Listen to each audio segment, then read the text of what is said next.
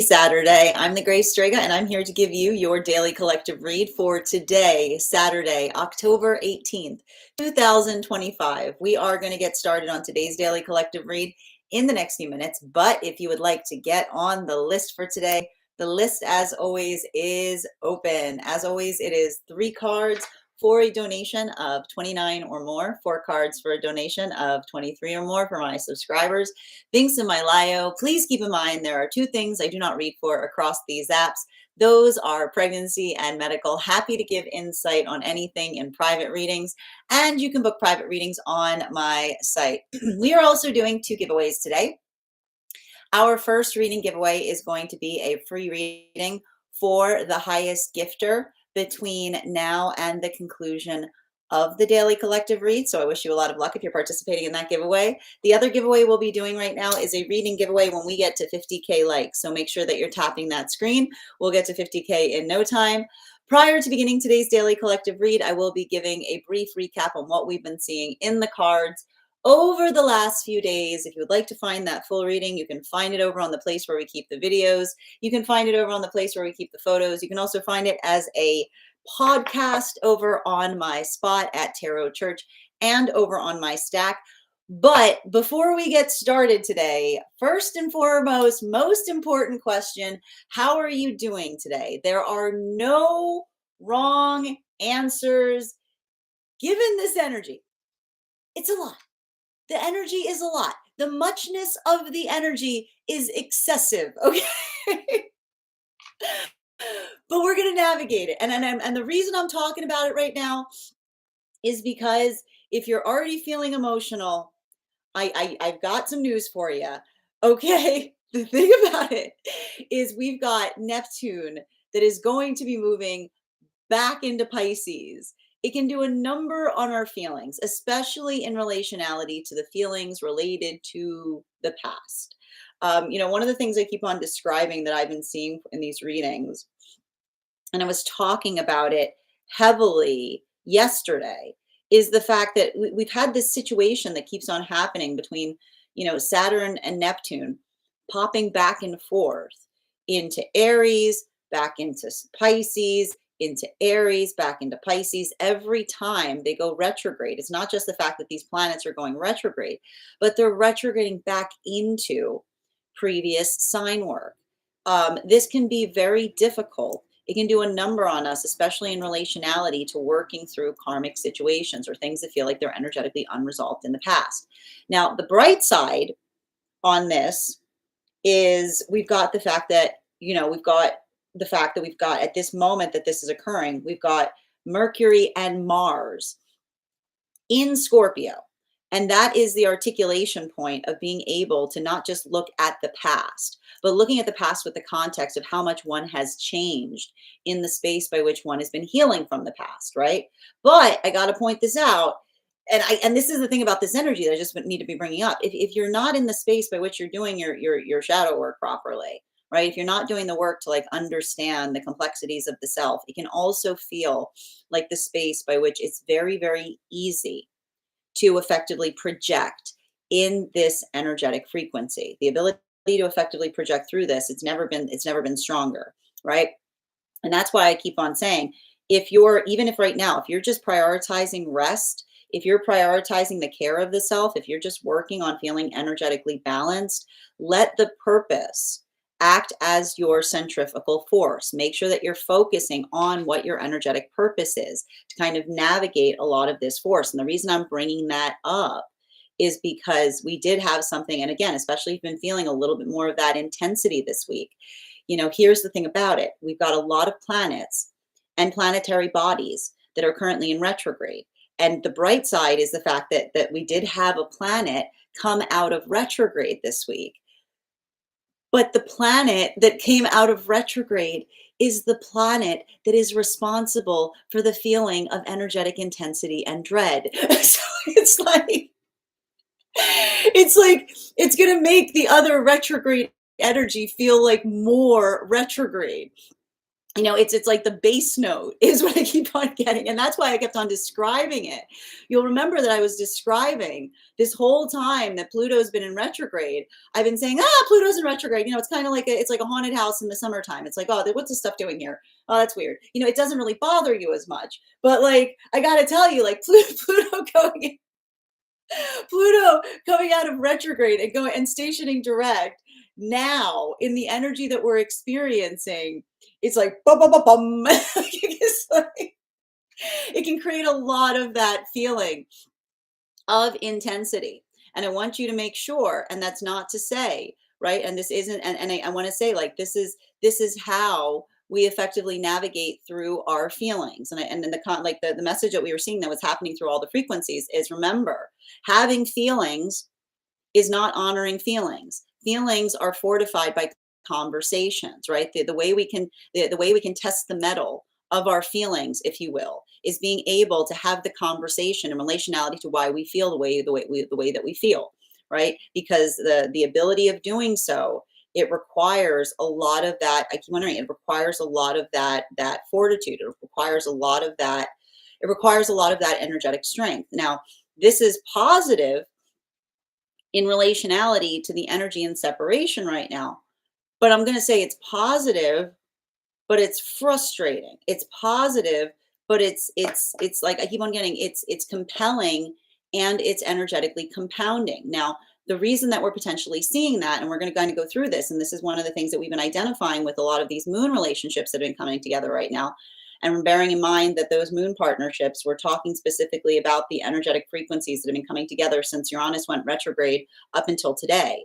These are relationships that are articulating upon not just having a manifestation goal, but what one is working to change in the context of the self in order to effectively get there.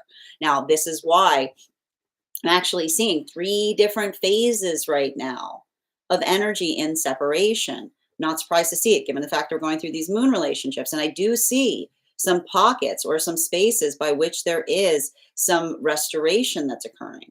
And the restoration that we're effectively identifying that is occurring in those modalities or in those experiences has to do, especially and particularly, with the recognition of how much one has changed, the effective force of intention, the healing conversation that's built upon transformation. Mercury and Mars, both in Scorpio right now. And so I even see that while there may even be some very cathartic conversations coming through, and this is going to be wild when you hear what's happening to the energy deep within divine union right now, because a lot of those relationships are potentially articulating to another the power of transformation, taking acknowledgement in relationality to another's work, another's efforts.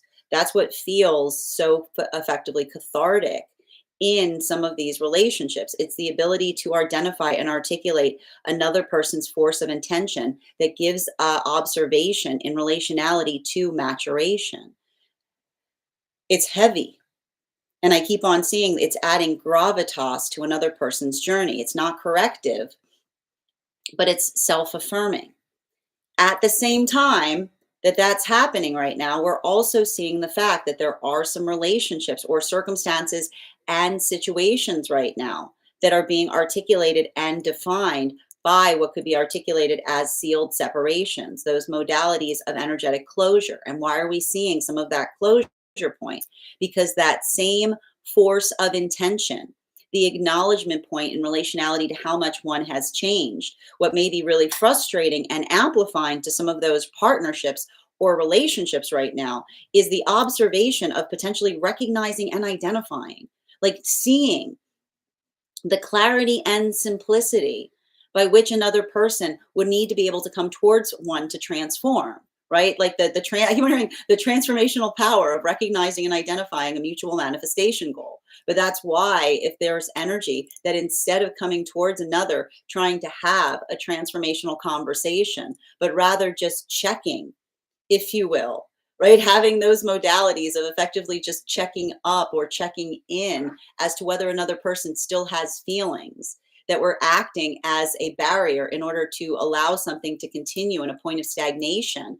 This is why we see that for a lot of the energy right now, feeling that energetic commitment to the self, feeling energetically reaffirmed in relationality to the direction that one is moving. It may be a lot of emotionality there, but I keep wondering, it's the emotionality that is effectively counterbalanced with the feeling of energetic support in relationality to being able to articulate and define the lack of transformation that was potentially preventing a relationship moving towards something. And this brings us to the energy that's coming together right now in separation. Now, these relationships, these moon partnerships, man, I keep on cracking up when I'm reading for them, because the reason I'm cracking up when I'm reading for them is the fact that it's like they're giving, like, it is, these are relationships. And I have to stress this. I need to give you the clarification between what we were seeing in those temperance partnerships that were coming together between the time of Uranus stationing retrograde up until the solstice period versus the energy that we're seeing now. You'll remember those temperance relationships, we're going to talk about them in a minute. They are stoic. There's some stoic energy in those temperance partnerships. It is firm. They go through it so others don't have to, right? They stand on business. The energy right now, and here's the thing about it, the energy that's coming together right now in partnership, it's how to define it. I need to describe it. They've got their guard up, is what I keep on seeing. And the reason I keep on, and the thing about it is, and I want to describe this, is like the feeling of having their guard up is having been hurt before, is what we're effectively identifying. And the reason that we're identifying that they've been hurt before has to do with the experience or the modality or situation or circumstance wherein these are relationships where they have been hurt by another person not having done their shadow work effectively.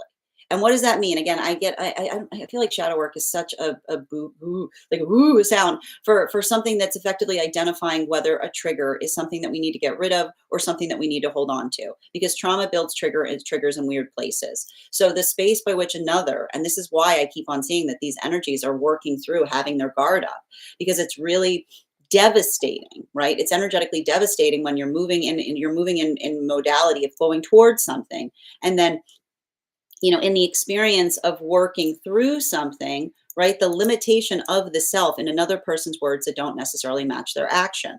So that's why I keep on seeing that for a lot of these relationships that are coming together at this time.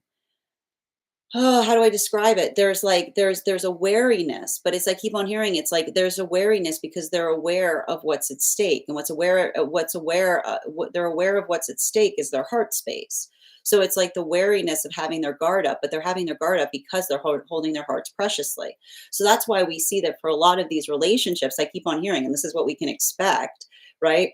Like they have to, in order to cross the distance towards one another, I keep on hearing, and this makes sense given the fact that Neptune is about to go into Pisces. In order to go forwards, they need to go backwards, right? They're assessing and they're building upon the articulation of one another's history to reaffirm the energetic commitment of what it is that they're articulating, that they're looking for in partnership going forward, to see if they match. To see if they match. Do the words match the action? Do the words match the action? Now, this brings us to the energy, the temperance relationships. Oh my God, my temperance babies right now. How are you doing? How are you, man? Do you need some water? Go drink. Anybody who's in a temperance partnership right now, I would like you to go get up, and I would like you to go walk and go take a sip of your water and then come back down so we can walk through this right now. Because, man, I keep on seeing like, the energy right now that I'm reading for these temperance relationships, this controlled heart opening.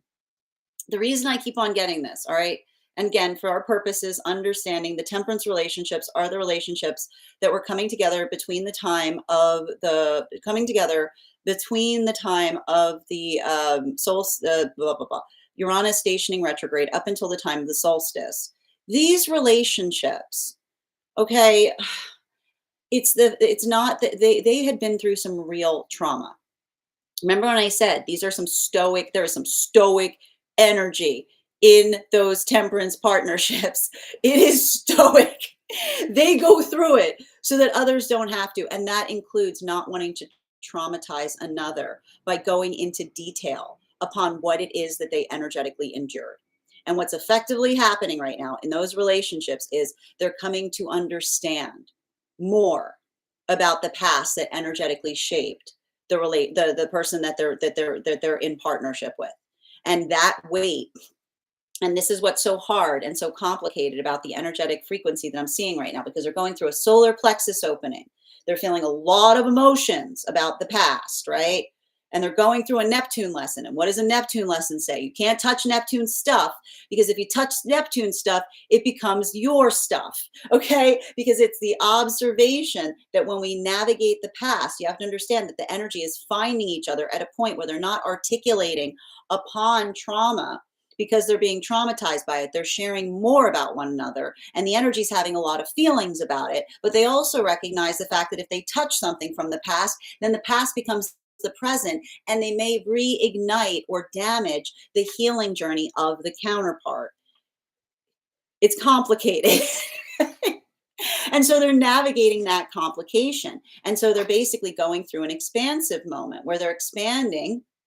They're finding space to hold something within the self, and potentially all articulating to one another the feelings that they're having along the way. Now, this brings us to, and this is why this energy right now is so compelling to read for, because the energy that's coming into divine union right now is going through Neptune lessons. The energy that's deep within divine union, those magician relationships, they're going through Saturn lessons. And for our purposes, we always read on the most recent energetic frequency that moved into divine union.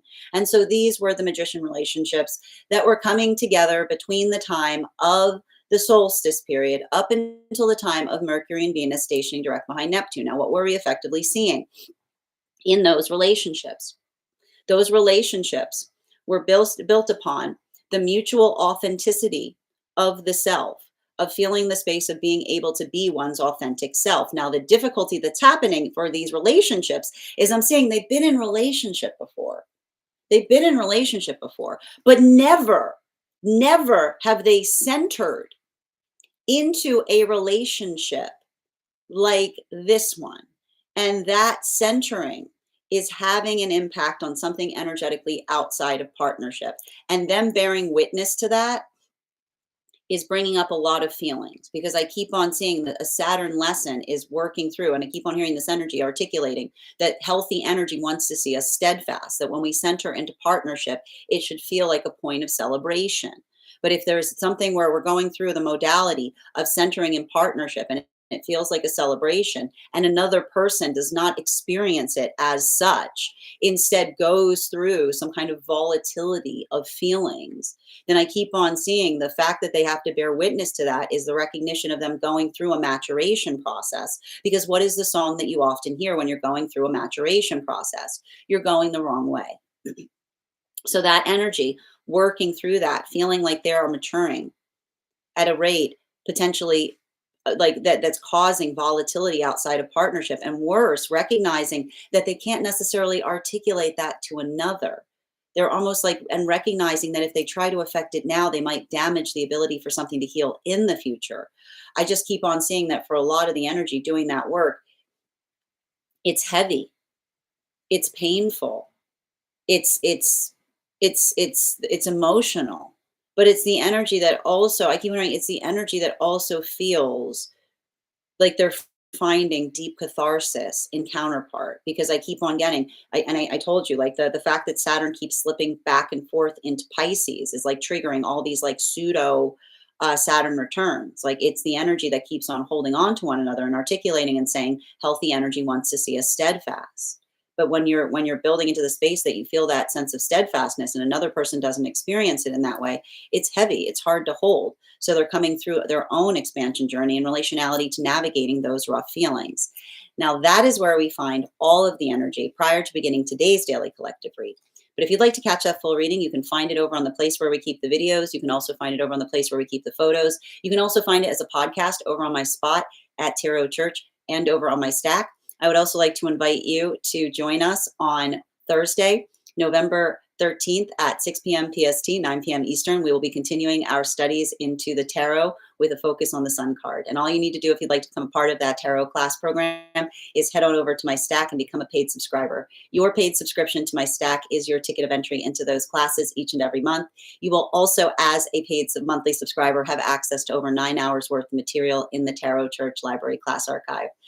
Now, it's not necessary to catch up. I do my best to give you an update on everything that we've read for prior to having that class, but the material is there for you to receive if you're ready to receive it.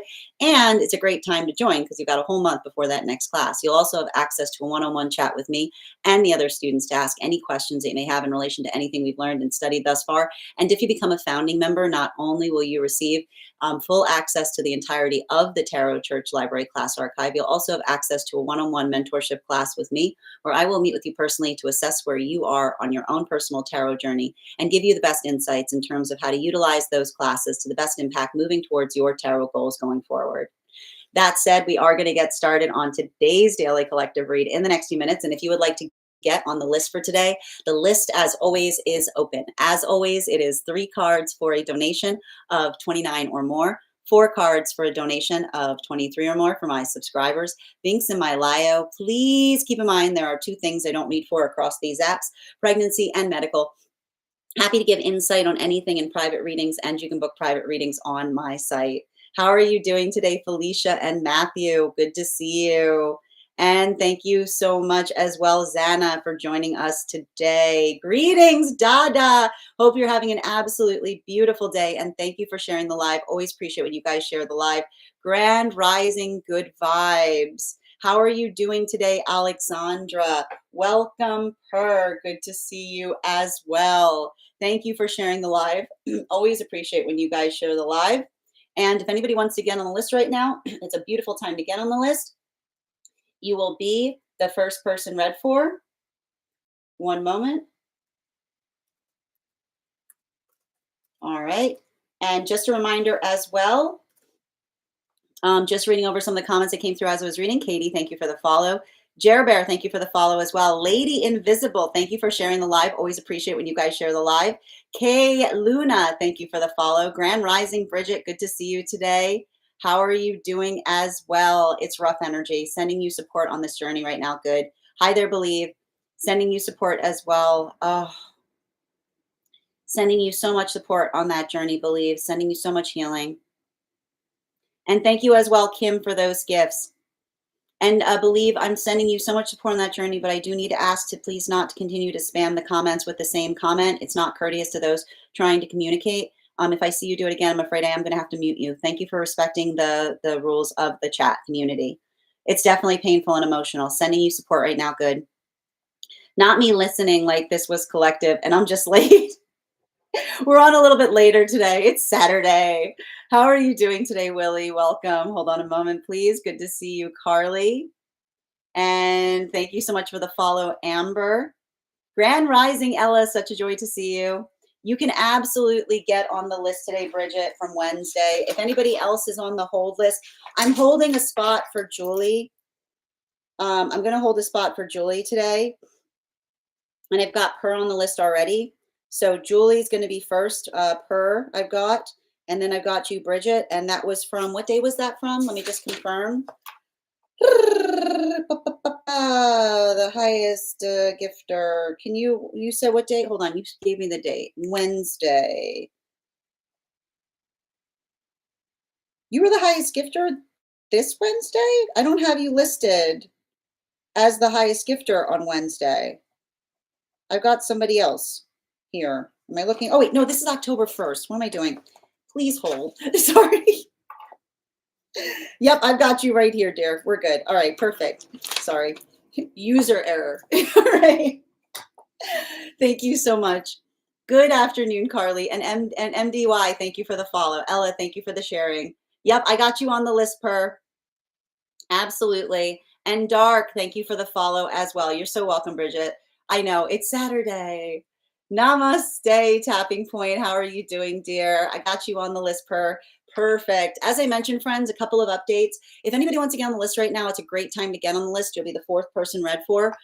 3 cards for a donation of $29 or more. 4 cards for a donation of 23 or more for my subscribers. Links in my bio. Please keep in mind there are two things I do not read for across these apps: pregnancy and medical. Happy to give insight on anything in private readings, and you can book private readings on my site.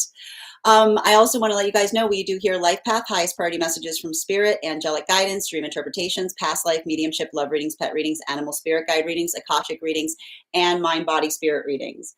Also, we are at 10.7K likes. When we get to 50K, I will be gifting a reading back to the collective. So make sure you're tapping that screen and we'll get to 50K in no time. And a couple of updates before we get started on today's daily collective read. First and foremost, as I mentioned, thank you to everybody who joined us for our moon class this week. If you missed that class, it is now available to our paid subscribers over on the Stack. If you become a paid subscriber, you'll have full access to that class right now, as well as the class materials. As I mentioned, our next class is going to be held on Thursday, November 13th at 6 p.m. PST, 9 p.m. Eastern. We're going to be continuing our studies into the tarot with a focus on the Sun card.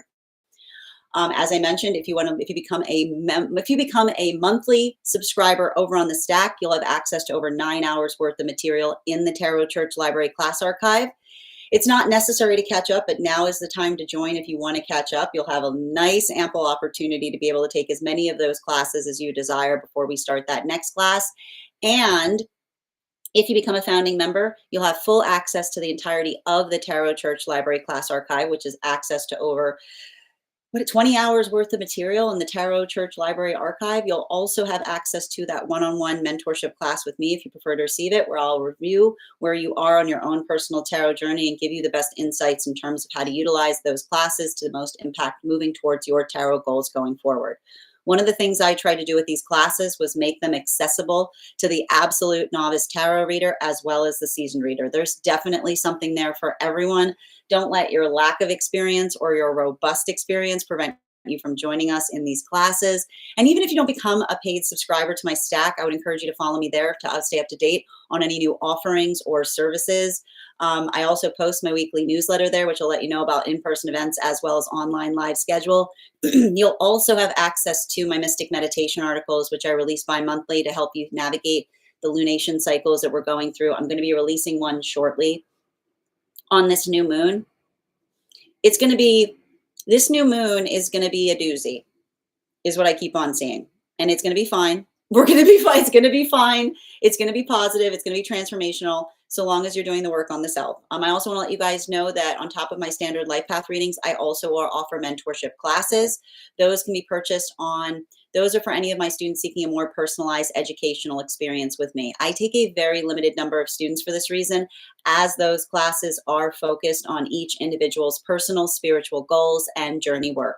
Those classes can be purchased on an individual level or as a monthly class series, weekly or bi-weekly, as your schedule permits. Also, for my students seeking more consistent weekly tarot support, I'm very happy to offer weekly tarot insight packages. That is a package of 4 30-minute readings, again, weekly or bi-weekly, as your schedule permits, so that you can stay more consistent on your personal journey. I'm also very happy to now offer dream interpretation readings, which you can purchase per dream or as a series. If you purchase a series, I would encourage you to start to keep a dream journal, as we will meet weekly or bi-weekly with that journal and utilize the tarot to understand the key themes and messages coming towards you in the dream space. That said, we are going to get started on today's daily collective read in the next few minutes. And if you would like to get on the list for today, the list is open. You will be the 4th person read for 3 cards for a donation of 29 or more, 4 cards for a donation of 23 or more for my subscribers.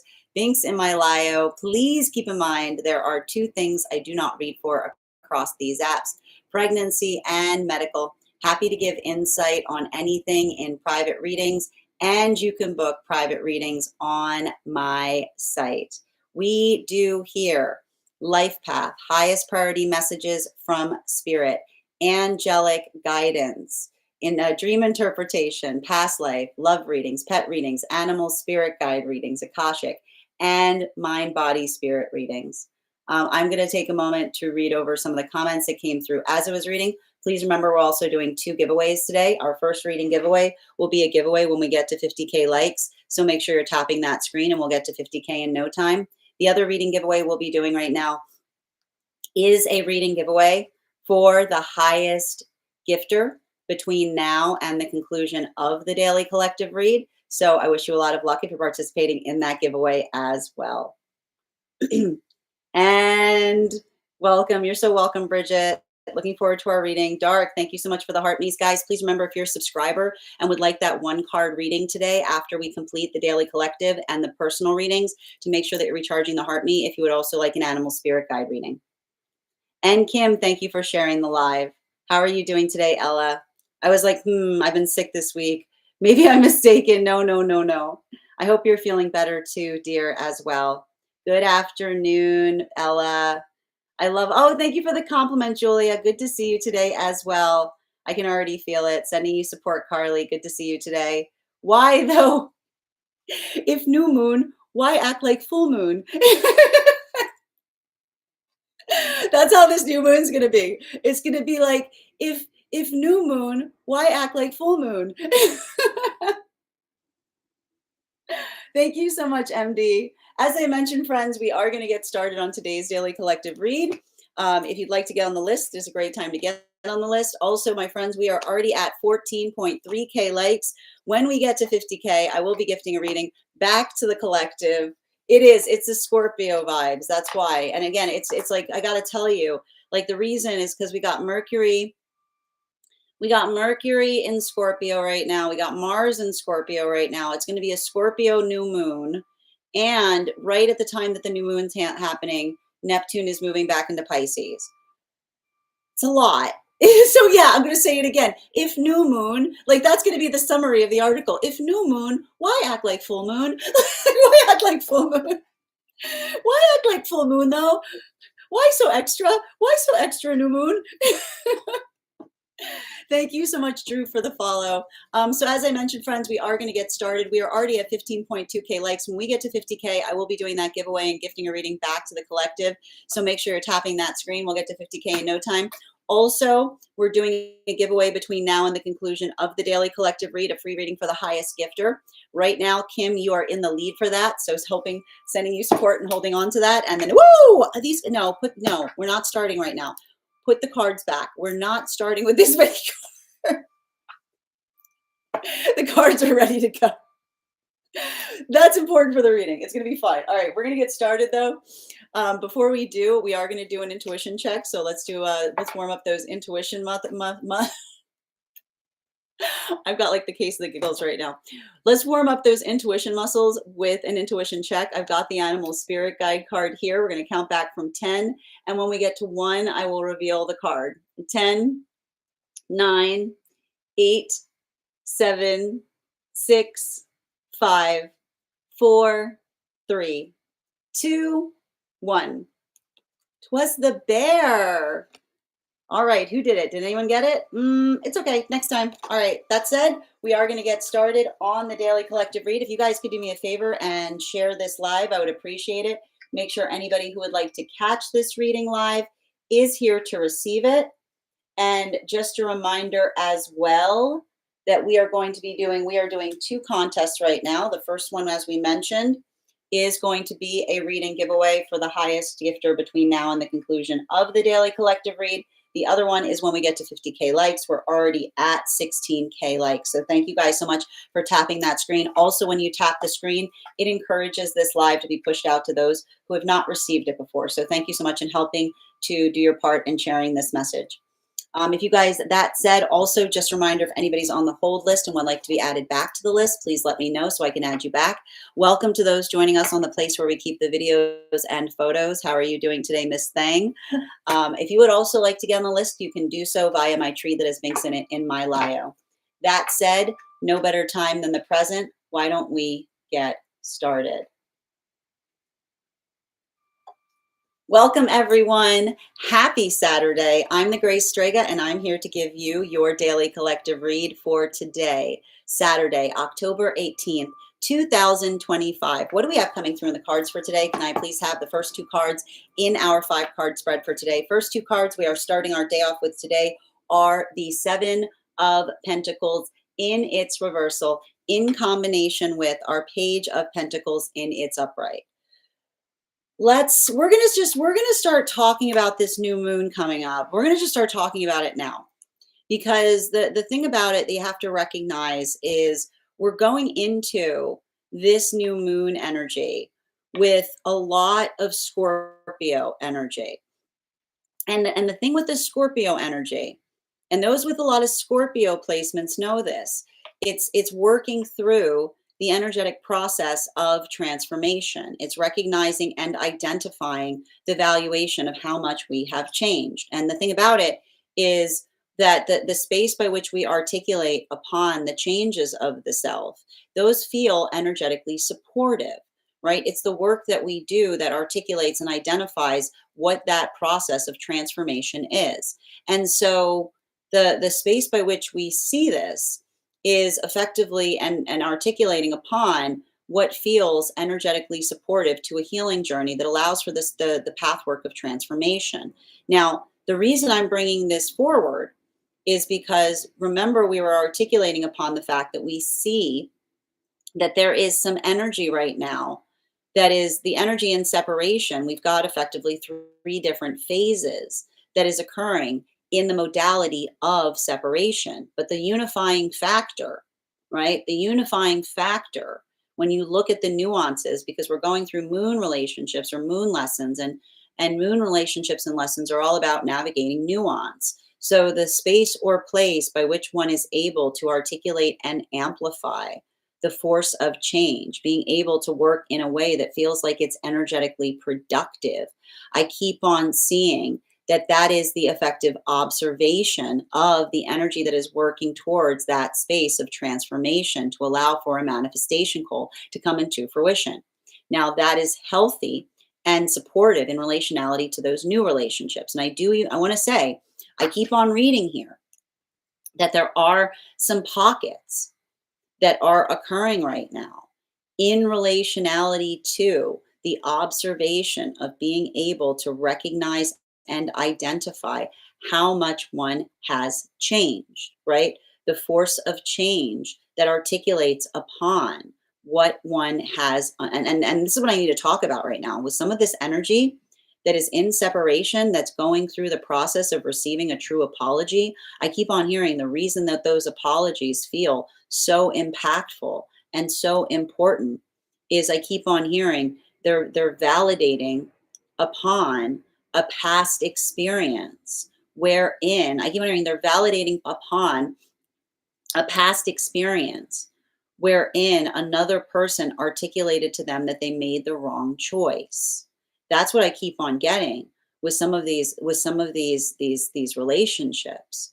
And I keep on hearing the space by which another has energetically matured enough to effectively articulate and identify, to effectively see the force of intention by which another was trying to articulate upon something. That's what I meant about some deep healing that's occurring in these experiences, because I keep on seeing that the deep healing that is being articulated there is effectively the energy that basically is getting that balm of appreciation, right? Like the space by which another person, I can almost hear the energy saying, I can't take back what occurred, but I want you to understand that it was energetically worth it, right? And so I feel like that space by which you're experiencing it, it's adding gravitas and it's potentially creating the space for deep friendship.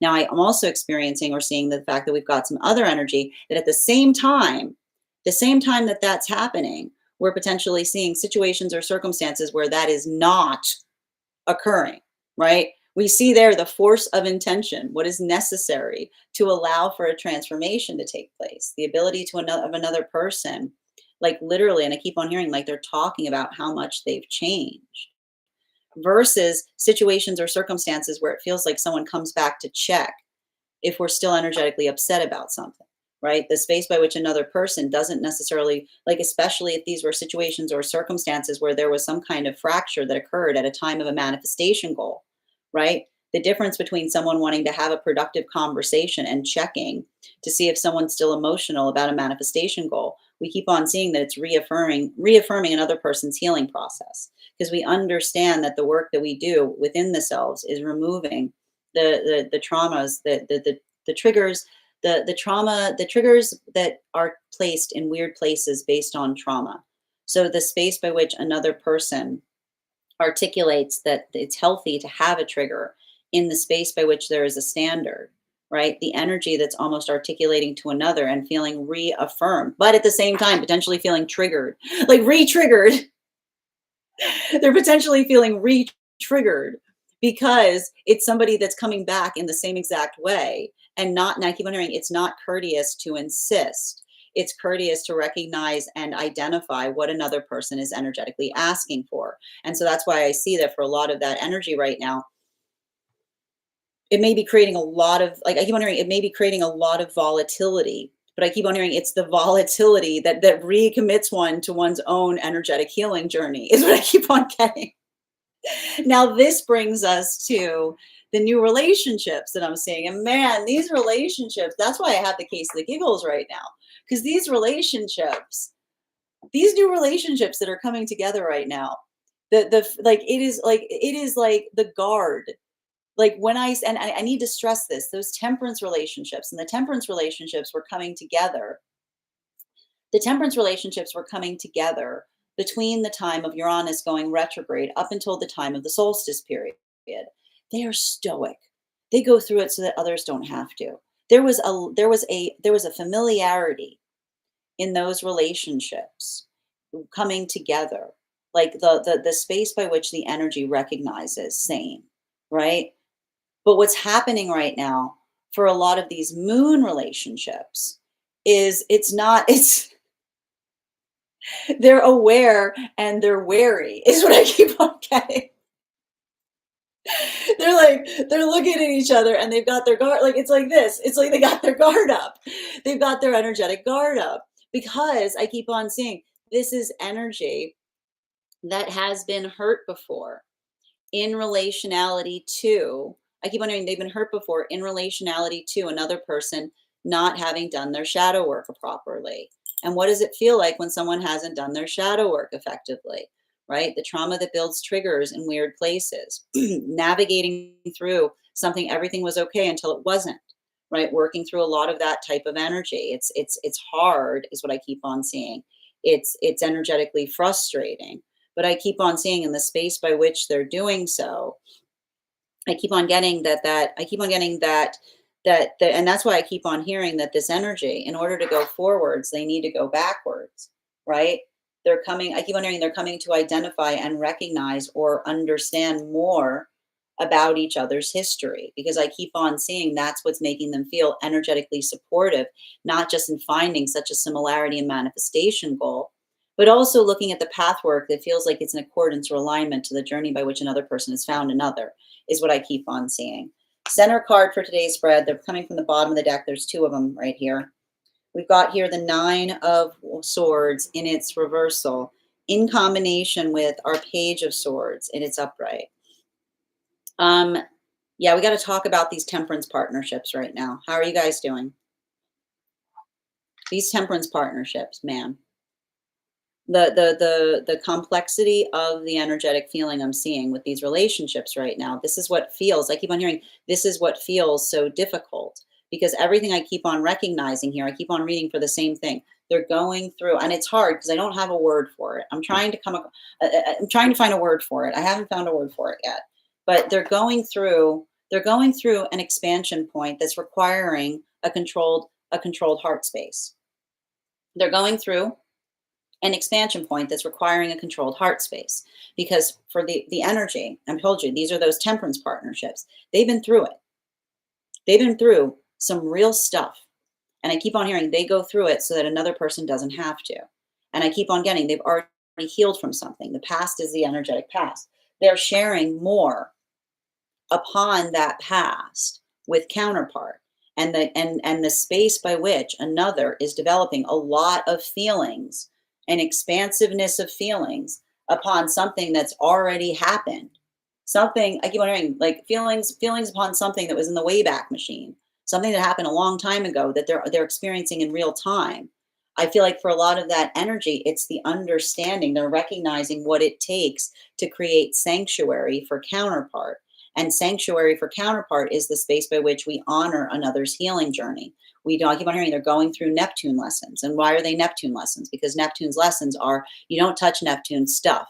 You touch Neptune stuff, it becomes your stuff.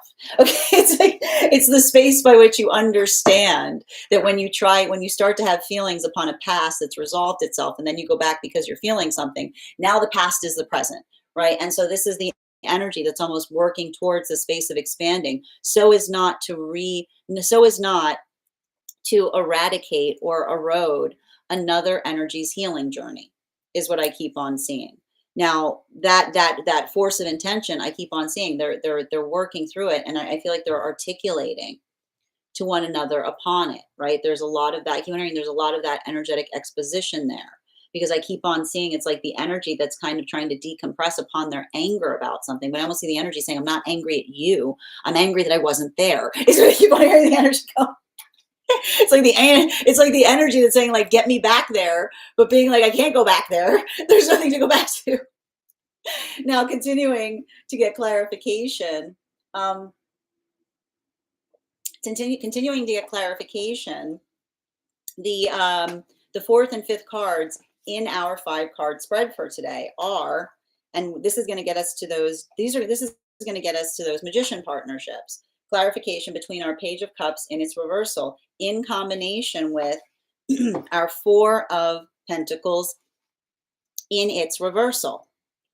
So what are we effectively identifying and recognizing right now in relationality to a lot of that work that we're identifying that they're working through, particularly and especially for the energy that's deep within divine union? As we articulated, for a lot of these energies right now, that the energy that is coming into divine union is those temperance relationships are working through Neptune lessons. The energy deep within divine union right now are working through Saturn lessons.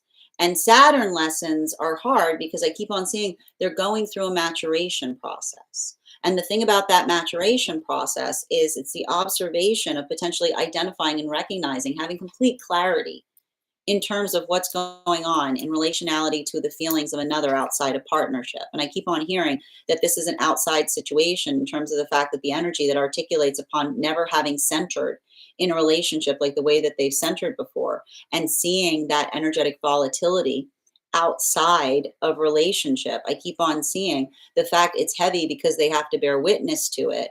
I keep on hearing they have to bear witness to it. There's a lot of emotionality and there's a lot of feelings there. But I keep on seeing it's the energy that is effectively articulating and supporting each other in the space by which I keep on hearing by which they feel recommitted to the relationship in the wake of it, is what I keep on seeing. It's like it's so much of that energy that I keep on identifying there that just I keep on hearing it feels restabilized, or it feels even more committed to partnership. Continuing to get clarification between our 7 of Pentacles in its reversal in combination with our Page of Pentacles in its upright. We've got here the 2 of Swords in its reversal. So what are we effectively seeing with the 2 of Swords in its reversal? I'm just identifying and recognizing for a lot of the energy in separation right now. And this is the thing about it, like the energy right now that is in separation, I keep on getting and I got it. It's like there's a little bit there's something very pragmatic that's happening right now for the energy in separation. And why am I talking about pragmatism? Because what we're basically seeing is, and you remember how I said that this like if these are situations, it's like it's giving me a lot of state your business, is what I keep on seeing.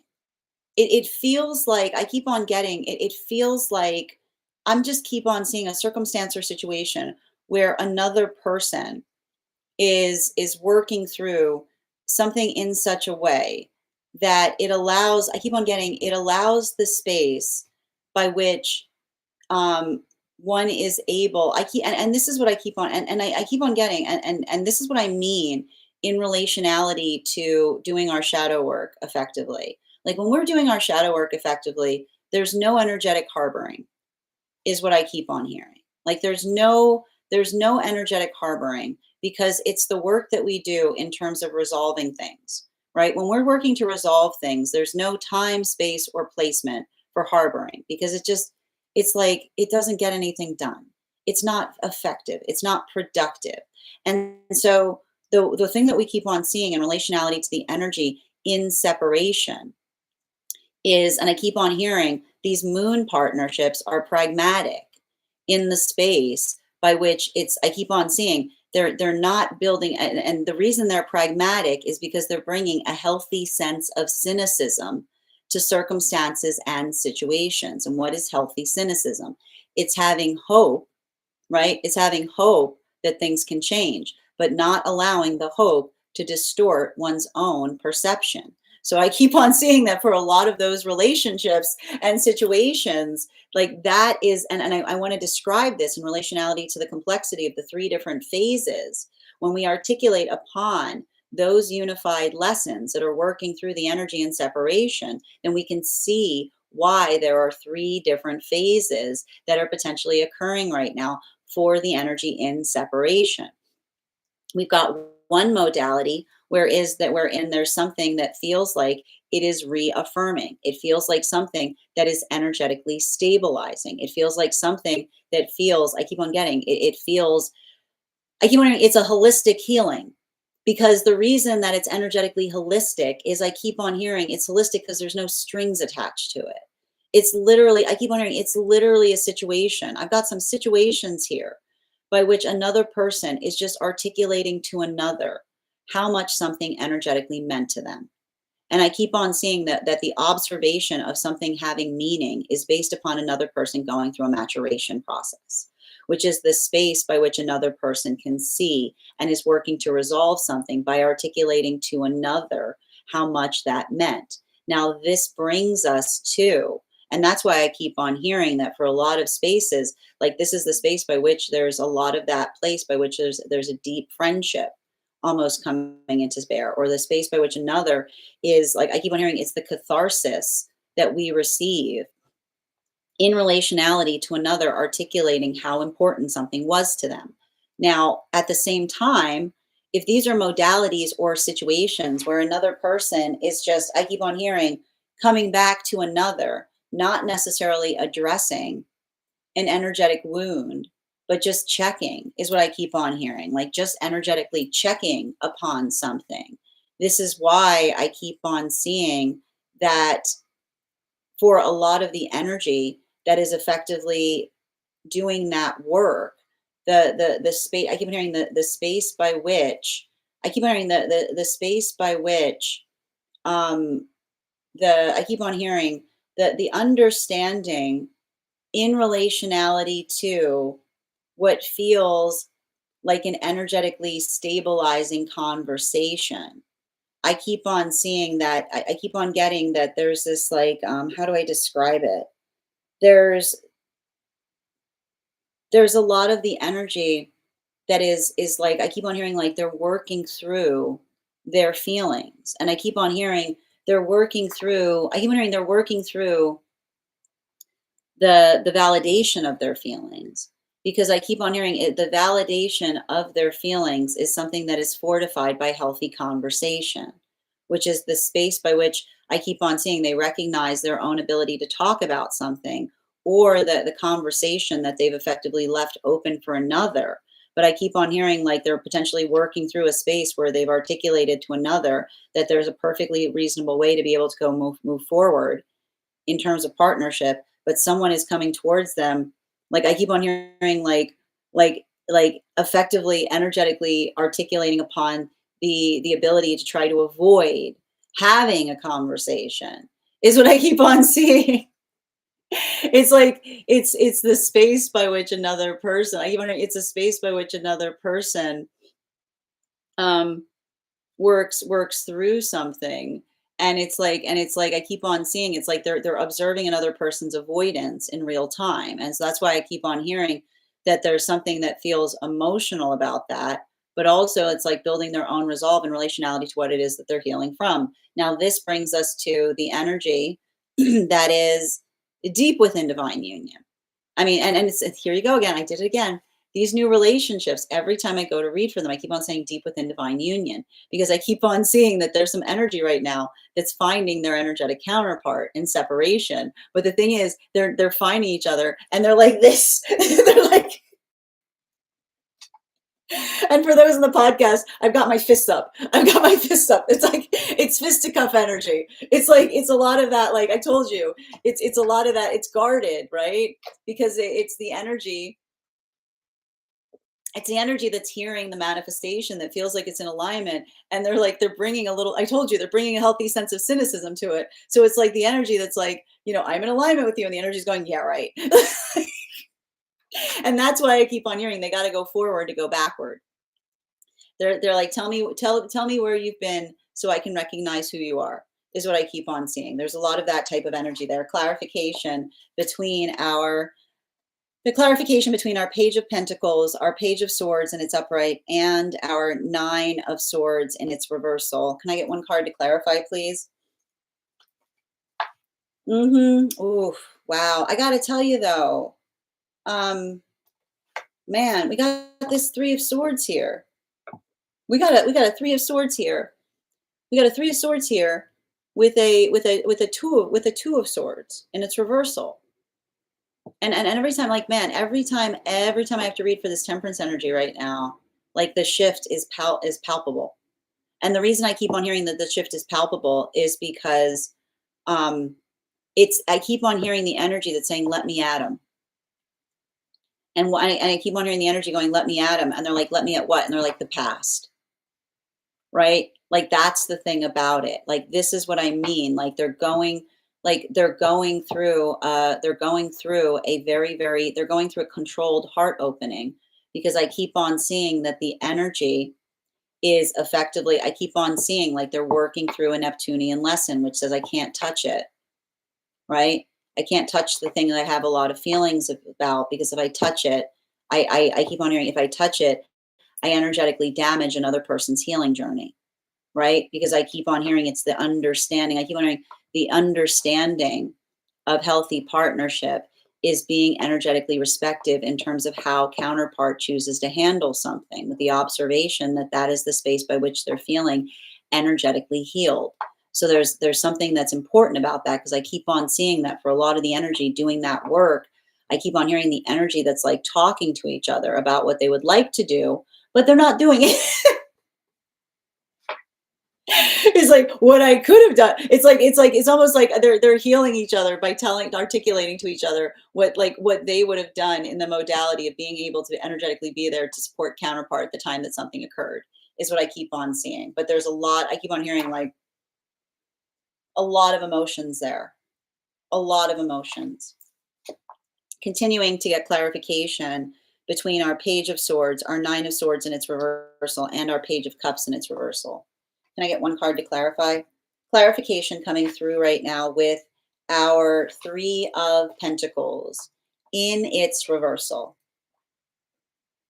Now, for the energy, this is the energy that's deep within divine union. So those magician partnerships. These magician partnerships,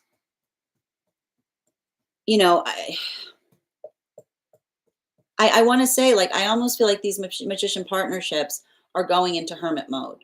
Like the hermit card, the hermit card is not here, but it may as well be, because, and I keep on seeing like, and that's why, like, we often have the association with hermit to Saturn lessons, because I keep on hearing they're trying to muster patience and resilience in recognition to something that they're seeing outside of relationship that they find energetically devastating, is what I keep on seeing. And I keep on hearing, it's like I keep on getting the energy feels breathless, because they're saying, I just keep on hearing them say the same thing.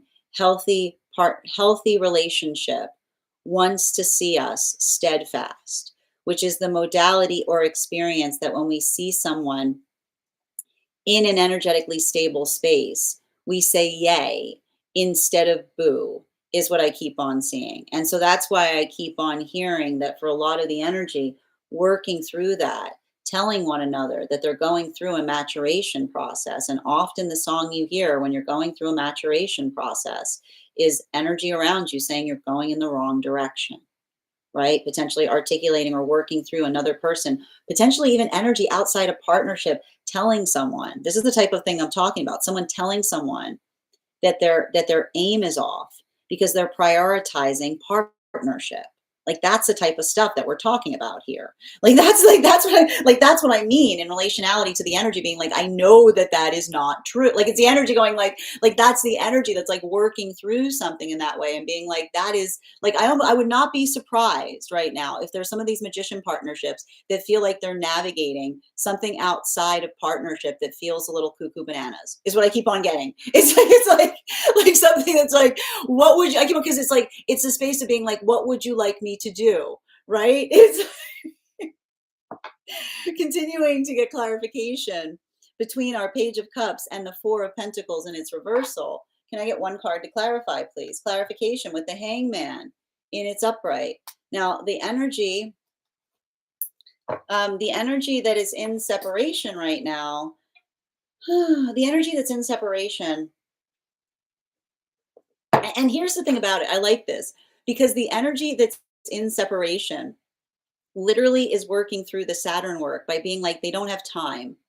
They don't have time for anything that feels like nonsense. Like the one thing I'll say that it's unified for all of the energy in separation is I keep on hearing it is a nonsense-free zone, is what I keep on hearing. This is a nonsense-free zone, my friends. You cannot bring your nonsense here. And that's the thing, but I also feel like the reason I'm hearing that right now is there's some energy that's getting like having an apology. Like somebody is getting an apology right now and for somebody else's nonsense. Someone's taking ownership for their nonsense and being like, I'm sorry I put you through that. It's like, it's someone being like, I have like it's like the ability of growing and acknowledging the energetic nonsense that we had to like that we effectively put another through is what I keep on seeing. So there I keep on hearing there's something there's something very I keep on getting there's something very energetically reaffirming there. There's a lot of energetic care that's happening. And I keep on hearing the reason it's an honest I keep on hearing the reason that it feels like an honest like it's the honesty of an energetic apology because it's the energy I keep wondering it's the energy that works towards or recognizes how far they've energetically come is what I keep on seeing.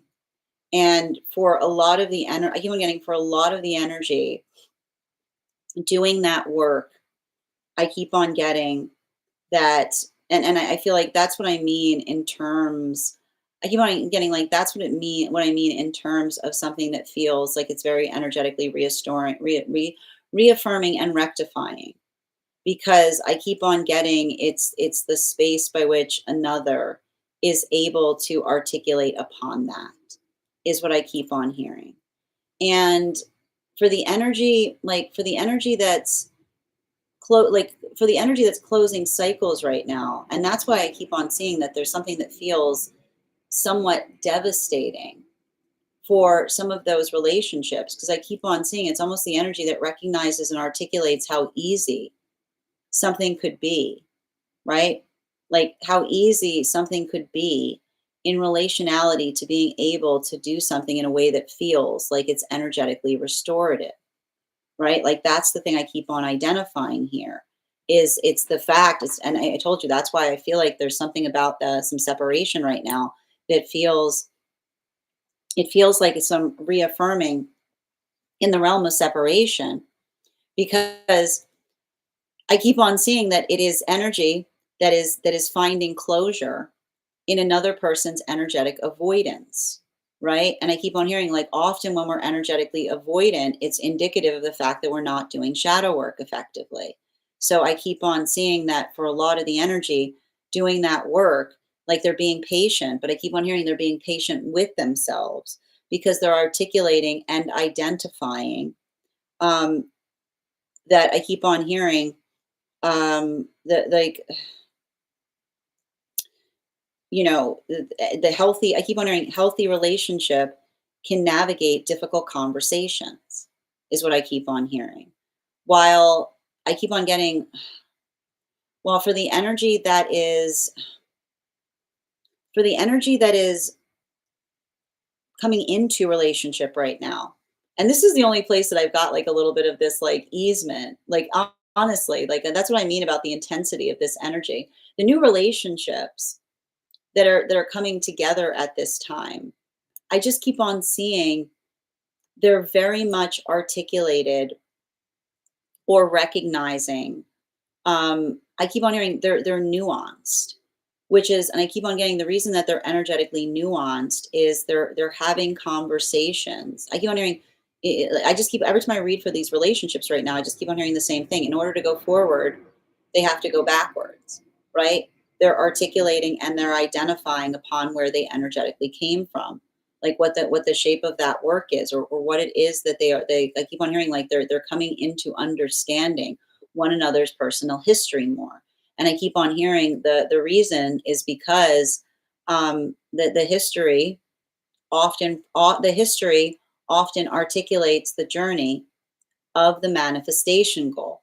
So I keep on seeing that for a lot of the relationships doing that work, that ability of being able to articulate the meaning of a manifestation goal is often one that I see that they're kind of navigating via the ability of being able to talk about the energetic hardship by which they've navigated in order to find one another at this time.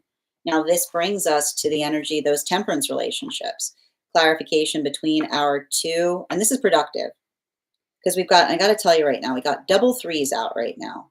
So that's good. We'd like to see a double three out, center of the spread. Clarification, we've got a 2 and a 3. So this feels productive. So clarification between our 2, and I like to see, listen, I like to see a 2 of swords in its reversal, and I like to see a 3 of swords in its reversal. Clarification between our 2 of swords in its reversal in combination with our 3 of swords in its reversal. We've got here the strength card in its reversal. So what we're effectively identifying in relationality to the strength card in its reversal. The strength card in its reversal talks towards, and I keep on hearing, this is,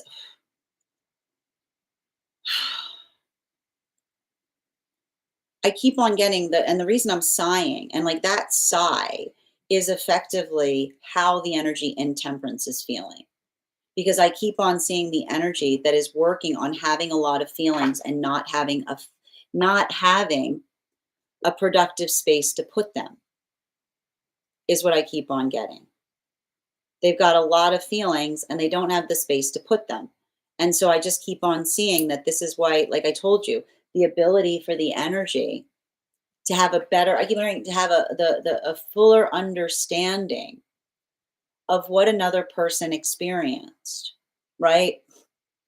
The energy recollecting to another, the force of that, and then them going through all of the energetic volatility potentially surrounding something.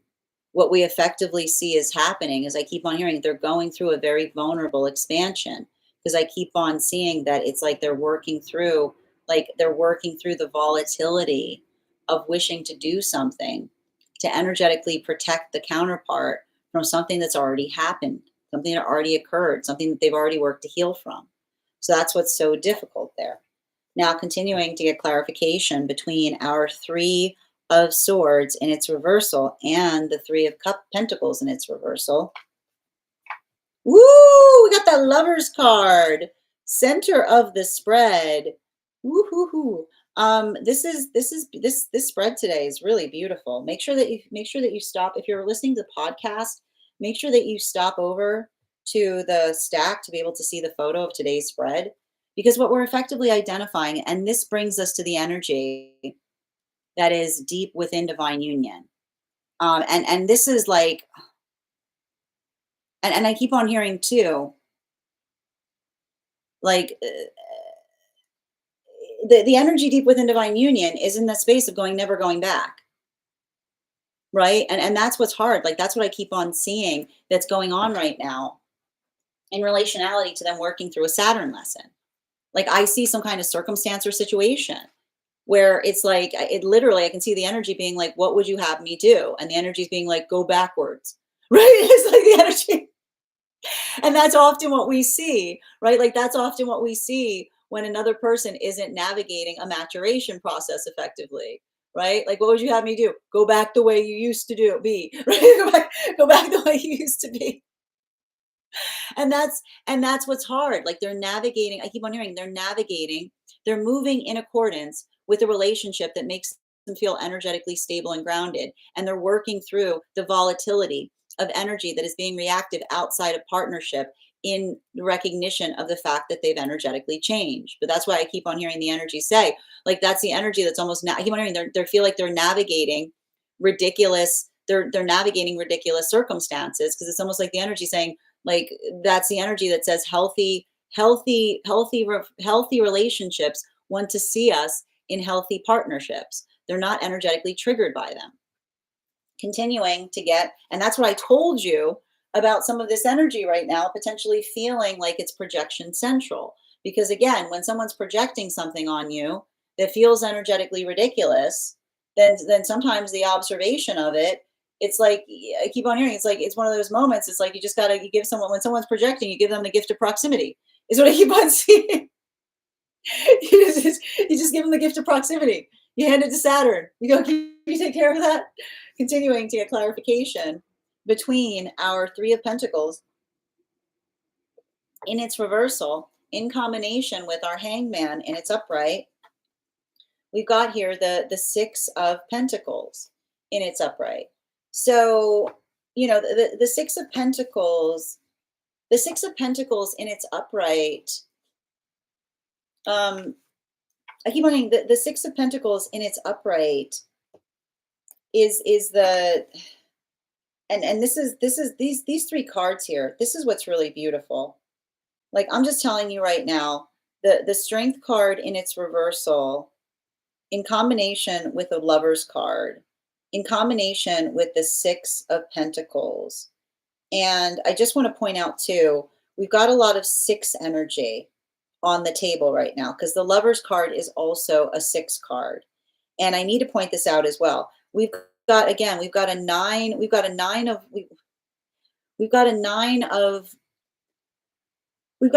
of swords in its upright in the center of the spread, with a Page of Swords in its upright. And that's a new 10, is what I keep on hearing. A Nine of Swords with a Page of Swords is a new 10, which is the, I keep on hearing it, it's like it's the space, like I keep on getting it, it's the space by which it's a space by which we energetically regulate, or the space by which we articulate upon something in a way that I keep on hearing, and especially like given the fact that it's a different, like I keep on getting it, it's a different 10 of Swords, because I keep on seeing that the different 10 of Swords, and I need to point this out, a 10 of Swords, can often, the Nine of Swords can often be indicative in relationality to working through situations or circumstances where we overly internalize upon things. And we talk a lot about this here, right? Because when we talk and we build towards balance, it's understanding the energetic tendencies by which one has to arrive at a point of balance. Now, you recall the fact that we see that the ego has a tendency of overly projecting, right? The ego wants to overly project and project.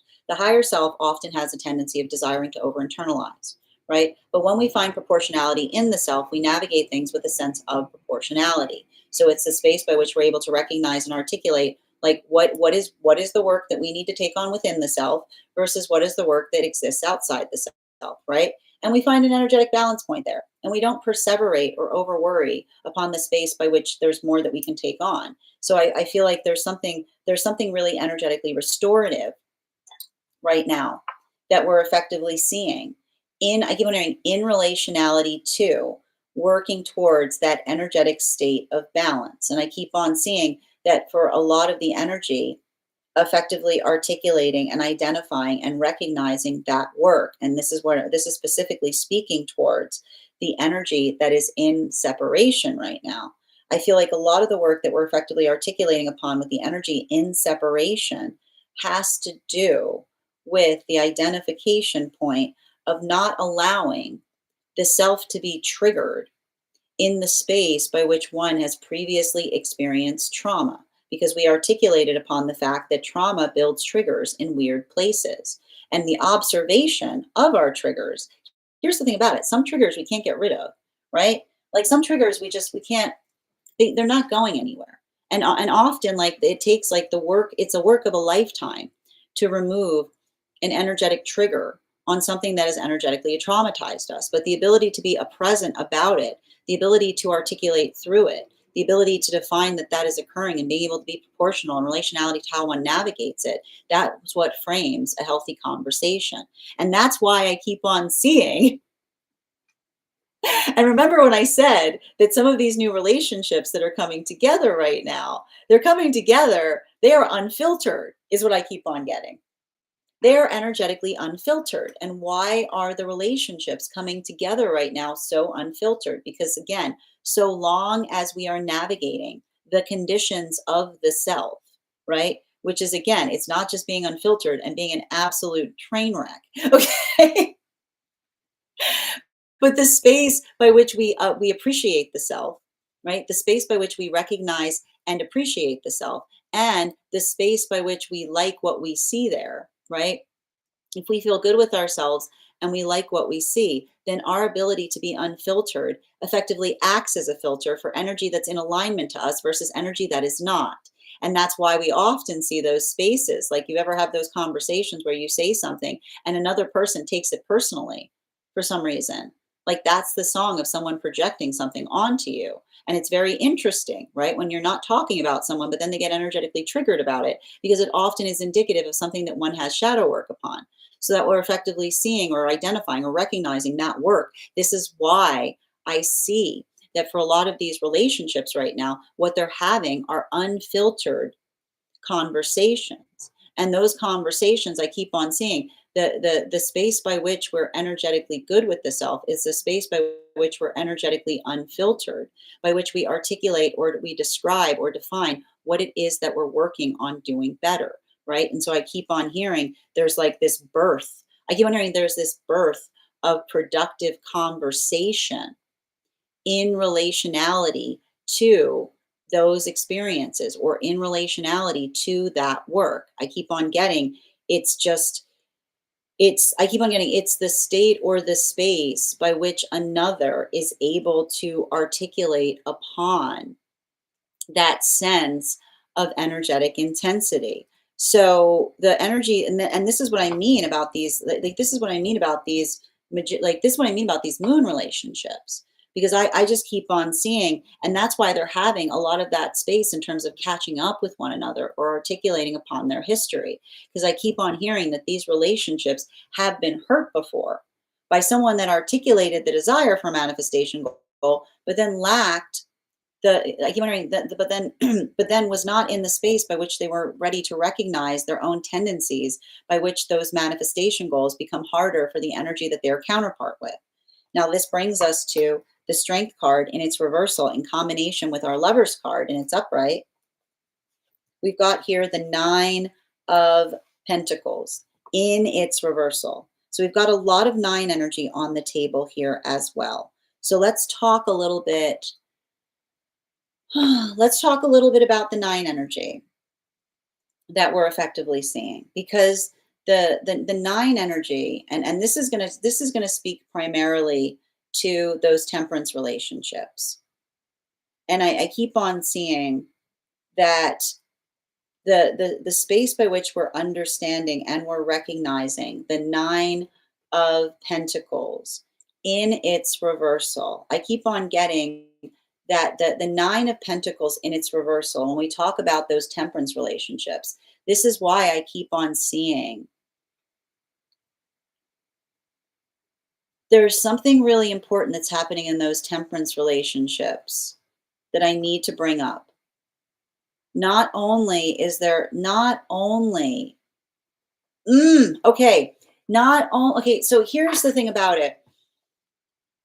not only are some of these situations or circumstances triggering in the space by which another person feels that there's something about it by which they themselves wish they could have done something differently. But it also feels, and we're seeing this a lot right now with the fact that Chiron and Eris are in retrograde together.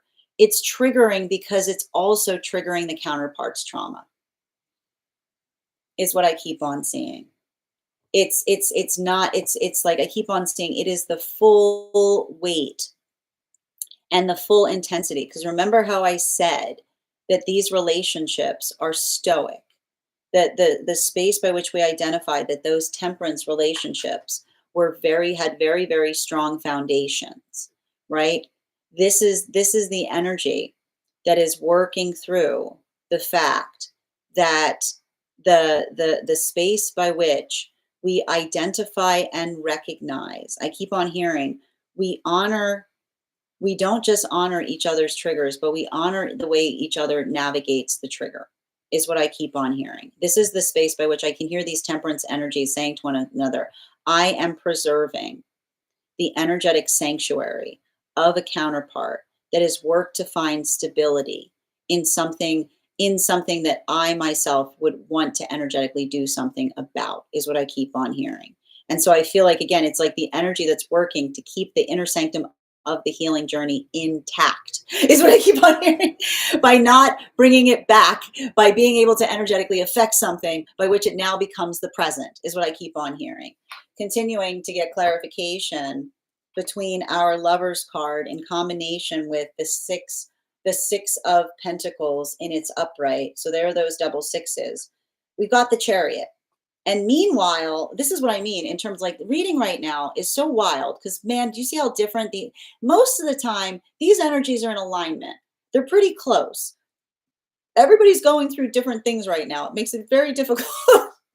It makes it very difficult to read this energy because the energy right now, deep within divine union, is effectively not, is working again. Also, it's not, and I hear the problem with this is the fact that for some of the energy, and this is this is what I mean about them working through Saturn lessons at the same time that the energy coming into divine union is working through Neptune lessons. The energy deep within divine union right now is like this person, not only are they seeing something outside of partnership that is devastating to them, but they're recognizing in time with enough maturing, someone else is going to recognize it. Right. I almost see the energy, like it's almost the energy that's looking at something outside of partnership and saying, if you only understood, right? Because it's like it's the understanding of the lack of understanding that is effectively framing the context of the maturation process. This is literally energy that's holding on to each other and saying they're going to understand someday, right? And that's why I keep on seeing it's like there is a little bit of this like let me atom energy that they're feeling in relationality to something that they're experiencing outside of partnership that feels like it's absurd. But that's why I keep on seeing that the energy is like reaffirming their own energetic commitment by saying to one another, they're going to eventually get there. I hope the day comes. I hope the day comes that they're able to understand. Just, you know what I mean? And remember how I said that there's some energy. Remember I said there's some energy right now in separation. I owe you an apology. Do you see? Do you see? Do you see? Do you see how the frequencies? Do you see how the frequencies are working with each other?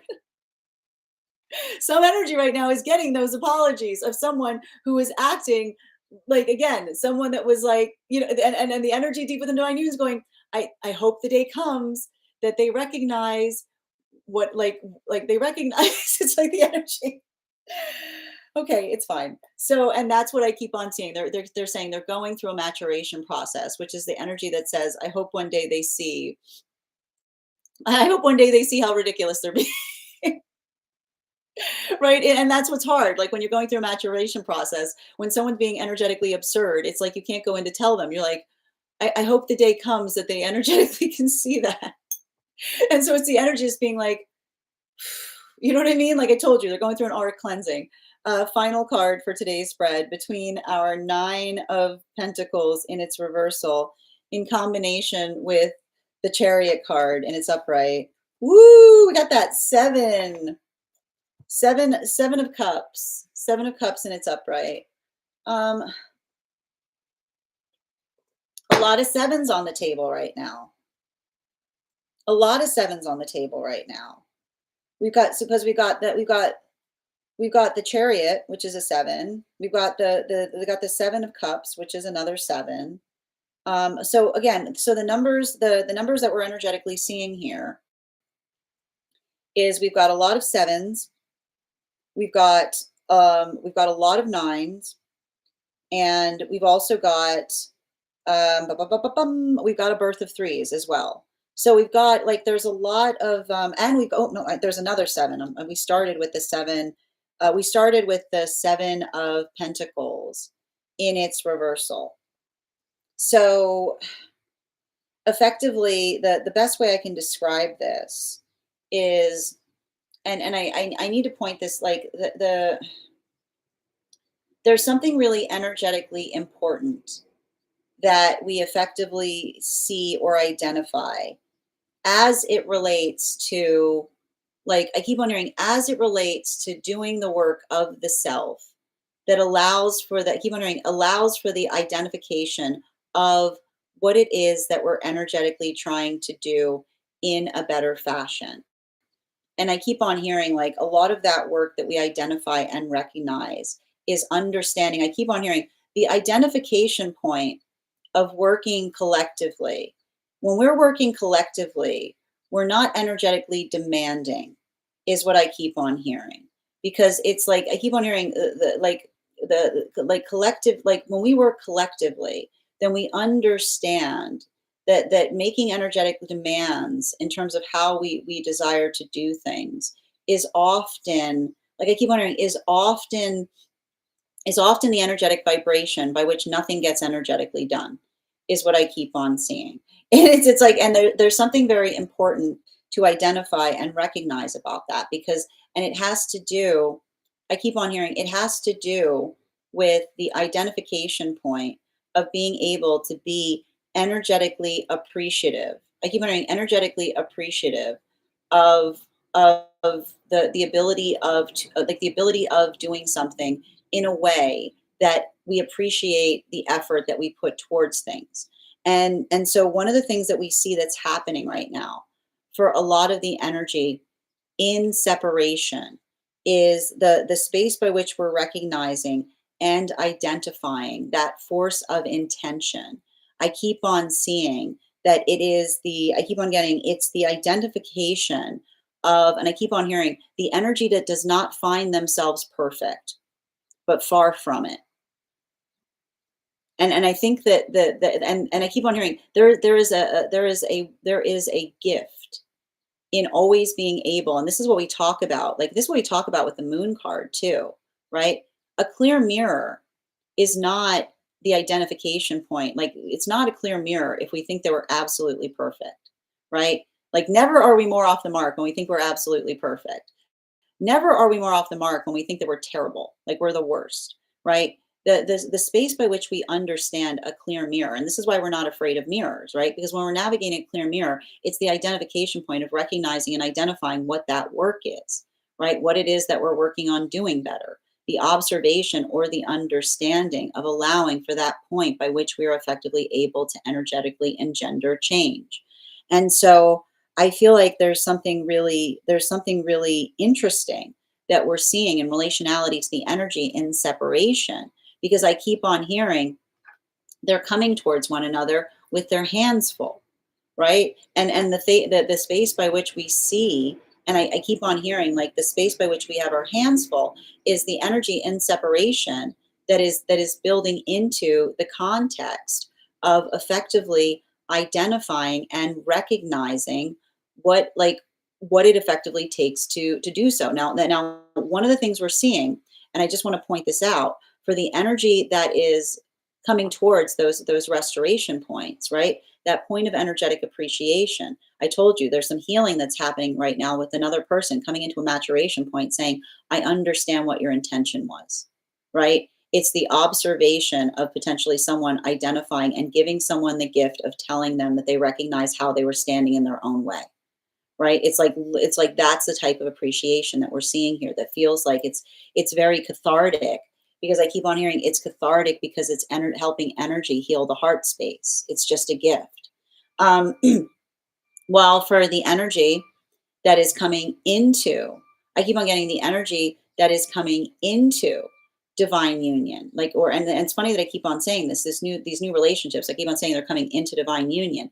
This is the energy that's working on having hope. They have a lot of hope in relationality to what it is that they're seeing in counterpart, but they're not letting themselves get carried away. They're not letting that hope distort what is energetically happening. So they're keeping I keep on hearing they're keeping a sense of proportionality even as they come together.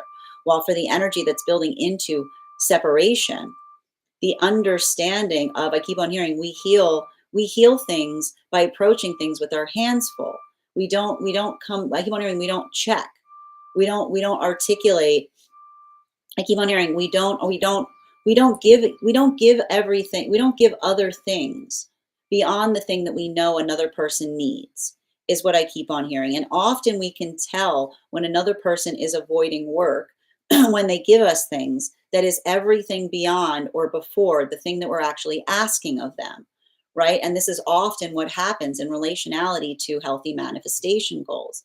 It's the observation or the recognition by which we understand how simple it would be able to energetically heal something, but we observe another person's avoidance in relationality to the desire to effectively do that work. So that's why we see that for a lot of the energy, working through that and finding, I keep wondering, finding that source of appreciation. I keep on seeing the energy feels like they're appreciating themselves because I keep on hearing it reaffirms their own energetic commitment in relationality to what they are working upon. And I keep on seeing the fact that they're not feeling triggered by it, but they're effectively just observing it. And even in the space by which they're holding composure upon it, I feel like that in itself is like, I keep on hearing it's like the energy that like is honoring the journey in terms of how much they themselves have changed. Bottom of the deck on this reading, especially with the death card. There it is. Death card in its reversal. I mean, not in its reversal. What am I talking about? It's not in its reversal, but let's get to it. It's all the scorpionic energy, right? There's a strong connection to the death card and Scorpio. Okay. And the reason we talk about it is it's navigating the force of change, right? And healthy, I keep wondering, healthy alignment is our situations and circumstances wherein we welcome change, right? I keep on hearing, do not come into union if you are afraid of change, because union is where we come to transform. And often that articulation point, right? Like the space by which another person, and it's also like the same with manifestation goals, right? A healthy manifestation goal is understanding the process by which one changes and move in order to move towards it. It's the recognition and understanding of appreciating that change. We're supposed to change, right? And the space by which we grow together is the space by which we appreciate the changes that we see in one another, right? It's the beauty of energetically becoming, and that journey of being able to kind of become with one another, right? That those spaces of expansion, they can be frightening, right? They can be anxiety inducing, but even in the space by which we recognize it, we articulate upon the joy of being able to do so. But this is often what feels very difficult, right? Because often the way we can usually recognize that we're going through a maturation process is when we're going through changes that we know are restorative to ourselves. And what is the song that you will hear when you're going through a maturation process? You're going in the wrong direction, right? The energy that isn't in energetic alignment to the self, that sees those changes, even though you feel stable and supported in them, but creates the insecurity in another. So that's why I keep on seeing, though it's hard for some of the energy right now, is potentially, I told you, this is like projection central, right? The space by which another person projects their fear of change in the context of seeing another change. I keep on identifying and recognizing it's hard because I can see the energy, like understanding, like this is why we don't match energy, right? Because when we match energy with someone that's not emotionally mature, all we do is regress, right? So making sure that if you're navigating another's projections right now, don't regress. Remember who you are, right? Reaffirm your own energetic commitment to the self. And that doesn't mean you have to be cool with everything, right? You can turn the other cheek and keep on walking, right? It doesn't require one to be in a space by which you put up with anything. But the way you can usually determine what is something that needs to be worked upon within, or what it is needs to be worked upon without, is being able to have a practical, productive conversation. That is where that is our daily collective read for today. I want to thank you guys so much for being here and experiencing it. Just a reminder, if you would like to book a private reading with me, you can book one on my site. Please keep in mind, if you book a private reading with me, it is a two-step process. You have to book the reading, you have to pay for the reading. Please make sure you do both if you'd like to have that reading. Now, most importantly, please remember that I will never, ever, ever, ever, ever, ever, ever, ever, ever, ever, ever reach out to you for a private reading. I will never DM you.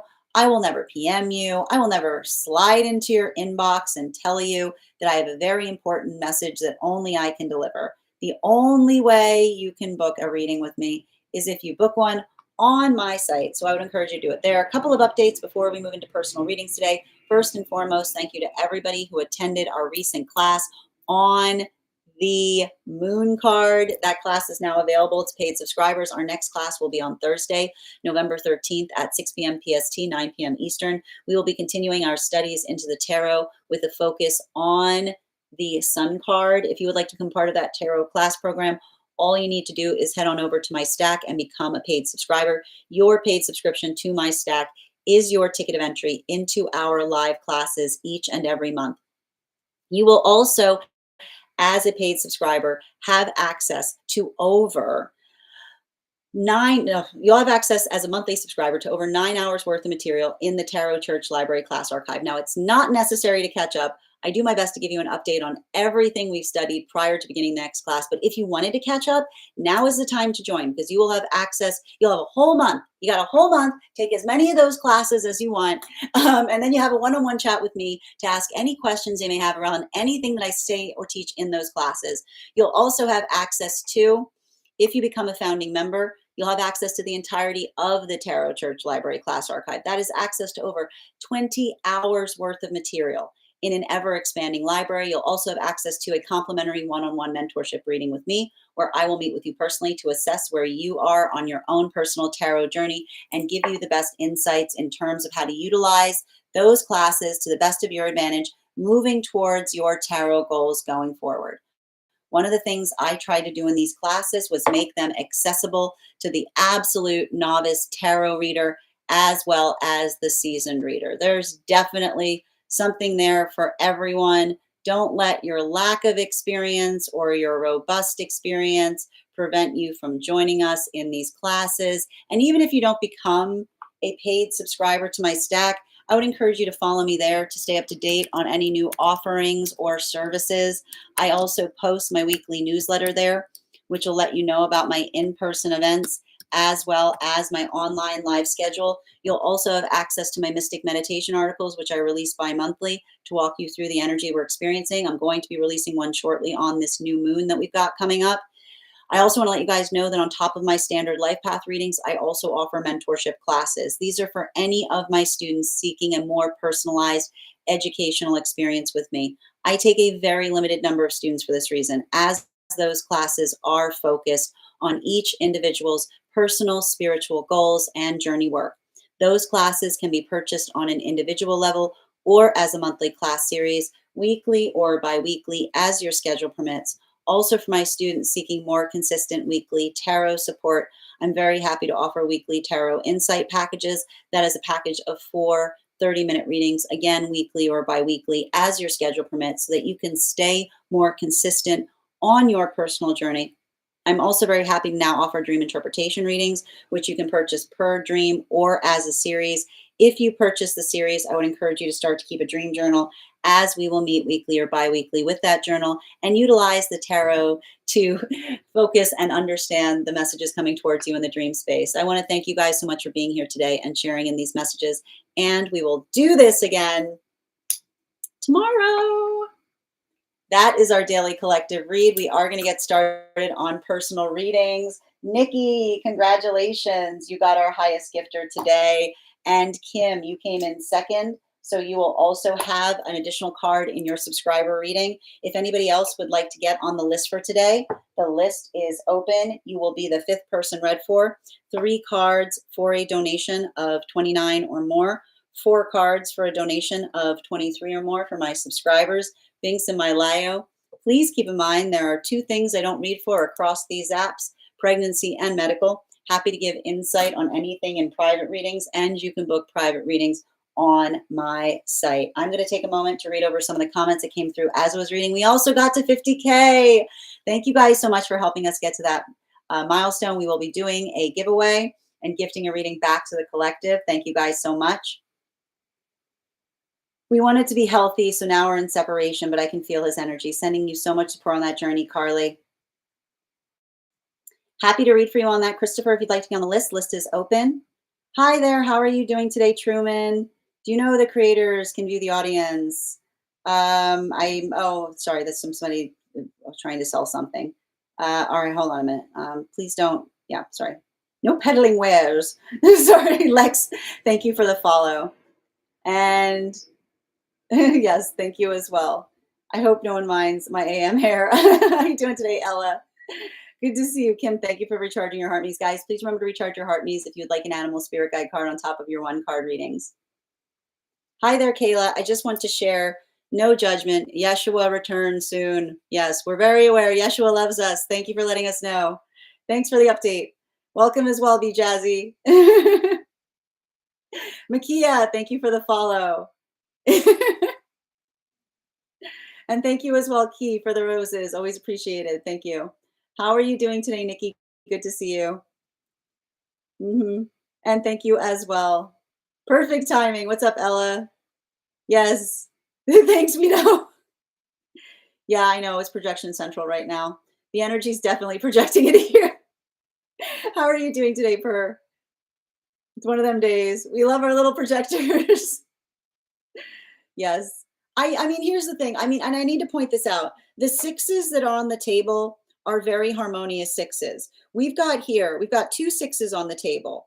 And we've got the Lover's card, which is a 6 card. And we've also got the 6 of Pentacles. And, you know, like, that's a lot of that, like, you know, like, that's a lot of that energy that articulates or expounds upon, like, what it is that we're trying to do in a better fashion, you know? Yep. I'm happy to read for you on that, Savage, if you'd like to get on the list. Absolutely. And thank you, Temple. We're all triggered. I'll shield you. Yes. Okay, it's fine. Absolutely. Blessings to you as well, Logan. Good to see you today. Loads of 7s. There's a lot, like, this is, I have to say, a lot of 7s in today's read. We've got the 7 of Pentacles. We've got the Chariot. We got the 7 of Cups. It's a lot. And it's interesting too, because we're also working through that new 10 energy. And thank you guys for helping us get to that 50K. Oh, more. Okay, so JC, as we always talk about, if you're going to communicate in the chat, I need it to be sensical. So the things that you're writing right now, they're non sequitur, and they're not in the space of a sentence. So I'm going to ask that you please make sure that you communicate in a sensical fashion, or I'm going to have to mute you. Thank you for observing and respecting the rules of the chat. Okay. It is the energetic change and transformation within separation with hopes of becoming whole again. Sending you support on that, B. Okay. And again, JC, I'm afraid I'm going to have to mute you. Thank you. So again, as you're willing, it's totally okay to communicate in the chat so long as what you're saying is something that is something that can be read. All right. Death card, bringing change for new beginnings and divine union. Beautifully said, B. Bring on union. Yes. Thank you for the help on that. Coral, you're so welcome. You're so welcome, B. Thank you, Rachel, for the follow. How are you doing today, Jasia? It's okay to lower oneself for a moment to reach lower state and lift them up. Well, and I need to point this out, right? Like, and I want to describe this. I don't like the idea. I need to stress this. It's not about lowering. I don't like this. I don't like this identification point. I don't like the space of someone being like, oh, I'm just vibrating at a higher space. I don't like that. We don't do that here, right? Because even that feels like it's very, very energetically indulgent. But the things that we articulate here is recognizing what feels like it is energetically nourishing. And the space by which we're articulating something that feels more akin to a projection is something that doesn't necessarily feel like it nurtures productivity so much as it creates a space of another ruminating upon something, and it isn't healthy. Ever. Yep. You're so welcome, Rachel. You're so welcome, Per. Communication is key. And if it's not possible, keep moving. Beautifully said, Bella. You're so welcome, Be Jazzy. It's cool to see how the energies are. Yeah. Do you see it though? Do you see that is like do you see how the energy deep within divine union right now is saying we have to give someone space and patience, and the energy in separation, some of that energy is receiving that rectification. Direction of communication, like face to face. Some isn't, some aren't ready. Mm-mm. Absolutely. It's echoing badly. Is anyone else experiencing that, Maria? I think you're the only one that's articulating that that's occurring. But thank you for letting us know. Oh, it worked. Okay, so it's better now. I'm glad to hear that. Thank you guys for helping them. I'm going to be back. I'm going to try to be back on tomorrow, to do 1-card readings for subscribers. So I will be back on, but just specifically for the subscribers. Maria, if you'd like to get on the list, you can do so. All you need to do is send the donation and you'll be added to the list. Aurora, I'm about to approach him and ask if they're ready to have a conversation. Thank you for confirmation on it as well, Aurora. Sending you support on that journey. Okay. And just bear with me a moment. Like, that ain't me, bruh. I like that. Grand Rising, Minnie. Good to see you today. Absolutely. And Alexandra, thank you for getting on the list as well. You will be the 5th person read for. If anybody else wants to get on the list right now, you will be the 6th person read for. All right. No pedaling, nowhere pedaling. Yes. Though if you're in the disco, if you're in the subscriber disco channel, you're totally welcome to pedal your wares there. we got a whole channel. We got a whole channel for ware pedaling. You're so welcome, Ella. Maria, if you'd like a reading, all you need to do is send a donation and you'll be added to the list here. No patience today. Sending you support, Bridget. Grand Rising, Minnie. You're so polite. I'm going to use the term non sequitur this week. Oh, you're welcome, Bella. I hope it helps. Yep. Like, that ain't me. Exactly. My parents keep giving me unsolicited advice and comments. It's frustrating. Here's the thing. Be like, you know what? I appreciate you want to help. This is what could help. like, if you want to help, this would be helpful. Thank you. Thank you very much. Okay. Thank you for confirming that you're not hearing an echo, guys. And I think that got, I think Maria fixed it. And thank you, Johnny, for the follow. Normally it doesn't bother me, but right now it's nails on a chalkboard. Not my mic, is it? Or are you just talking about life? How do I do that? So you'll find the donation spaces in the Binks in My Lio, dear. Was there an energy update today? Yeah, we just finished, Minnie. It'll be up on the usual spaces. Yes, Maria, if you go to I'm going to post it here. It's 3 cards for a donation of 29 or more. 4 cards for a donation of 23 or more for my subscribers. Binks in My Lio. Please keep in mind there are 2 things I do not read for across these apps: pregnancy and medical. Happy to give insight on anything in private readings, and you can book private readings on my site. We do here, for those interested in getting on the list, life path, highest priority messages from spirit, angelic guidance, dream interpretations, mediumship, love readings, pet readings, animal spirit guide readings, Akashic, mind, body, spirit. And we're also going to be doing a giveaway, and I'll be gifting a reading back to the collective momentarily. Thank you guys for helping us get to the that 50K benchmark. And we've got the 6th spot open. Perfect. All right.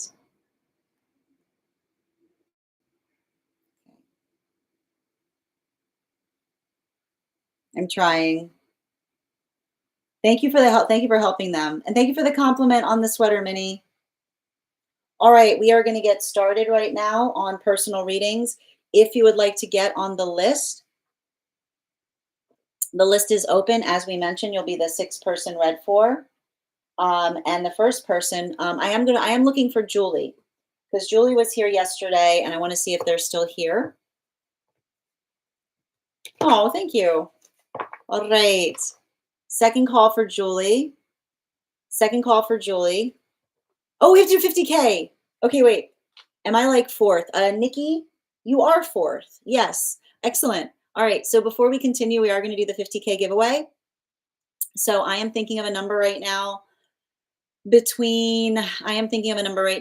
math. I am thinking of a number right now between 1 and 45.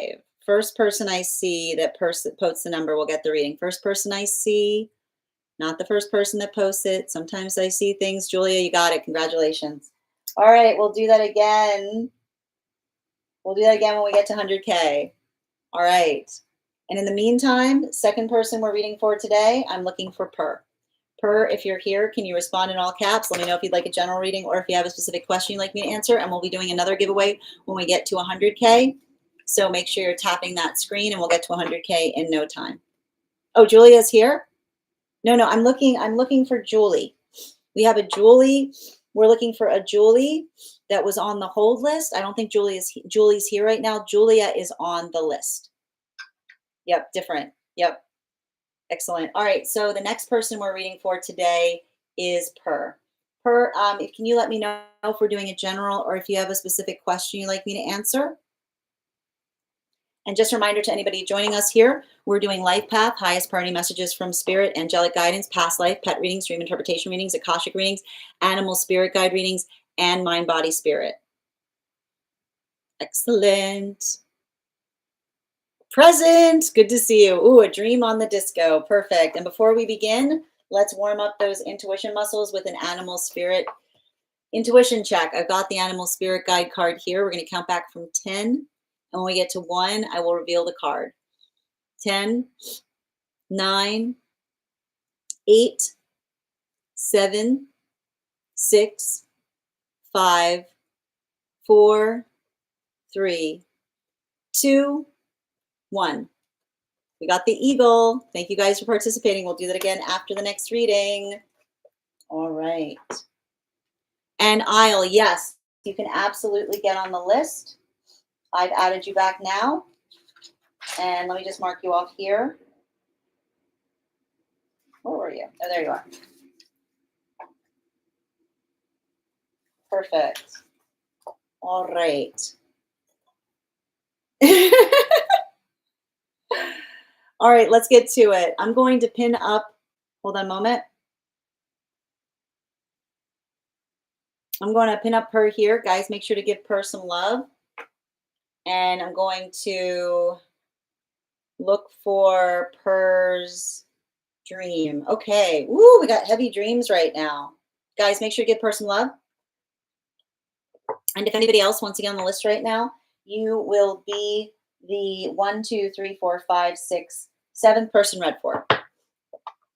Is this inside tea or outside tea, Per? Outside, got you. All right, I remember 2 dreams from last night. The first one interests me the most. I'm writing down the second one in case they're connected. First dream. Last night I dreamt I was in some kind of ancient place on top of a mountain or a hill. Everything was green and covered in grass. The energy felt old. There were about 20 to 25 women standing in a big circle, including me. We were all spaced out about 6 feet apart. In the middle stood a woman teaching tarot, I believe. Each of us had 1 or more cards in front of us. At first, I thought the women in the circle were the ones from our collective, and that the woman teaching in the middle was me. But when the teacher came closer and I saw her face, I realized it wasn't you. It was Aphrodite. Don't ask me how I know. Maybe she told me her name. She gave me a really strong, warm hug. Interesting fact, she looked like a mature, wise woman, not the young lady we see in most images. Second dream. The events took place at home, like locations. I was with a man, a reliable, kind, and mature man I felt really comfortable with. He told me he wanted to give his former relationship one last chance. I wasn't mad or upset about this. I understood him and gave him the opportunity to explore that connection. My own ex tried the same with me, and but I refused. Can I please get 5 cards for her?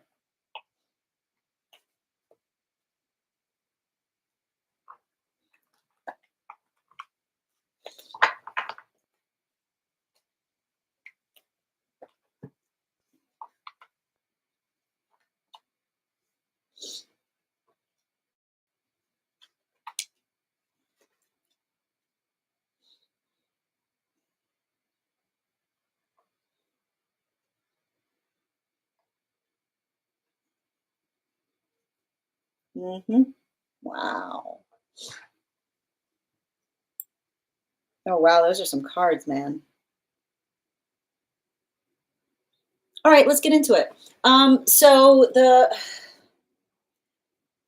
first stream, the first stream is a the first stream is effectively a guide dream, right? And what's interesting about it is I feel like the space by which it's a guide dream um, has a lot, I almost like it's interesting that the articulation point by which you identified or recognized that something energetically ancient was going on. Because I would not be surprised if there was some kind of energetic connection there in relationality to a past life. Because and the way we can see this is the space by which you are experiencing it, and you are trying to effectively, you are expecting it to be something that's in the present, which would effectively be like hello, would effectively be the space by which I would be reading. But instead you were surprised to find someone else there. And so I feel like there's something interesting about that, because it talks, the first, what's really beautiful about the first dream is that it is a template to the guides in terms of saying how easy it can be to confuse people when they carry the same energy, is what I keep on seeing. So I'm a little bit flattered because I consider it a very high honor for you to be in a dream space and to accidentally misconstrue that it might be me, but in fact it was Aphrodite. So thank you. It's very kind of you. I would not deem. But again, it's that space by which it's the understanding, right? It's like there's something in association to that, which talks about the familiarity that we often form in energy that gives off like the same vibe, right? And there might be some kind of characteristic quality there. And I think it's very interesting because what did you describe that person did, right? You articulated them as a little bit older, right? And they encountered you and they found you warmly, right? They articulated, they embraced you almost like you would, like I keep on hearing, they embraced you like they would an old friend. So I feel like there's something really energetically important in relationality to that, specifically and particularly, I keep on hearing specifically and particularly in the space I keep on getting in the space by which you identify and recognize what it feels like to find that feeling of energetic familiarity. And so, and I like this too, because I feel like you effectively spoke upon this here, right?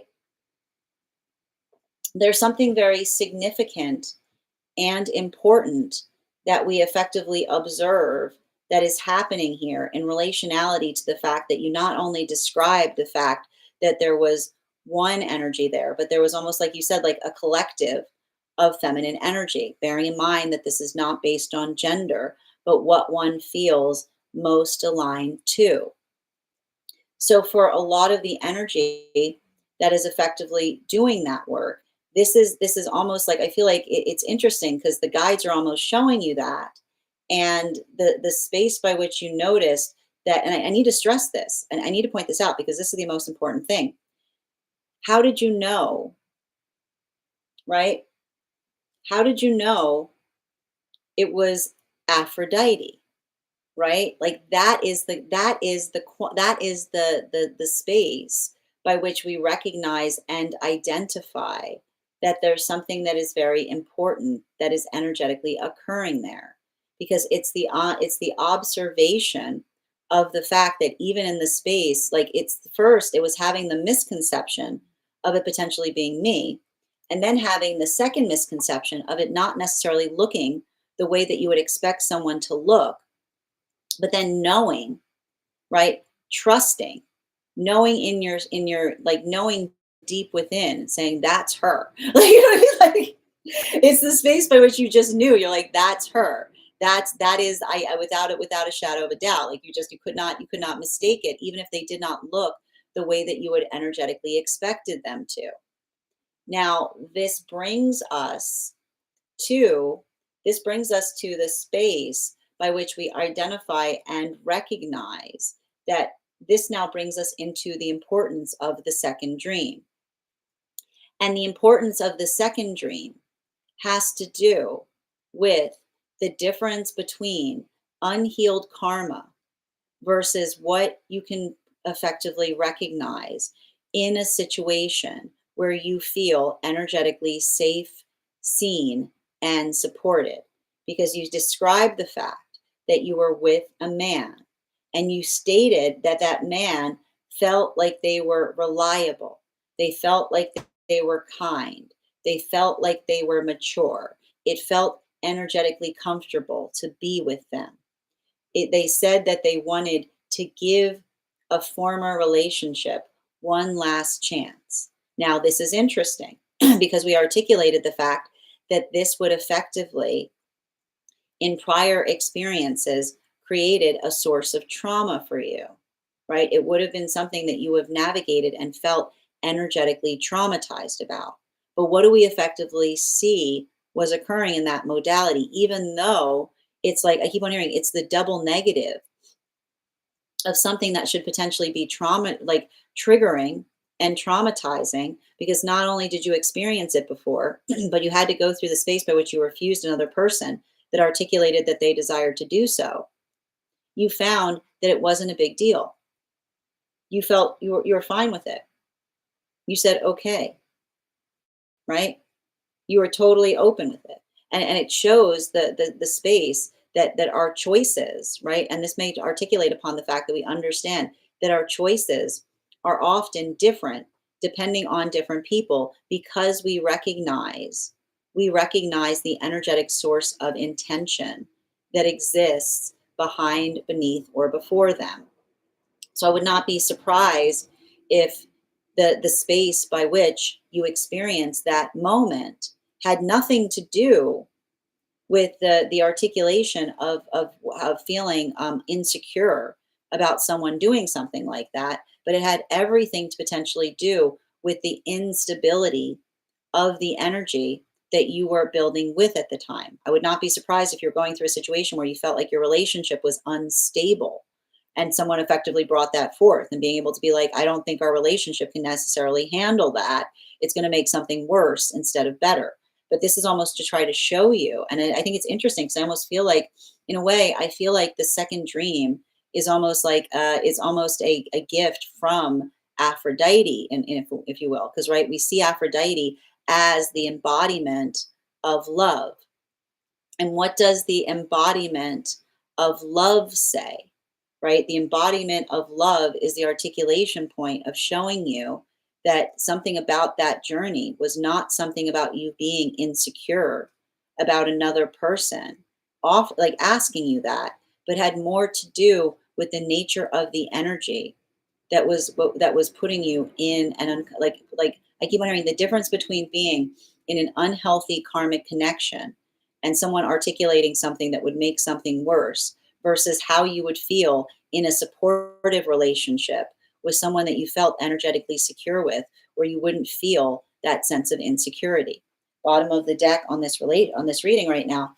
Yeah, the Ace of Pentacles. So what's interesting about it is, I would not be surprised if you're doing a lot of work right now in relationality to healing.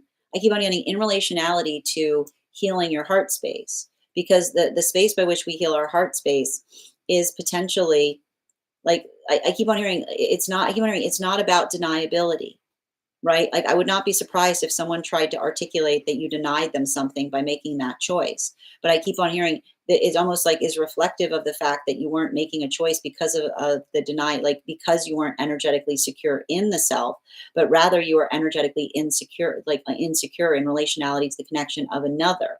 Because if you're in the dream space, I keep wondering if you're in the dream space and you were feeling safe, seen, and supported, and someone and someone offered you that and you were like, yeah, sure, right? It almost shows like it's almost like the gift, like I feel like that is the gift of love trying to help you reaffirm your own space to say like, look, that choice that you made wasn't made from insecurity of the self, but rather from the insecurity from the person that potentially did not feel like they were creating that feeling of energetic compassion for you, right? And it has a lot to do with saying, do you recognize the difference in the energy that was articulated in the space of you effectively seeing someone that did not know, that did not look the way that you expected them to, but but at the same time you immediately effectively recognized.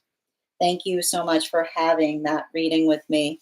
And if this message connected to you as well, it's very common for those who need these messages to be here to experience them. We are doing personal readings right now. If you would like to get on the list is open. It is 3 cards for a donation of 29 or more, 4 cards for a donation of 23 or more for my subscribers, Binks and Lio. Please keep in mind there are 2 things I do not read for across these apps: pregnancy and medical. Happy to give insight on anything in private readings, and you can book private readings on my site. I'm going to take a moment to read over some of the comments that came through as I was reading.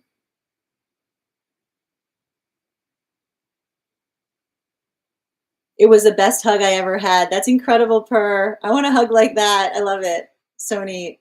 And Creative, thank you for the pumpkins. Catherine, thank you for the follow.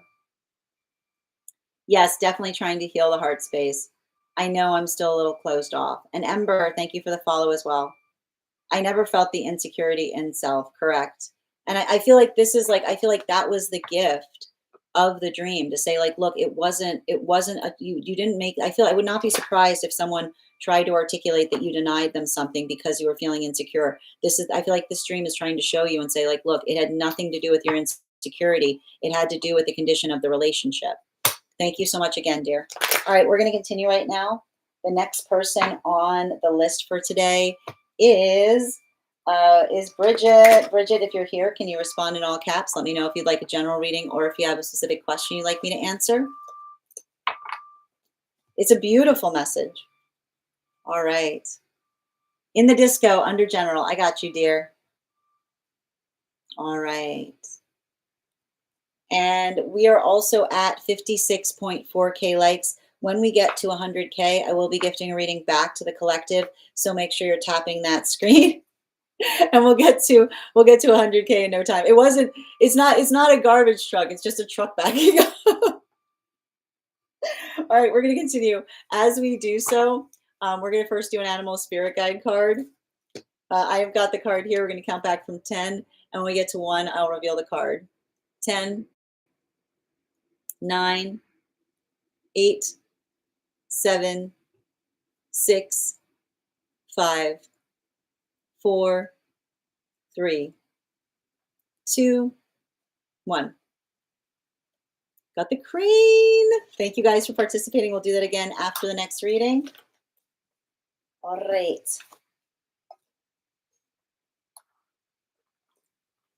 And just bear with me a moment. And it looks to me we are doing, and guys, make sure I'm going to pin up Bridget here. Make sure to give Bridget some love. Gabrielle, thank you for becoming a fan.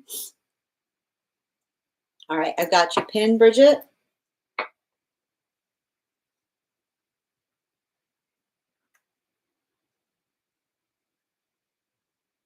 Oh, okay.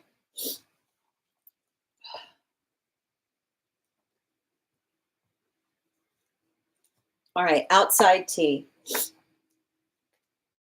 I'm moving through some double anniversary grief right now. Tomorrow marks 3 years since my dad's passing, and it's also the time of year my dear friend who passed last year would usually visit and spend time with me. May I please have two cards showing what practices or actions will help lift me from the heaviness and reconnect me with joy and purpose? And two cards revealing what blessings are being placed in my path as I move through this season. All right, can I please have, yes.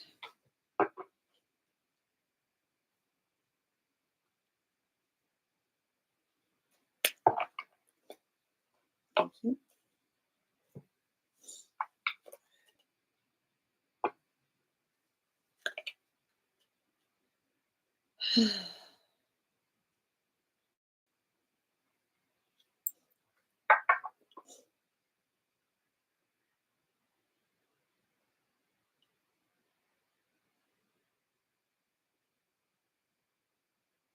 Mhm.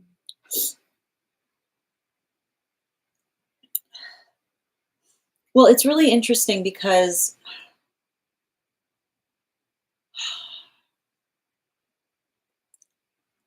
and it's interesting because I'm getting two very, very separate energies in relationality to, how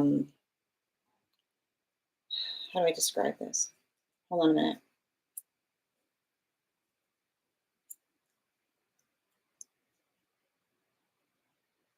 I'm gonna give you the. I'm gonna. It's coming. I gotta give. I gotta give them to you separately. Is what's coming through because I feel like for both of the energies there is a conversation in relationality to how someone chooses or aspires or desires to be energetically honored. And what's interesting about that is the first, it's funny. I'm picking up, like, I don't know why I keep on getting some kind of message for someone in relationality of seeing signs of them everywhere. What's going on with this first energy? You know, I've got some kind of energy here that's articulating upon seeing signs of them everywhere. Um, and I don't know why, because like it's funny because I'm getting the sense of someone who like was not good at picking up after themselves. Is what I don't know what I don't know where this is coming from. I'm getting some kind of like, I don't know if this is a conversation that you used to have with someone in relationality to some. I keep on hearing like clean as you go is what I'm getting. You know what I mean? Like I don't know why I'm hearing like I just keep on hearing like this kind of bickering energy around someone in relationality to how they liked things versus how you liked things is what I keep on seeing. And and I feel like there's something, and that's why it's interesting that I'm feeling that in relationality of hearing something about seeing signs of them everywhere because I almost feel like it's like I don't know why, but it almost feels like there's like it almost feels like there's like a little bit of humor. I don't know why it's like it feels to me like not only are you seeing signs of them everywhere, but it almost feels like the type of energy that like still has a sense of humor about things in relationality to the way that they're effectively coming towards you is what I keep on seeing, you know? Um,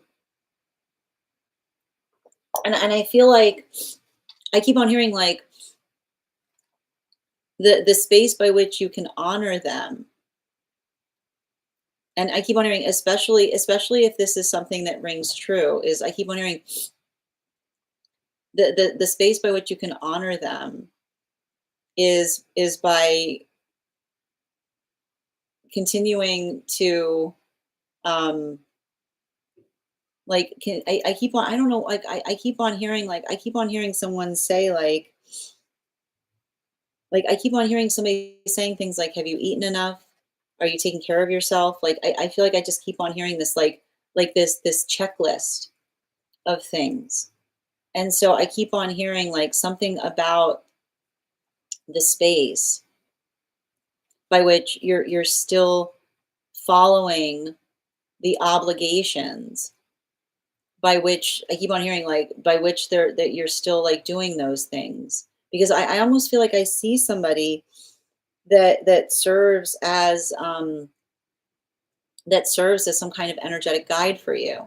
And I keep on hearing, like, the funny thing with guides is often like guides like to leave indications of being like, I'm still watching you. It's just like someone being like, I keep on hearing like, you don't get off that easy. You don't get off that easy just because I'm not like, you don't get off that easy just because I'm not there to effectively hold you to it, is like the kind of energy that I'm picking up right now. Now, in terms of in terms of the when it comes to the other energy, I feel like there's something more complicated there. Um, because it almost feels to me like there's something about a relationship of being able to have like the conversation that one could never have, is what I keep on seeing. You know, like I've got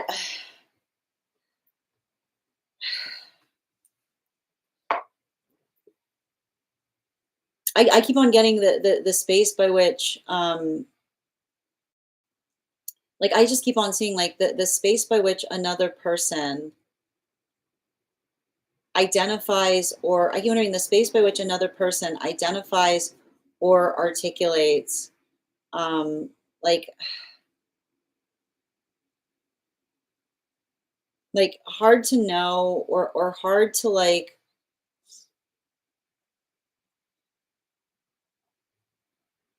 I keep on like, and I want to describe what I'm seeing here.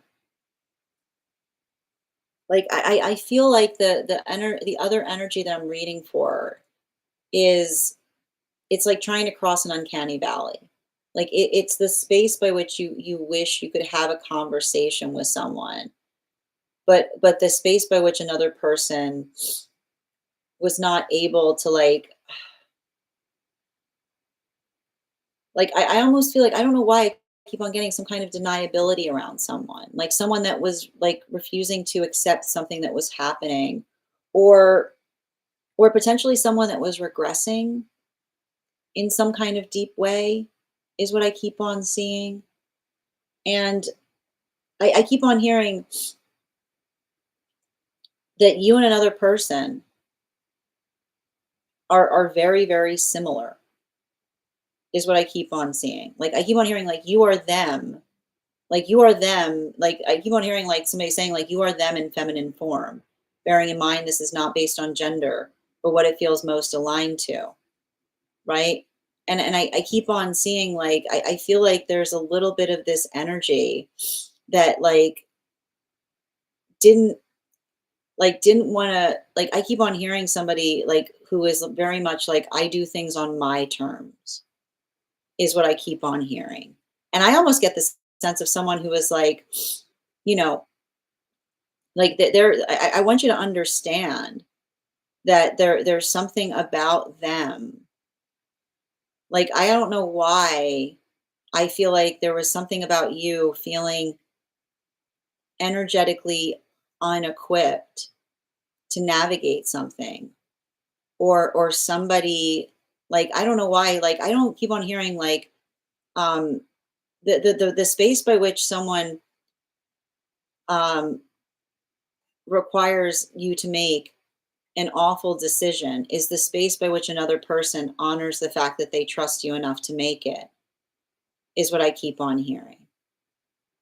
Because I feel like there's like, I almost feel like there's something about that heaviness. And I keep on hearing there's something about that heaviness that I keep wondering, it wasn't about, like it wasn't about carrying a burden. It was about trusting you to make the right decision, is what I keep on hearing. And so I feel like the space by which another person, like if you feel like that about something, I just keep on getting somebody that's articulating and speaking upon the fact that like I hear like some kind of conversation which I keep on saying the space by which they didn't want to put you in an awful position, but they also recognize that you would make the right decision, is knowing the way that is I keep on seeing, is understanding that that is the energy that trusts you implicitly, is what I keep on hearing. Like I keep on hearing that. Like I keep on hearing the fact that someone refuses to have a conversation with you was the fact that they trusted you implicitly in terms of knowing what that right decision was, is what I keep on seeing. Um, and so I feel like, like both of those modalities, I feel like it's interesting because I've got one, I feel like in one you can honor them by taking care of yourself.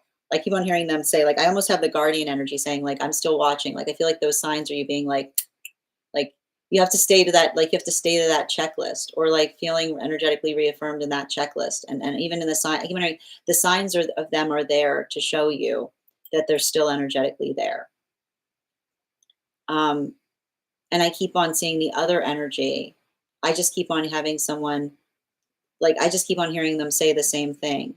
The fact that I wouldn't have a conversation with you was because I trusted you implicitly, is what I keep on hearing.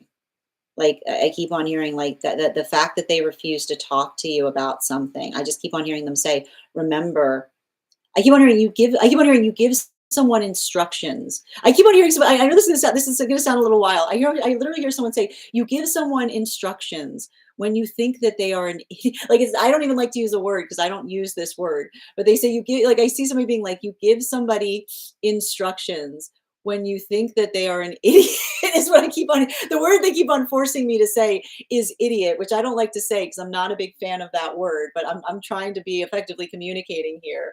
But that's why I keep hearing somebody say the fact that they refused to have a conversation with you was the fact that they knew. I keep on hearing the fact that they trusted you implicitly to always make the right one. And I keep on hearing they still feel that way. And I keep on hearing they've got your back.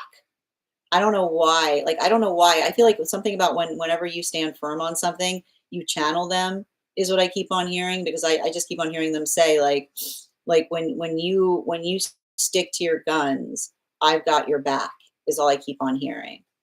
Bottom of the deck. Yeah, like you and it's giving me a little bit of like this you and whose army energy.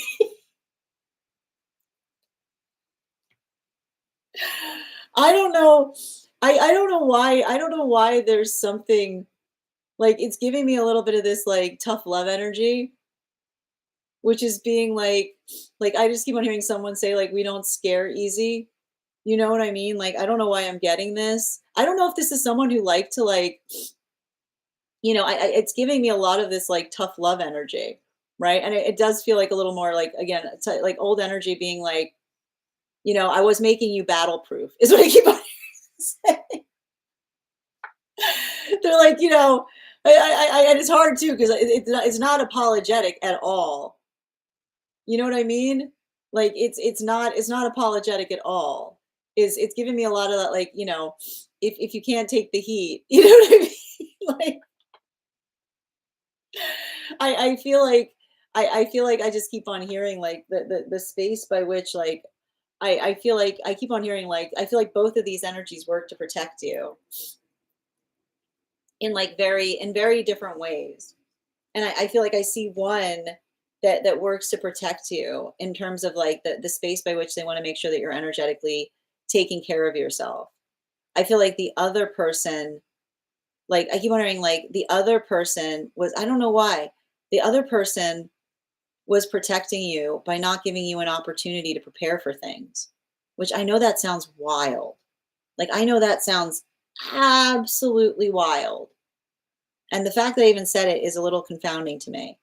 But I keep on hearing like the space by which you learn to trust yourself, or the space by which it's like it's giving me like the space by which I keep on hearing like the space by which you feel energetically secure in your decisions.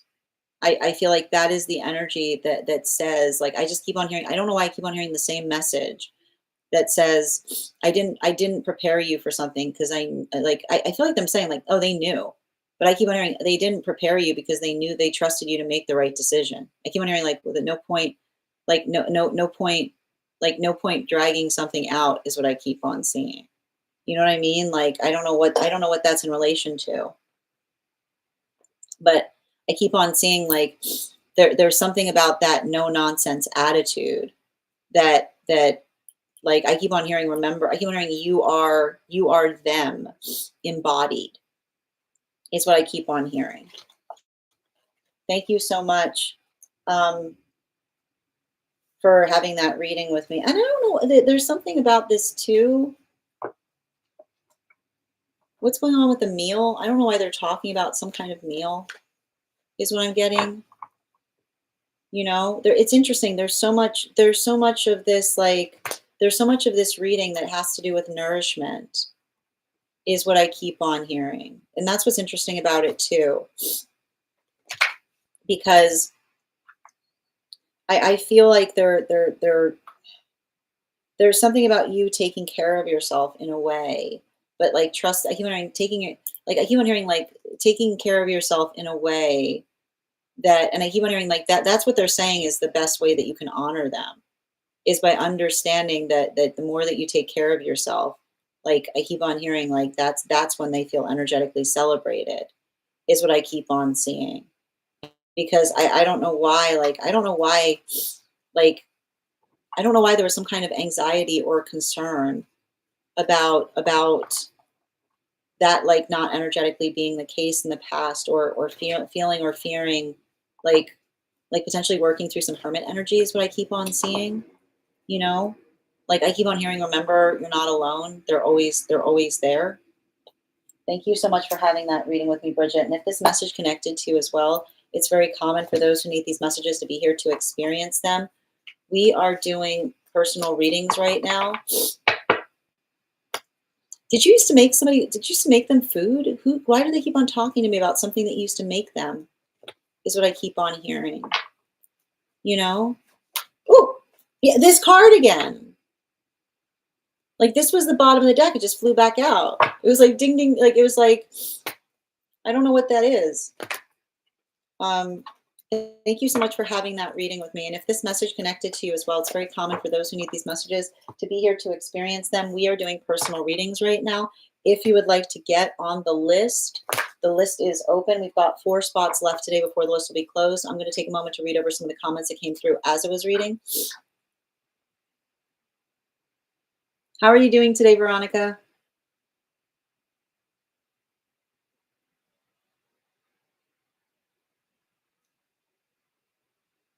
Hold on a minute.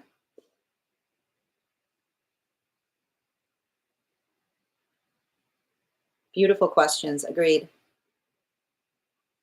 And thank you guys for supporting each other in the comments. You know what's weird? I've had a song stuck in my head all day that feels relevant. Oh, by all means, feel free to share it or put it in the disco. I'm hoping one day I'll love this time of year again. I feel like I keep on hearing it's going to be bittersweet, right? But I feel like there's something. I feel like again there's something about celebrating them is what I keep on hearing. Maybe that's what I mean. Like it's giving me some kind of like it's like I don't know why it's like I keep on hearing something about a feast or doing something. I keep on hearing like having some kind of energetic celebration at this time potentially.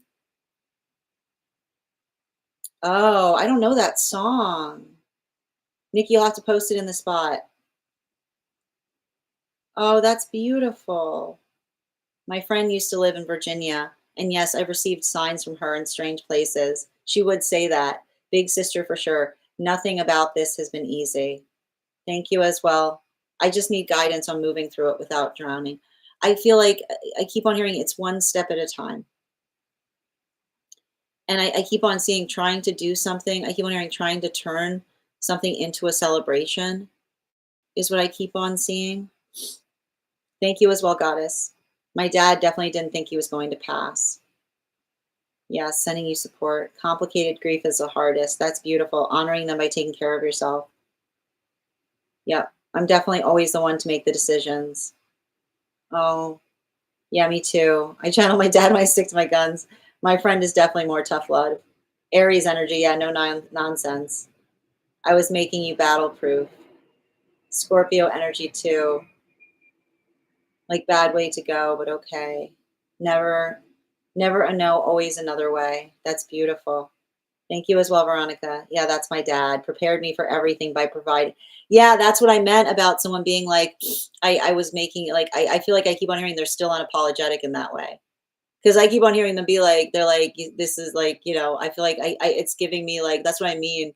Like I see someone being like, I was making you battle proof. Like they don't, they're not apologetic. Unfortunately, they're not apologetic for it, is what I'm getting, you know? My friend was my biggest cheerleader, so it's been hard not to have that kind of support. Oh, you did meal prep today. She would be so mad at me right now for being sad. Oh dear. Oh. The last thing I gave my friend was a basket of her favorite snacks from all around the world. Thank you for confirming. Good, but a bit tired. Oh, sending you support, dear. Ooh, that sounds fun, Veronica. You're so welcome, Bridget. And again, absolutely one day at a time. And again, we're also here to support you through that. And thank you for helping us. Thank you for giving us the opportunity to share that message. And thank you for being a part of this collective. All right, the next person we're reading for today. The next person we're reading for today is Nikki. Nikki, if you're here, can you respond in all caps? Let me know if you'd like a general reading or if you have a specific question you'd like me to answer. And if anybody else would care to get on the list right now, you will be the 1, 2, 3, 4, fifth person read for. 3 cards for a donation of 29 or more. 4 cards for a donation of 23 or more for my subscribers, links in my bio. Please keep in mind there are 2 things I don't read for across these apps, pregnancy and medical. Happy to give insight on anything in private readings, and you can book private readings on my site. We got a dream coming through on the disco. And just a reminder, if you have information that's relevant for our readings, if you have a dream that you would like interpreted or a past life you would like more information on, you can post it in the notes when you send the donation, or you can post it in our subscriber-only disco channel in the appropriate channels. All right, where were we? All right, we got a dream. Is this inside tea or outside tea, Nikki? Ooh, I gotcha. Ooh, okay. All right. And before we continue, let's warm up those intuition muscles with an intuition check. I've got the,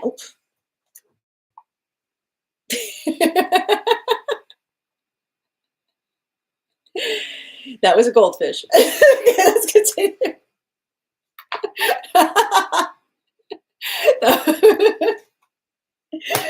Listen, it's been a day. Okay, let's try that again. I've got the animal intuition card here, which I will not show you. And we're going to count back from 10. And when we get to 1, I will reveal the card. 10, 9, 8, 7, 6, 5, 4, 3, 2, 1. Behind. Thank you guys for participating. We'll do that again after the next reading. That was funny. All right, let's continue. Goose. All right, and this is outside tea. I'm going to pin up here. I was about to type behind, I swear. All right, I'm going to pin up Nikki here, guys. Make sure to give Nikki some love. Hold on a minute. Okay. All right.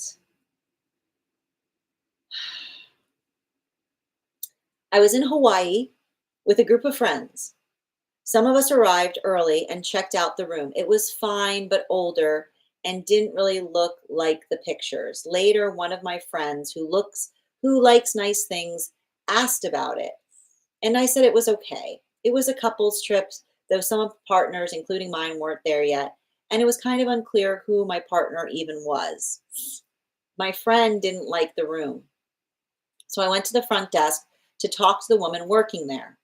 I was super nice. I learned her name, smiled, explained that the room didn't match the photos, and asked if there was anything she could do.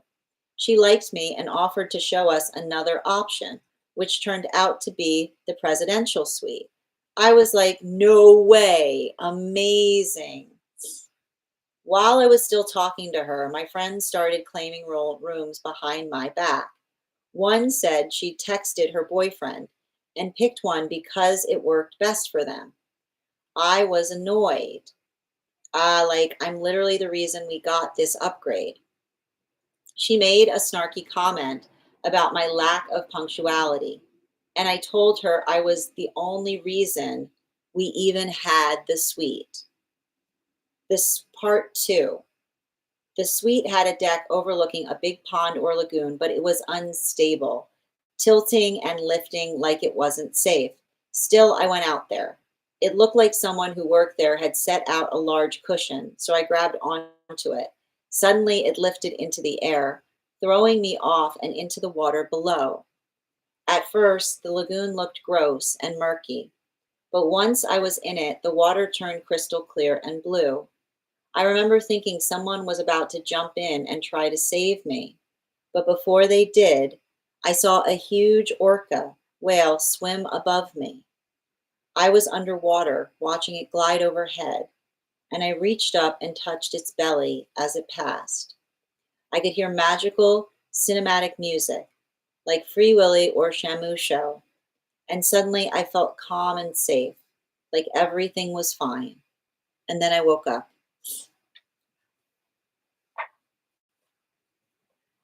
Okay. I am going to, yeah, wow, this is a heavy reading. It's a heavy dream.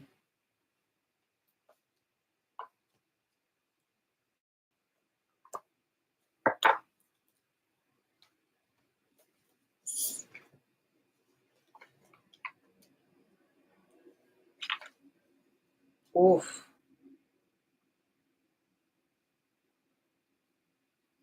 So we're going to break down the first part of the dream, and then we're going to break down the second part of the dream. The first part of the dream is working through karmic healing as it relates to potentially relationships that you feel are strained, and the space by which you potentially feel that the relationships are strained has to do with another person keeping you into consideration versus making choices that only serve the self. We see this in the articulate in the guide's depiction of going to Hawaii with your friends. So immediately you're in Hawaii, you're in paradise. But even in the space by which you're in paradise, and I see that you are good. You know, the room didn't look like it the way it was, and I need to stress this. And we've seen this, and this is why I like doing work with my clients, because we see that there's a trend the guides are showing you in the dream space. You aren't going to say a darn thing about it, right? You were perfectly okay, but somebody else had a problem with it. And what did you see that you did? You jumped to rescue them, right? So you went out of your way, right? You weren't going to say a darn thing, but you went out of your way because your friend articulated the fact that they didn't like what they received. And even in the space by which you did it, you were able to facilitate something for them that was better. So this is potentially speaking towards the fact that you're you put a lot of prioritization in other people's comfort. Now that is fine. That is a gift, right?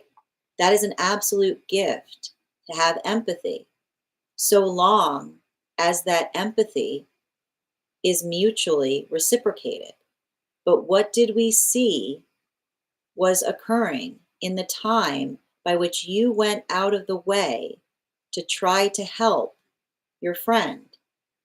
You came back, and all of your friends had taken the best rooms and claimed them for their own. One said they even texted their boyfriend, and they picked one because they said that it worked best for them. And so it's the identification point of the proportionality of annoyance in relationality. And that's why you said, I was annoyed. I literally am the reason we got this upgrade. And she made a snarky comment about your lack of punctuality.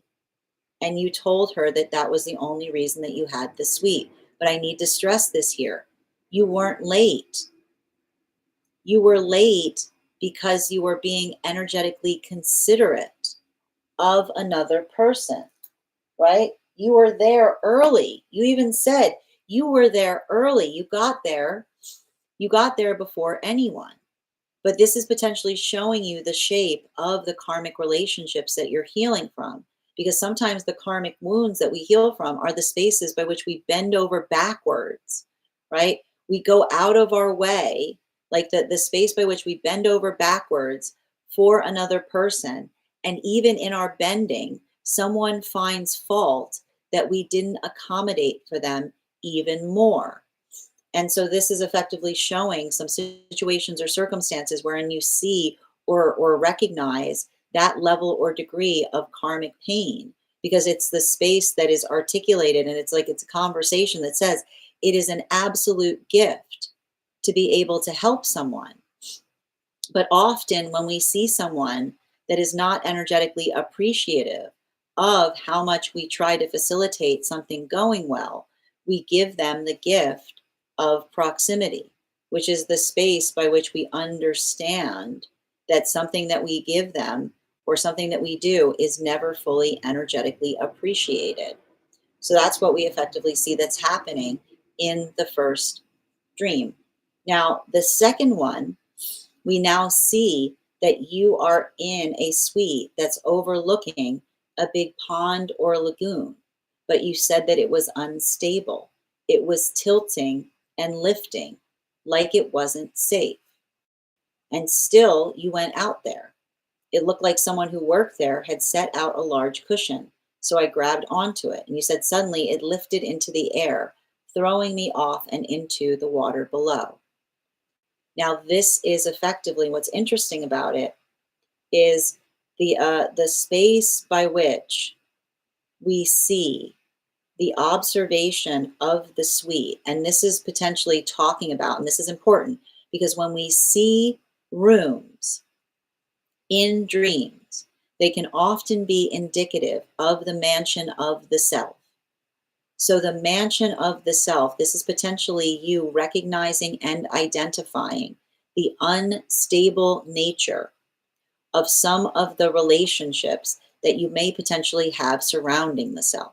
And what do we describe as an unstable energetic relationship? Something that requires all work put into it. Like you have to put a lot of energy into it and you get very little back.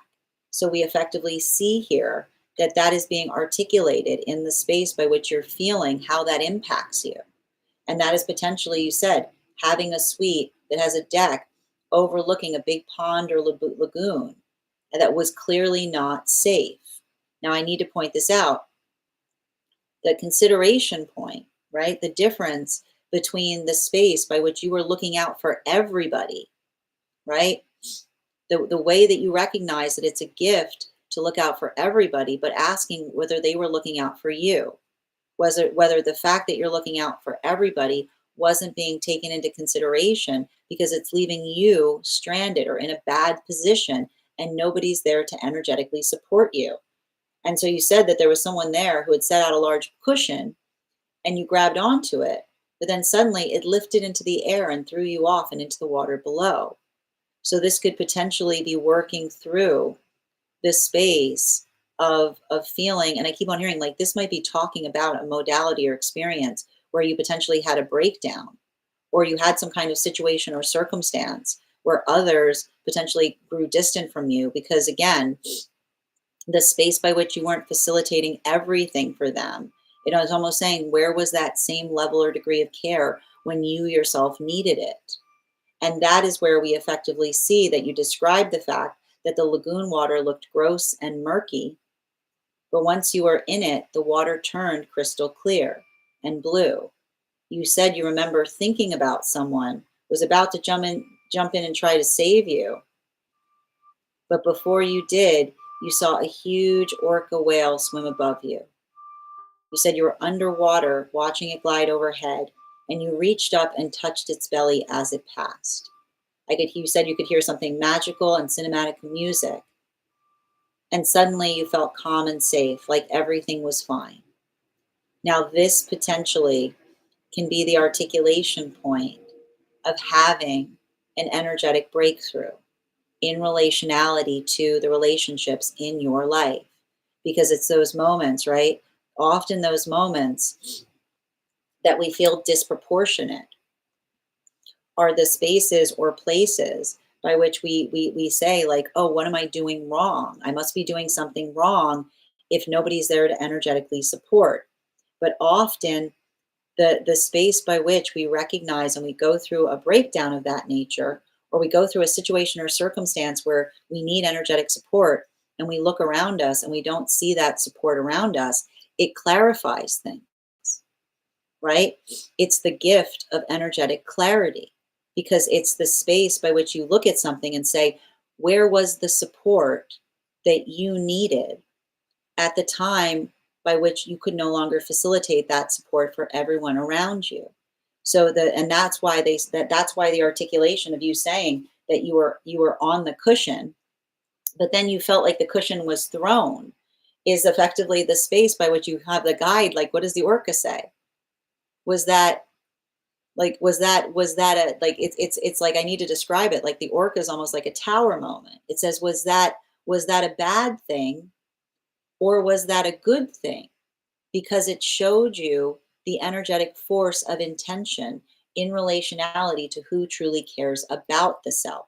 And that's why we see the spirit of the orca there, because the orca, the identification point of the orca, it effectively, and I like to point out, it's very interesting that you said someone came to save you. You felt the feeling like someone was going to come to save you, but the energy, instead of finding that salvation person, you saw the orca, because it's the understanding point, right? The orca is the understanding point that nobody is coming to save us, right? The orca space is the space by which we understand it is a gift that we give to each other, right? The gift that we recognize and identify, the profound work that we do to help each other, is something that is calibrated by the reciprocity by which it is received. Because the thing with the orca that you have to understand is, the orca, like the orca can be, like, I need to point out, like, there's a ferocity to the orca, right? The orca is a ferocious creature, but the ferocity of the orca is navigated with the proportionality to the fact that we also see that guide can be playful, right? It has two sides, as it were. Even in the coloration of it being black and white, it's got two sides, which is saying, which side have you decided, like, which side do you get to receive? And I feel like that's why that energy is effectively coming towards you, because it's not saying, right?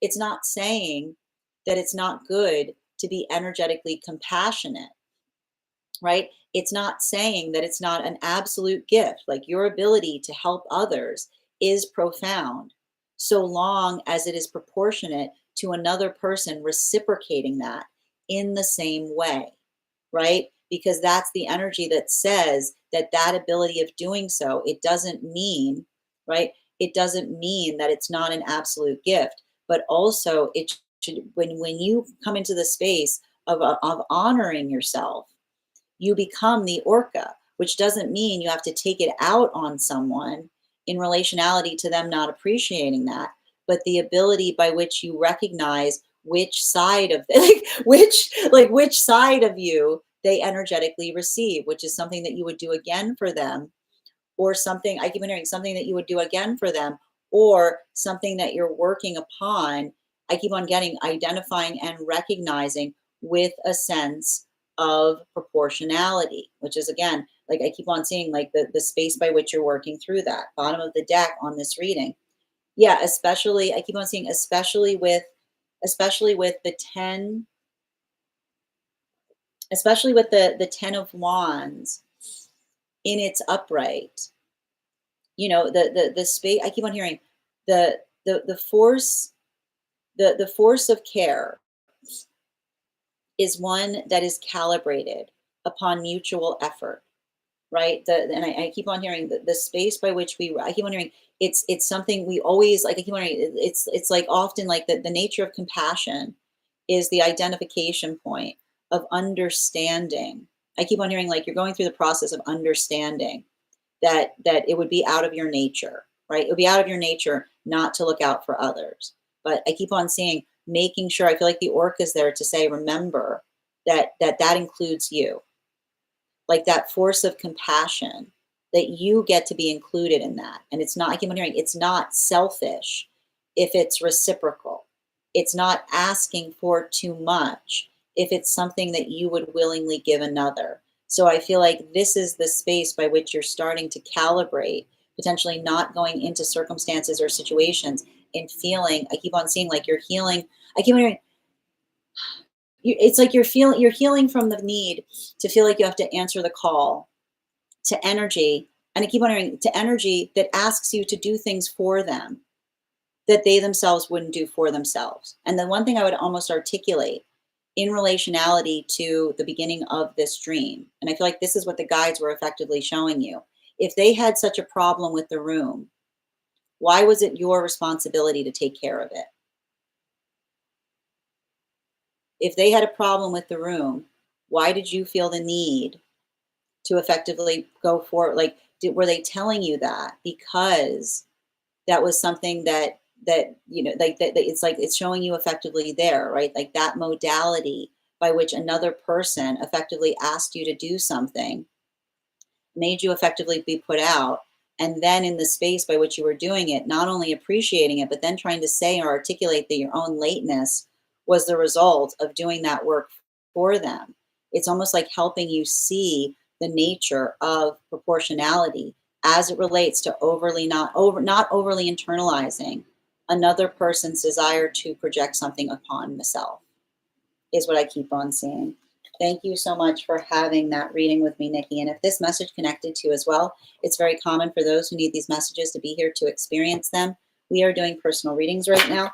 If you would like to get on the list is open. It is 3 cards for a donation of 29 or more, 4 cards for a donation of 23 or more for my subscribers. Links in my bio. Please keep in mind there are 2 things I do not read for across these apps: pregnancy and medical. Happy to give insight on anything in private readings, and you can book private readings on my site. I'm going to take a moment to read over some of the comments that came through as I was reading.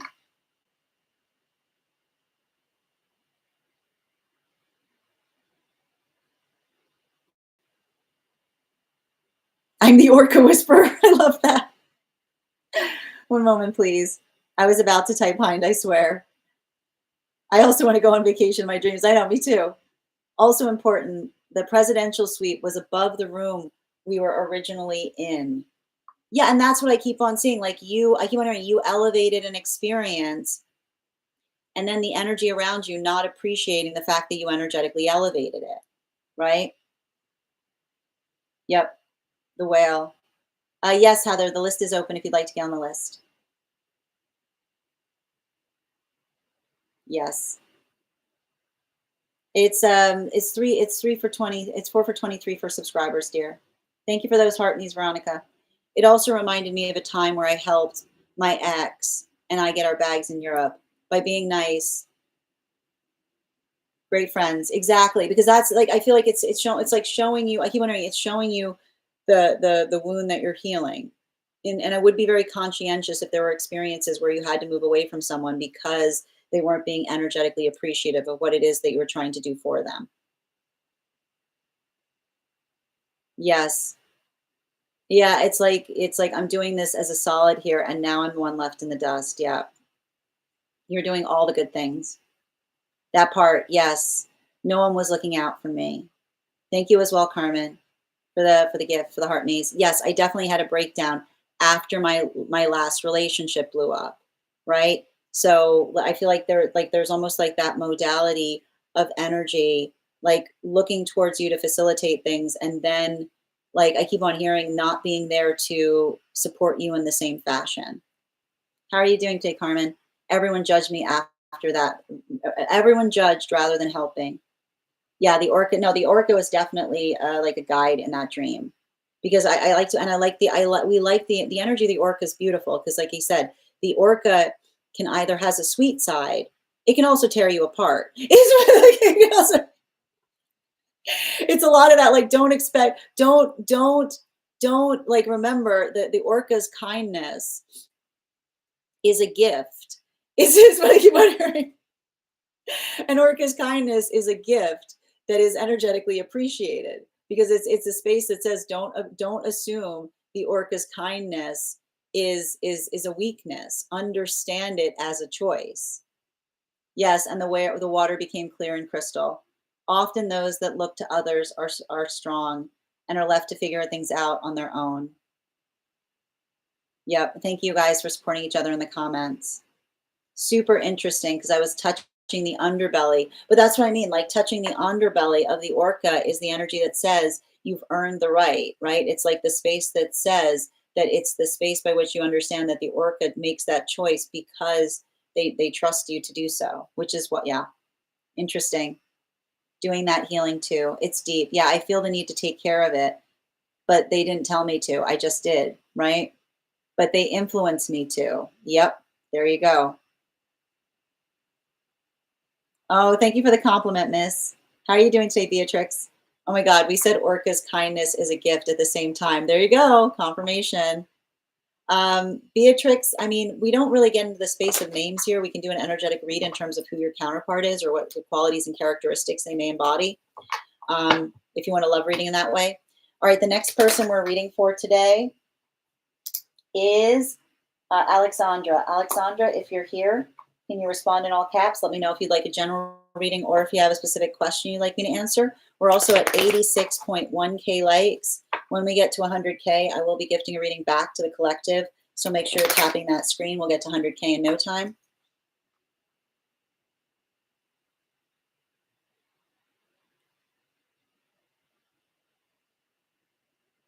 Oh, you're so welcome, Nikki. That was a beautiful dream. Thank you for allowing me to read it. Okay. So the second person, second call right now for Alexandra. How you doing, dear? While we wait for Alexandra's question, we're going to do another intuition check. I've got the animal spirit guide cards here. We're going to count back from 10. And when we get to 1, I will reveal the card. 10, 9, 8, 7, 6, 5, 4, 3, 2, 1. We got the fire dragon. Thank you for participating. We'll do that again after the next reading. All right. And thank you for the roses, Alora.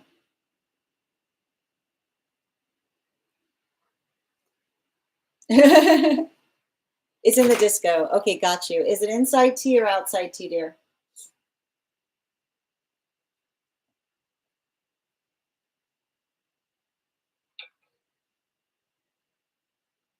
Outside tea. Okay, I'm going to pin you up here too. Just bear with me.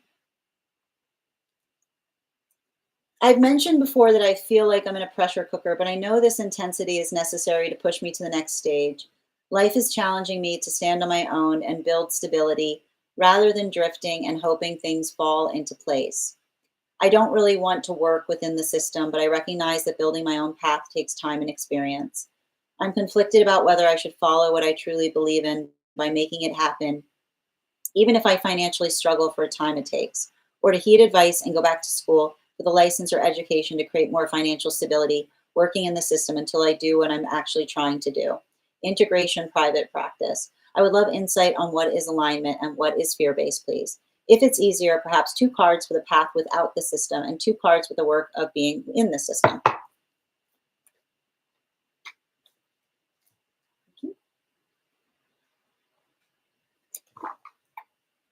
Yep.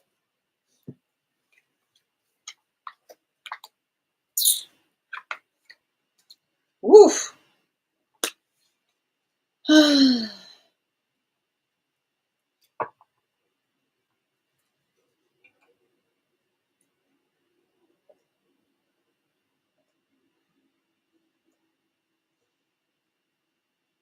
So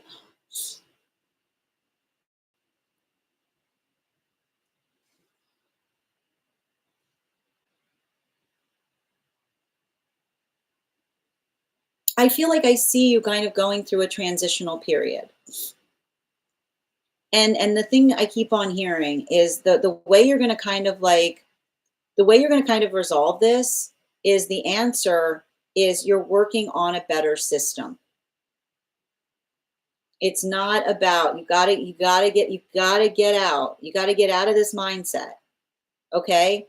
You got to get out of this mindset that you're looking. I feel like the polarization is effectively the situation here.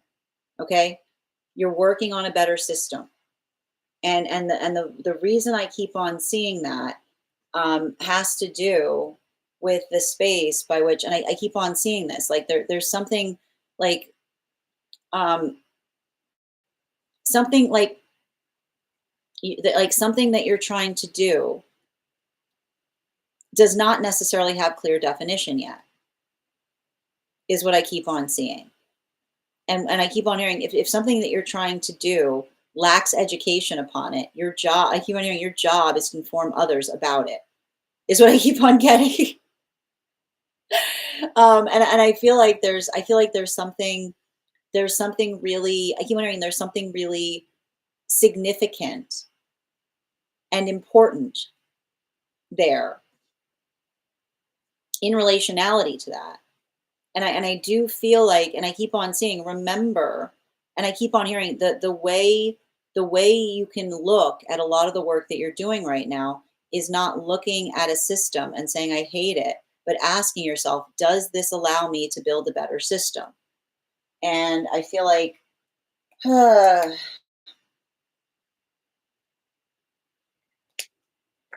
in relationality to, and I think that there's something really intriguing there in relationality to, I keep on seeing a circumstance or situation. Um,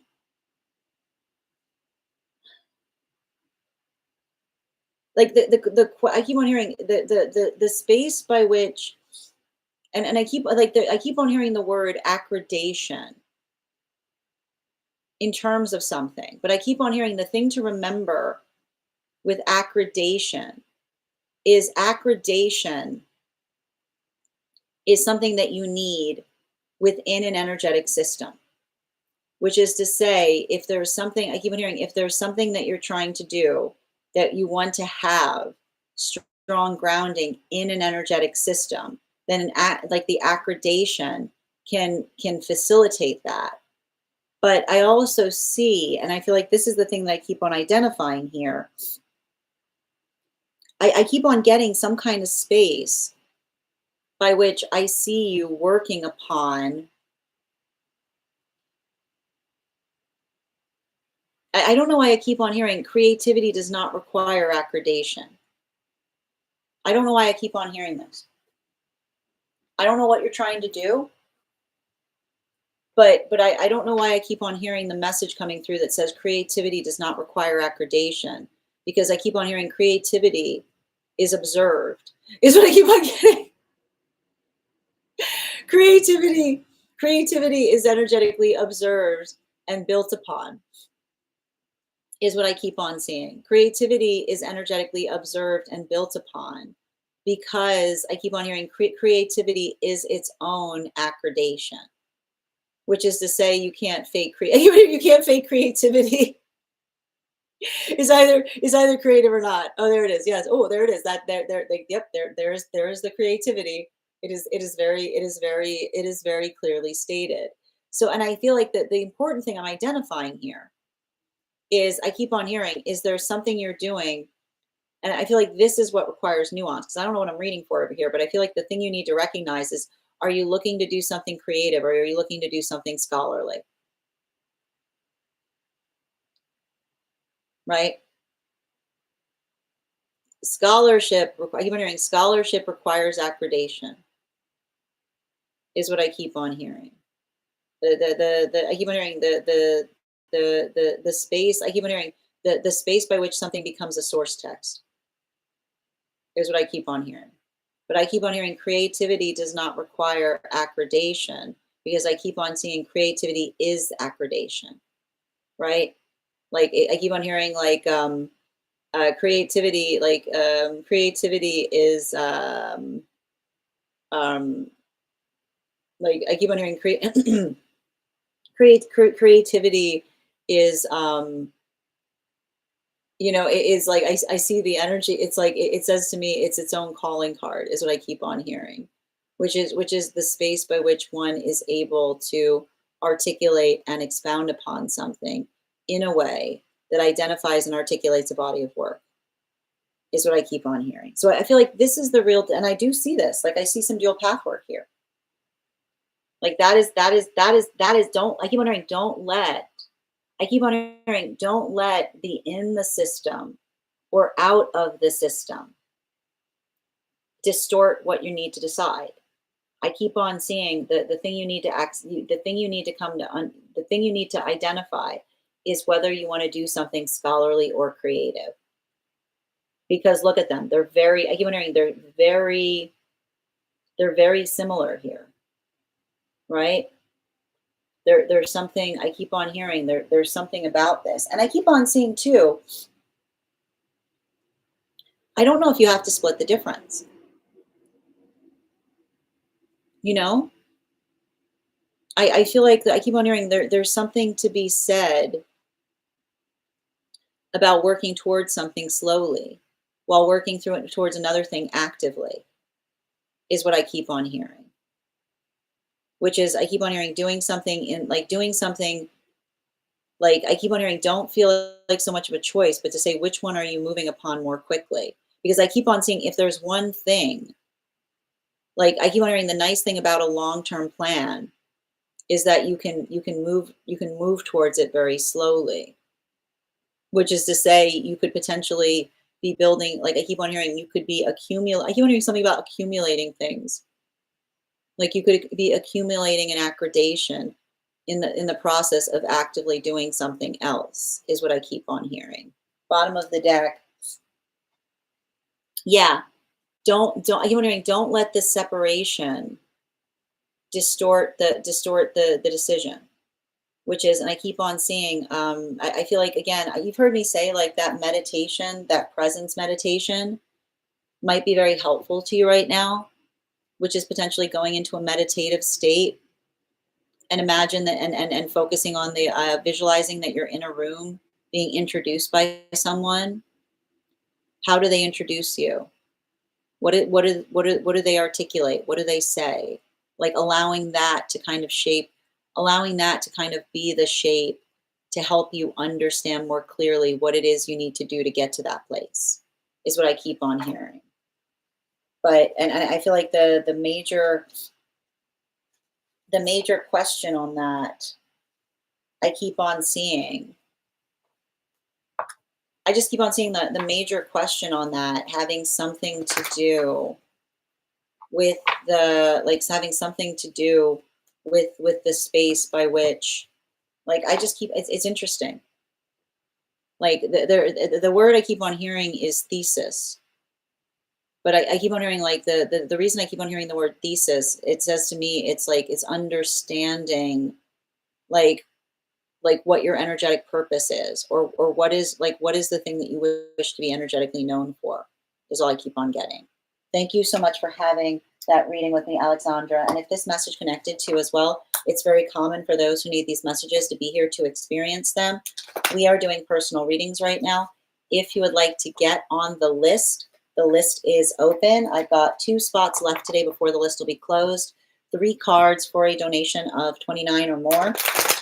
4 cards for a donation of $23 or more for my subscribers. Links in my bio. Please keep in mind there are 2 things I don't read for across these apps: pregnancy and medical. Happy to give insight on anything in private readings, and you can book private readings on my site. I'm going to take a moment to read over some of the comments that came through as I was reading.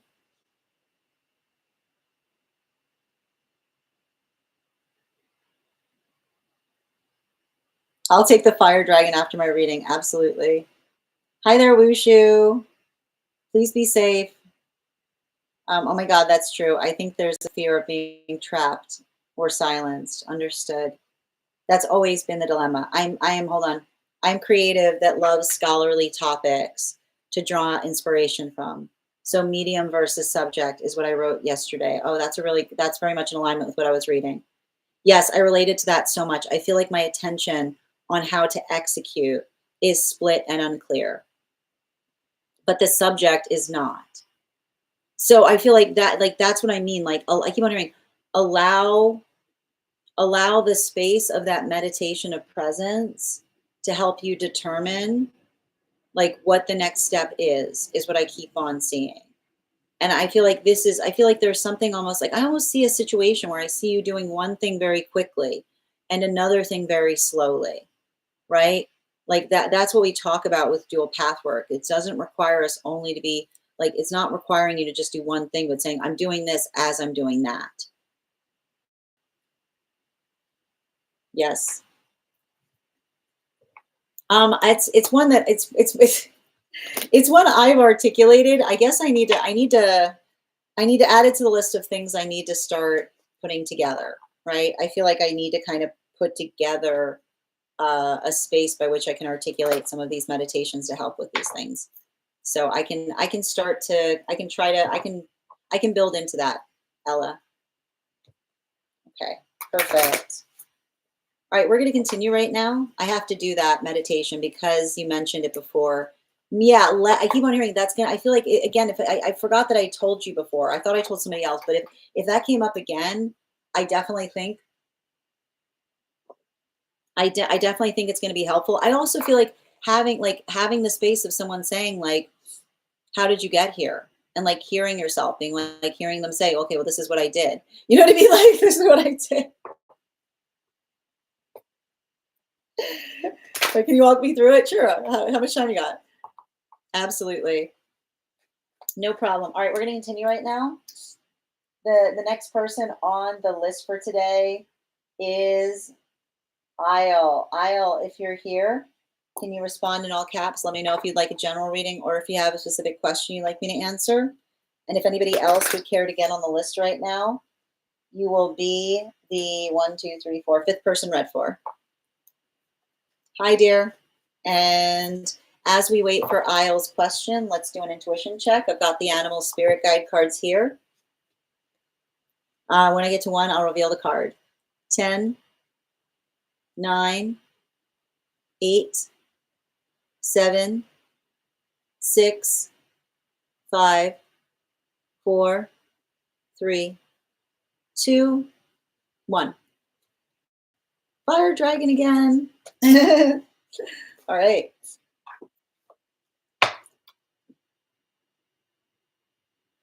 Where are we? And I'm going to pin up Isle here. Make sure to give Isle some love. All right. Bobby, is that your name or is this someone we're reading for? I just want to confirm before we begin.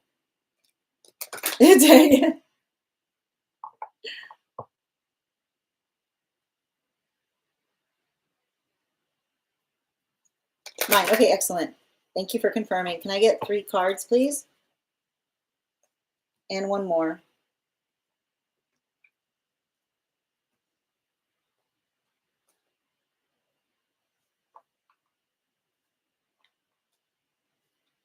Oh, whatever. I'm sorry.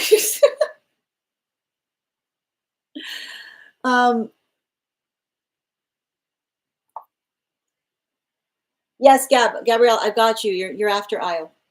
All right. So here's the thing about it. You do not need to accept everybody's like, here's the thing about like I feel like I see somebody bending over backwards to apologize for you, but I keep on hearing apologies do not change proximity. Apologies don't change proximity, which is the space by which I keep on seeing somebody try to say, I apologize, so now everything should be okay between us. No, it doesn't work like that. It doesn't work like that. It's being energetically respective in relationality to like what we can effectively bring forth in ourselves is what I keep on seeing. And I feel like there's something really important about that because um,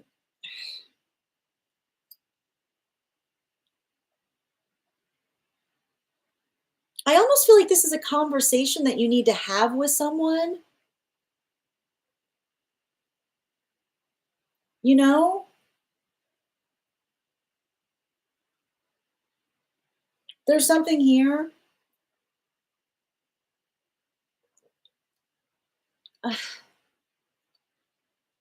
And here's the thing, like,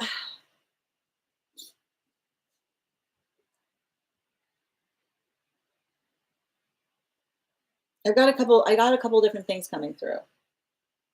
And I'm just gonna, and I feel like there's something important about it because, um, first of all, the reason we apologize is that when we don't apologize, then we're basically saying it's a space by which when we don't apologize for something that we need to energetically apologize for, like it is the space by which we are changing energetic standards is what I keep on seeing. Like, and I feel like that is what you need to be effectively conscientious about. And I keep on seeing this because I feel like I've got some kind of force of intention in someone that is potentially like, I don't know why I keep on hearing and like relationship, there's no cooling off period, right? Like the sound of someone saying, I need a cooling off period is someone that is not in control of their emotions, is what I keep on seeing. Like the space by which another person says, I need like, and I keep on hearing, you can give someone a minute, right? If someone's going through a lot of like, like a lot of emotions, right? Like you give someone like the difference between a minute and a day is the space by which another person has control of their own emotional, like that is the space by which another person is articulating that they are emotionally healthy, is what I keep on seeing. And that doesn't mean like, it doesn't mean that we can't be upset, but that we are energetically protected in relationship because we work for our upset to be productive, not energetically destabilizing. And so I see some kind of situation, and this is why I feel like I see some kind of situation between you and another person that like I like, and if you've been feeling this, you know, like I almost see somebody that you were having some conversation in relationality to a manifestation goal. They blew up, and now they're waiting for you to reach out because they know that if you reach out, you don't have to have you've given up on the manifestation goal. You know, and I keep on hearing this. I'm like, I want you to recognize that that's the case. And I would also point out if this is a type of energy that isn't talking to you but is walking all around you, right? It's giving me a little bit of energy that's not talking to you but walking all around you, creating a little bit of that like miss me yet, right? It's not about missing things, it's about wanting the same thing. And so I would be very conscientious about this because I feel like I've I got this man, this retrograde. Like it's bringing energy like this, right? Hey, I like no non sequiturs, no non sequiturs when it comes to partnership, which is the space by which another person like says, "Oh, it's been a while," versus someone saying, "I'm finally ready to talk about it." Because I don't know where you left it with someone, but I see that like I just keep on seeing this. Like it feels to me like I keep on hearing the difference between somebody feeling like something is over versus giving something a cooling off period is the space by which another person wants to return back to something. And I keep on hearing whatever that conversation was, whatever you were talking about at the time of separation, that is not a chalkboard erase moment. That is a bookmark. You pick back up exactly where you left off. And I don't care. And I keep on hearing if the energy comes back and says, after all this time, be like, yeah, like after all this time. It's not about the space by which I keep on hearing. When we have an energetic standard, our energetic standards do not erase in the context of time. So I feel like there's something really important about that, because I feel like I see some kind of situation, you know, I keep on hearing, don't forget if someone owes you an apology. This is why apologies are important, because apologies are the space by which we articulate that something was energetically unacceptable. And I think that there's like, I feel like I just keep on seeing that there's a lot of this emotionality here. And I would articulate this too. I would not move into the space. Like if this is a situation where someone walked away in the context of having of having a conversation, right? I keep on seeing, don't let emotionality erode the fact that someone owes you an energetic apology, is what I keep on seeing. Because I see somebody here who cares about you a lot, but it's not about whether they care about you, it's about whether you guys want the same things. And I feel like I see a lot of care, but not the same manifestation goal.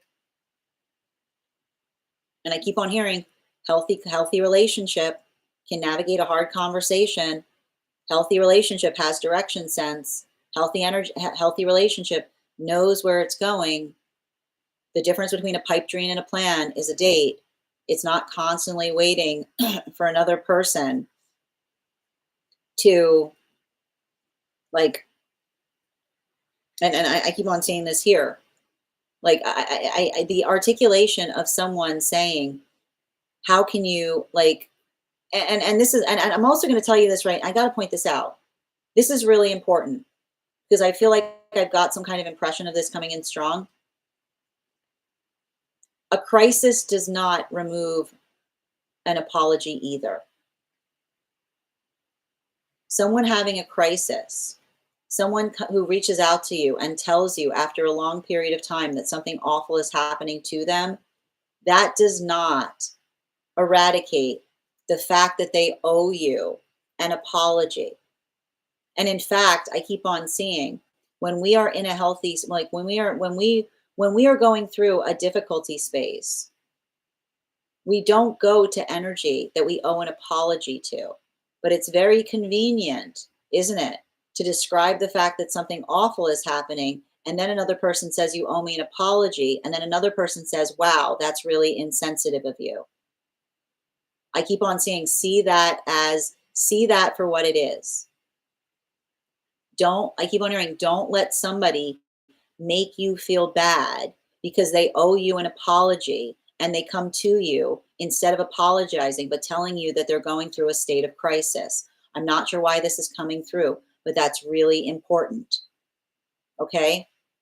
Bottom of the deck. Crises do not erase apologies, but when someone does not want to apologize for something, it's very convenient to talk about something awful, to reach out to someone in the context of something awful occurring. And then when we try to bring up the fact that we're still hurt, they try to ricochet by saying, wow, that's so insensitive of you. It's not insensitive. It's insensitive of them to reach out, knowing that there's an issue between you.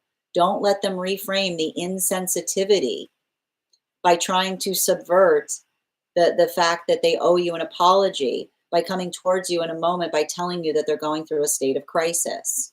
Because I keep on seeing, when we are in a state of crisis, we don't reach out to energy that we know that we have a discordant space with. That is the sound of someone that's trying to create the space by which, like they're trying to make you feel like, I'm wondering, it's empathetic manipulation. It's a space by which another person knows that they owe you something, but they articulate the fact that something bad is going on. And then the fact that you say, well, I'm still upset at you because we never resolved that, then being like, wow, that's so cruel of you. That's not you being heartless. Just recognize that. Recognize it for what it is what I keep on seeing. Thank you so much for having that reading with me. And if this message connected to you as well, it's very common for those who need these messages to be here to experience them. We are doing personal readings right now. If you would like to get on the list, I've got one more spot today before the list will be closed. 3 cards for a donation of $29 or more 4 cards for a donation of 23 or more for my subscribers. Links in my bio. Please keep in mind there are 2 things I don't read for across these apps, pregnancy and medical. Happy to give insight on anything in private readings, and you can book private readings on my site. Next person we are reading for today is Gabrielle. Gabrielle, if you're here, can you respond in all caps? Let me know if you'd like a general reading or if you have a specific question you'd like me to answer. And also, we got to our 100K milestone. Gabrielle, hold your question for a moment so we can do that giveaway. And I'm just going to take a moment to read over some of the comments that came through as I was reading. Sending you support on that journey, Isle.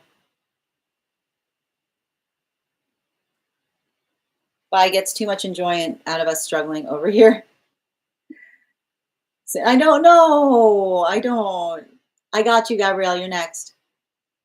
No, I don't know. No, I'm not like that, Nikki. The list is open. No contact. No, I see this. This is painful. This is what I mean in terms of what I'm seeing. It's like it's. But this is what I mean in terms of like the emotionality of something, right? Like I keep on hearing, don't let someone erase the fact that they haven't, like, I keep on hearing, I miss you is not the same thing as I want the same things as you. Just be very conscientious of that. Sasha, thank you for the follow. He's not. I agree with that to an extent. Like an hour in that is natural and healthy. It's 6 months, nothing. Days, yeah, and inconsistent. Yeah, that's super messed up. They don't have to atone. Yeah, this is classic. Hi there, gorgeous. How are you? I don't, again, if this is the situation, I keep on hearing, if there's a situation where you articulated upon a manifestation goal, like I see somebody, like I keep on hearing, if this is I keep on hearing, you don't mess things up by asking for clarity in relationality to the direction of something healthy. You only mess up relationship when something is not healthy and another person blows up in the context of you, of saying that you're making problems where problems don't exist. Thank you as well, Veronica. Heather. Yeah, I got you, dear. You're after Grace. You're so welcome, Isle. Yes, I got you, Bridget. You're on the list as well. Okay. No, and thank you guys for supporting each other in the comments. Thank you. I got you. Okay. I know. And I want you, like, I think one of the things that's going to help with this is I really want you focusing and writing down those manifestation goals. And I don't want you attaching a name to it. I just want you to write, like, this is what a healthy relationship with counterpart would be like. I hope that helps. All right, we're going to do our 100K giveaway, and then we're going to be doing a reading for Gabrielle. I've got one more spot today before the list will be closed. I am thinking of a number right now. And thank you so much, Angie, for the follow. No, Julia, I've got you, dear. Okay. I'm thinking of a number right now between, hold on, I haven't had that. You have Great Carmen. You got to give me a minute. All right, I am thinking of a number right now between 1 and 43. First person I see that posts a number will get the reading. First person I see, not the first person that posts it. Sometimes I see things in a different order than you guys post them. No. No. No. Ooh, Bridget. Congratulations. Well done. All right, we will do that again when we get to 150K. Bridget, I know you're already on the list, so you let me know if you want to hold that reading or not. The next one, we'll do a next person on the list right now is Gabrielle. I'm going to pin up Gabrielle here. Hold on a moment. Yes, it's important to think, would my ideal partner treat me like this? Beautifully stated. Avoidance going to avoid. All right, I'm pinning up Gabrielle here. Okay. Sending you support. All right. First thing we're doing, though, is let's warm up the intuition muscles with an intuition check. I've got the animal spirit guide card here. We're going to count back from 10, and when we get to 1, I will reveal the card. 10, 9, 8, 7, 6, 5, 4, 3, 2, 1. Got the adder. Thank you guys for participating. We'll do that again after the next reading.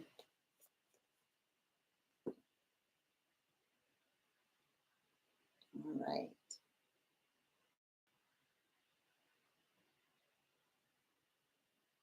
All right, reading toward my relationship. Okay, and life in general. 4 cards, please. 4 cards.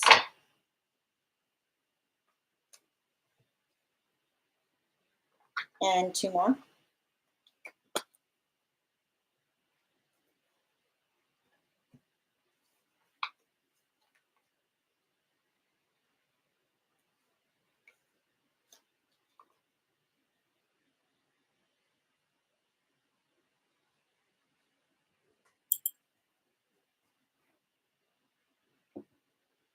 I feel like you have to have a conversation with someone in relationality to the manifestation goals of a relationship, you know?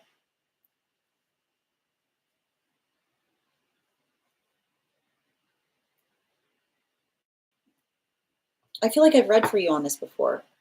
I keep on hearing something about you having a conversation with someone and telling them that you're not a vacation. I keep on hearing I'm a path, not a destination, which is I keep on hearing I keep on hearing I don't know. It's like I don't know why I almost see somebody who's like, oh, I'm so glad to be here. I can relax. I can kick my feet up. This is such a nice this is such a nice place to visit. I keep on hearing the word visit. And I keep on hearing the difference. I keep on hearing the difference between visit and live is the shape of I keep on hearing is the shape of a cohesive experience, is what I keep on hearing. Like there's somebody, it's like it's giving me a little bit of this don't get too comfortable energy, you know? Um and I don't know, I don't know why, I don't know why I'm getting some kind of modality of someone being like, oh, here, you left this here. You know what I mean?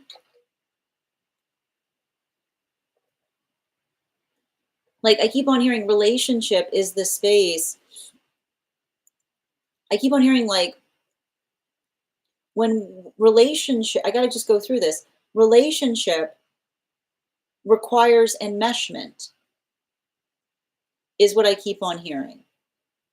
And enmeshment is the space by which we identify and articulate what's mine is yours, what's yours is mine. And I keep on saying it's not that it's not, I mean, that doesn't mean it doesn't mean that we take liberty on one another's things, is what I keep on seeing. But I keep on hearing the framework of an enmeshed experience has to do with I keep on hearing the circumstance or situation by which the circumstance or situation by which we identify and articulate upon what it is that we're energetically trying like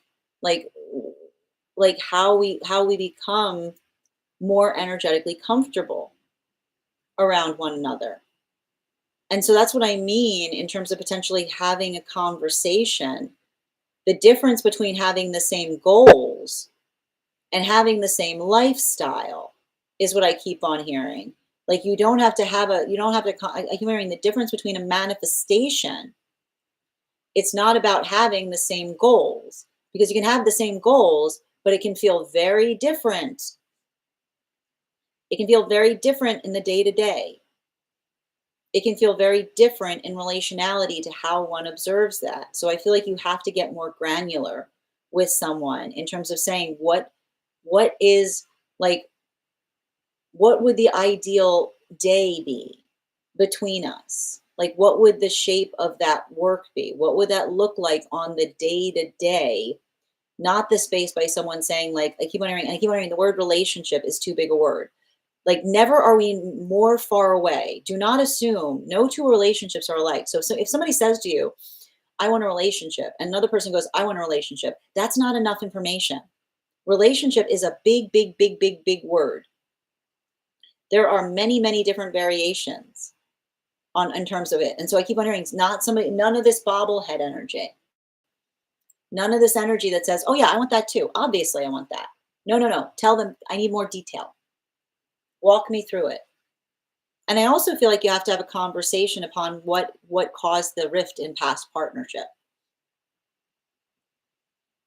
Because I just keep on hearing, like, I've got some kind of energy here that's in some kind of modality of good fences makes good neighbors, which is I keep on hearing the space by which another person says, "Oh, I like it just the way it is." No, I like a space where I have my stuff and you have your stuff, and this is just the way it is, and this is the way it's always going to be, and I'm never going to. And this is great. Look how great this relationship is. Look how great this relationship is that has really really strong boundaries. Is what I keep on seeing. Right? Like I keep on hearing, look how strong this relationship is that has really, really strong boundaries, is the articulation or the definition of potentially recognizing the difference between the type of the level of enmeshment that you aspire for versus the level or degree that they're comfortable with. So I keep on hearing, you need to have conversations about enmeshment. And when you're having conversations about enmeshment, it's not enough to say, I want a relationship too. Enmeshment talks about how we want the relationship to be on the day to day. How invested are we? Are we living together? Are we spending our days together? Or are we in separate places? Are we visiting? Because that's what I keep on seeing in relationality to another person. I see one person I keep on hearing, good fences makes good neighbors. Somebody saying, I like it just the way it is. I love the fact, like someone being like, oh, it's so, like almost like somebody bragging to someone, being like, oh, it's so good. We don't touch each other's stuff. You know what I mean? Like I always hear somebody being like, oh, it's so good. It's so nice. We don't touch each other's stuff. It's lovely. Versus another person saying, I am losing my mind because another person does not want to enmesh in a relationship the same way that I desire to enmesh.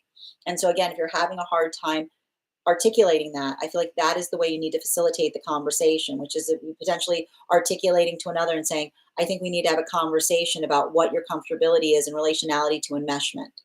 Bottom of the deck, and again, and I always like to point this out. The funny thing is, those with boundary issues, this is the funny part. Those with boundary issues have hard times with enmeshment. You'd think it was the other way around. You'd think it was the other way around. But again, often someone with boundary issues experience intimacy wounds, which is they start to get upset when someone gets too close to them, right? So, and here's the thing with alignment, it's not necessarily a negative or a positive. Everybody needs to determine their level of comfortability as it relates to enmeshment, but you have to have a conversation on it. And that's why I keep on hearing, I want, like somebody saying to you, I want the same goals. I've got the same goals. Like that doesn't cut it, because you can have the same goals and have very different ideas or ideals in relationality to what that would look like on the day to day. So I feel like you have to say to someone, I need you to go into more detail. Or you need to start articulating to another what your dream is, being like, this is my dream. This would be my dream relationship with you. This is the shape of it. This is what it would look like. This is how invested we would be in relationality to each other's experience. Because something I keep on seeing here, and I would be very conscientious about another person's history, because I would be very interested if someone articulated the fact that they had to leave a relationship because someone was not giving them enough space. Because I keep on hearing that often in healthy partnership, that space does not go, like there isn't more space, there is less space. But when someone has a boundary issue, they'll often articulate the fact that a relationship did not go well because someone wasn't giving them enough space. And that can often be indicative of someone who's not looking for an enmeshed relationship. Thank you so much for having that reading with me, Gabrielle. And if this message connected to you as well, it's very common for those who need these messages to be here to experience them. We are doing personal readings right now. If you would like to get on the list is open. I've got one more spot today before the list will be closed. 3 cards for a donation of $29 or more. 4 cards for a donation of $23 or more for my subscribers, Binks and my Lio. Please keep in mind, there are 2 things I do not read for across these apps, pregnancy and medical. Happy to give insight on anything in private readings, and you can book private readings on my site. Next person we're reading for today is Grace. Grace, if you're here, can you respond in all caps? Let me know if you'd like a general reading or if you have a specific question you'd like me to answer. We're also at 108 150K likes. When we get to 150K, I will be gifting a reading back to the collective. So make sure you're tapping that screen. We'll get to 150K in no time. All right. And Veronica, thank you for those roses. Just reading over. It does have the coloring of a cow. Thank you, because I got back on the list. Oh, I have a Jeff too. Sending you guys support. Yes, definitely. He says, you do have the same goals. It's not about the goals. It's about the lived experience. That's why I can't fully relax. Yes.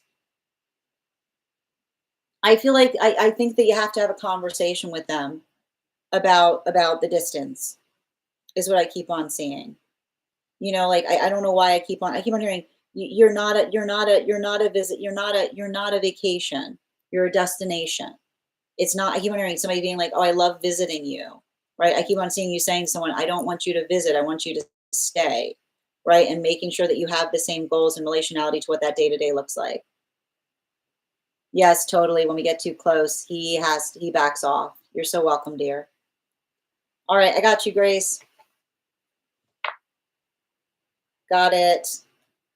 All right, before we continue,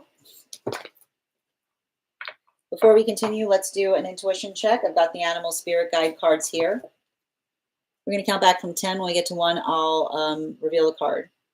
10, 9, 8, 7, 6, 5, 4, 3, 2, 1. The eagle. Thank you guys for participating. We'll do that again after the next reading.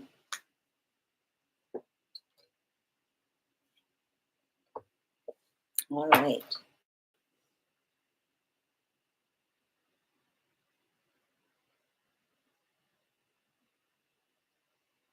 And I'm going to pin up Grace here. Guys, make sure to give Grace some love. Okay. Got it. 4 cards, please.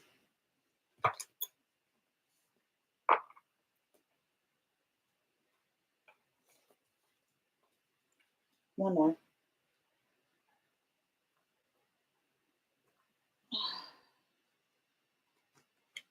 Okay. Whoa. Okay. I knew that was going to happen. Hold on. Yeah.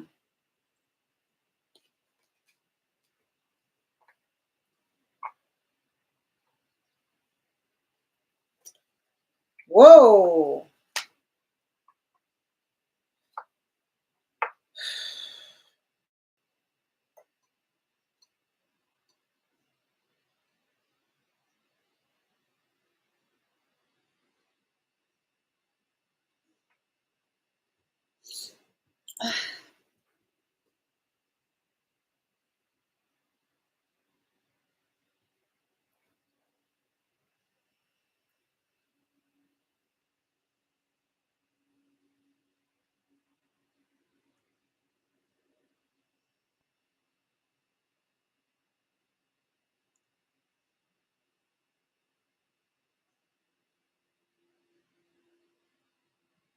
You know, I've got this, I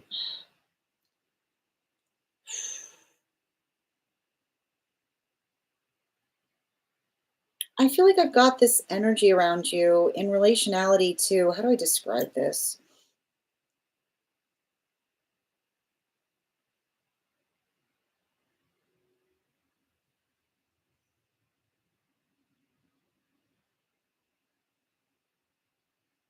You know, I feel like I see you going through like a major energetic transition. But like the one thing I want to articulate or identify in relationality to that energy of transition that we're observing here, it has to do, I feel like it's, and I just need to articulate this because it feels a lot like I can see it's very much in alignment with what we were reading in the energy deep within divine union, which is the observation that when we're going through a maturation process, it is not uncharacteristic to have energy around us articulating the fact that we're moving in the wrong direction. is what I keep on seeing. Healthy relationship, healthy energy, one like wants to see us steadfast is what I keep on seeing. And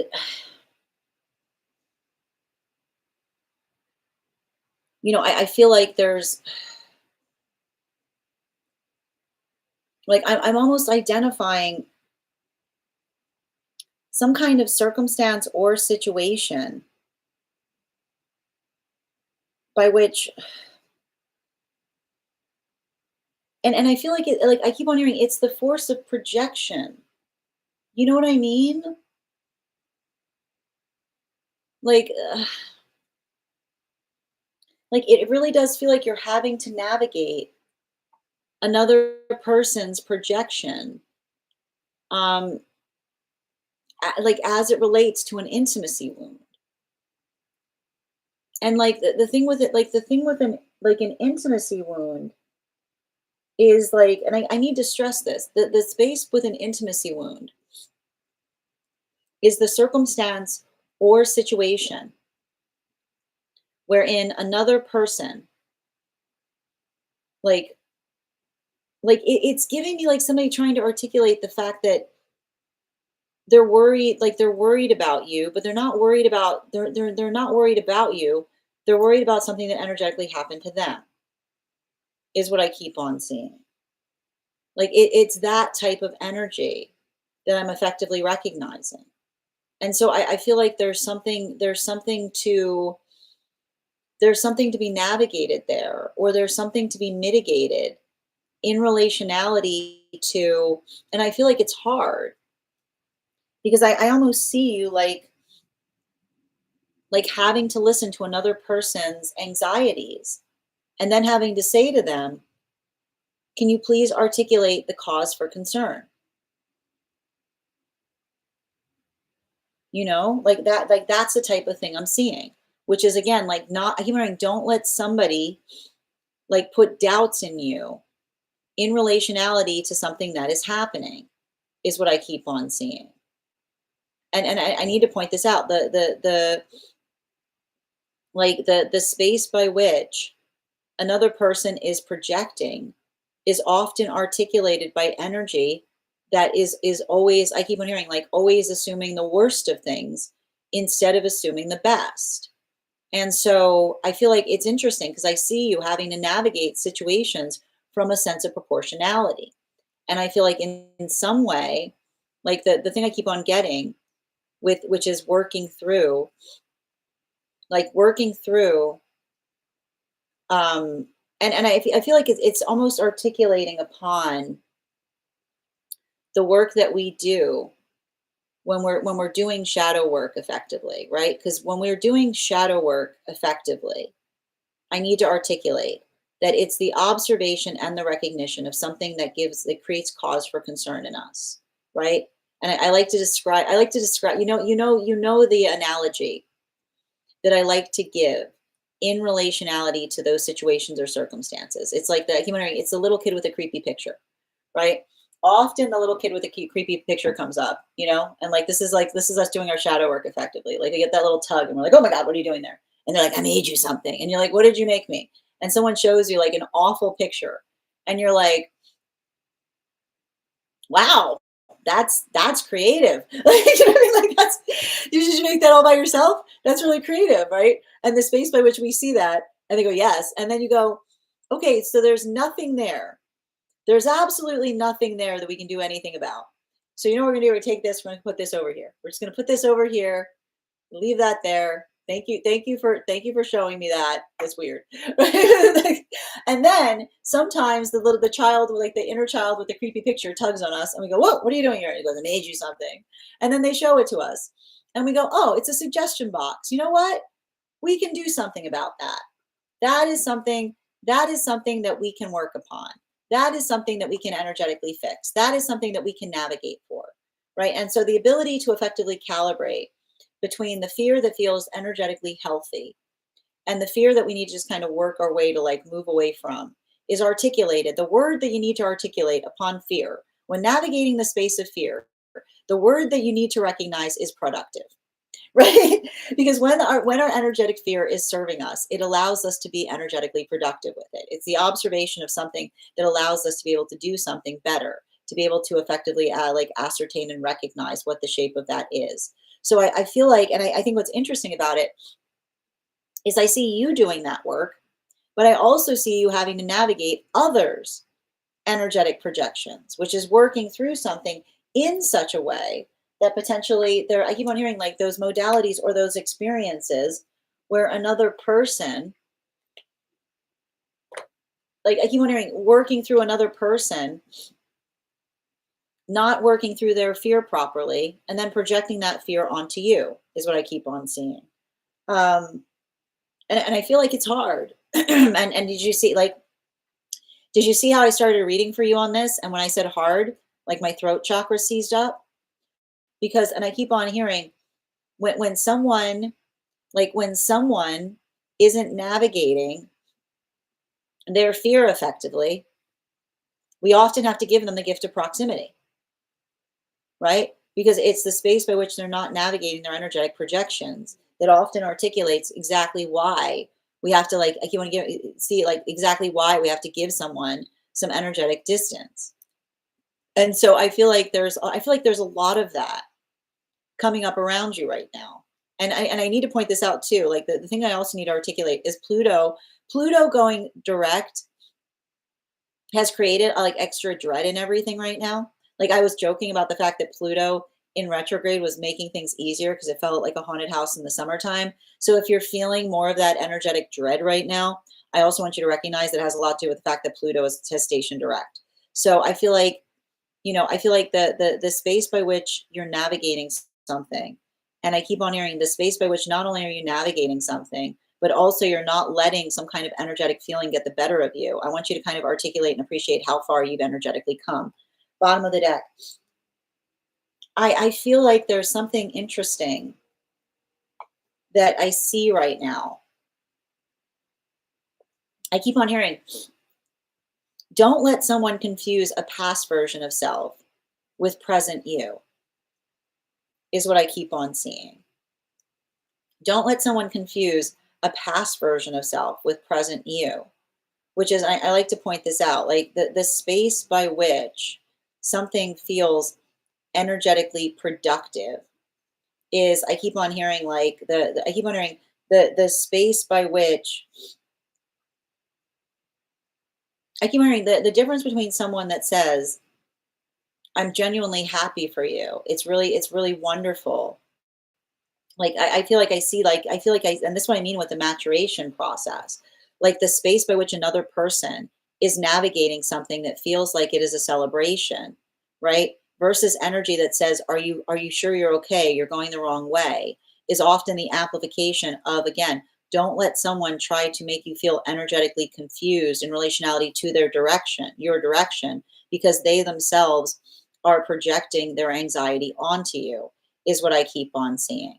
So I feel like I keep on hearing like there's something significant upon that force of intention, which is I keep on seeing like don't let another person don't let another person like don't let another person give you their fear, is what I keep on seeing. And I keep on hearing, especially if that fear is completely unreasonable, is what I keep on getting. And I keep on hearing the difference, like the difference between, like I said, and they're saying like pay attention to what we articulated upon the energy that feels like it's a healthy fear versus not, which is the fear that feels the fear that feels energetically practical and productive, is the space by which we're able to amplify and articulate what I keep on hearing like what feels like, I feel like it's almost like you having a conversation with someone and being what's got you all up in arms, like what's got you so stressed out,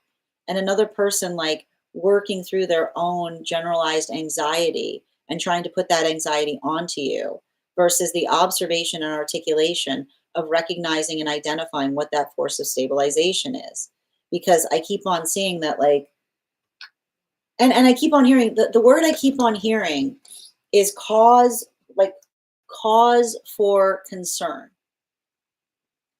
is what I keep on seeing, which is I keep on hearing like and it's interesting too, because when I say cause for concern I keep on hearing cause for concern is the space by which another person I keep on hearing I keep on hearing the concern that has cause is the concern that's stabilized or grounded in fact, is what I keep on hearing.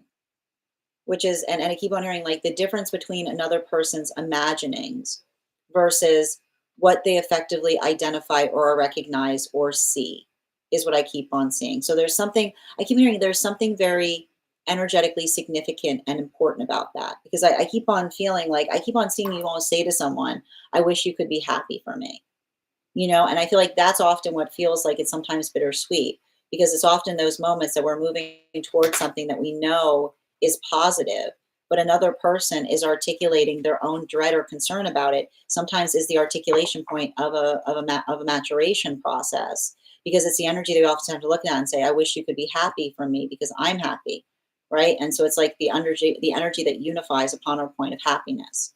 Thank you so much for having that reading with me, dear. And if this message connected to you as well, it's very common for those who need these messages to be here to experience them.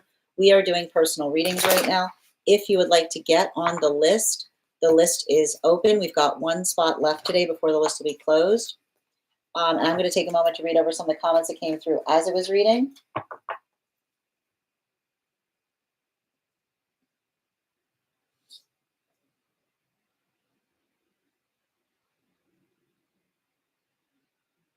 I feel like it's interesting too, because and that's what I mean, because you named three different vectors, and I feel like it's the I keep wondering it, and I feel like it's almost like the space by which another person tries to give you their anxiety and being like, I know you're worried, but this is what you could do if you're really worried. This is what you could do that would be supportive. Is what I keep on hearing, being like, if you're actually energetically concerned, this is something you could do that would be energetically helpful to that. It's good advice, actually. A light bulb just went out when you said that. Thank you for confirmation. The list is open, Gloria, if you'd like to get on the list. That's what I've been struggling with. I've had enough projecting coming and going for my life. I'm not. It feels irrational because they don't want to hear me happy, or it seems. Spot on. Past version with present. 20 million gazillion percent. Their fear hasn't been articulated, and I don't speak to my happy because of it. Yeah, stopping that. Absolutely. Absolutely. And thank you for confirmation on that and sending you support on that journey, dear. Pumpkin, these are donation-based readings. So if anybody's on the list who would like to, if anybody wants to get on the list, I've got one more spot today before the list will be closed. It is 3 cards for a donation of 29 or more. 4 cards for a donation of 23 or more for my subscribers. Links in my bio. Please keep in mind there are 2 things I do not read for across these apps: pregnancy and medical. Happy to give insight on anything in private readings, and you can book private readings on my site. You're welcome, dear. All right, the next person we're reading for today is Julia. Julia, if you're here, can you respond in all caps? Let me know if you'd like a general reading or if you have a specific question you'd like me to answer. And if anybody else would like to get on the list right now, you will be the 3rd person read for. Wendy, thank you for getting on the list. The list is now closed. Hi, dear. And as we wait for Julia's question, let's do an intuition check. Also, friends, we're at 116K likes. When we get to 150K, I will be doing a giveaway and gifting a reading back to the collective. Excellent. All right, I've got the animal spirit guide cards here. We're going to count back from 10. And when we get to 1, I will reveal the card. 10, 9, 8, 7, 6, 5, 4, 3, 2, 1. Got the eagle. Thank you guys for participating. We'll do that again after the next reading. Gloria, can you please confirm where you sent the donation? I just need the initial. Don't put the full name of the location, please. All right. And I've pinned up Julia here. Guys, make sure to give Julia some love. Reading on the week coming up ahead. Insight, got you. 4 cards, please.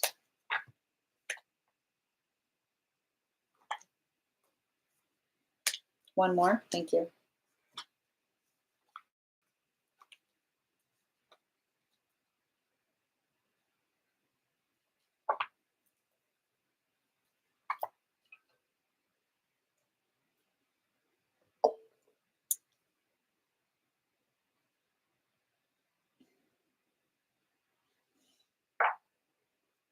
The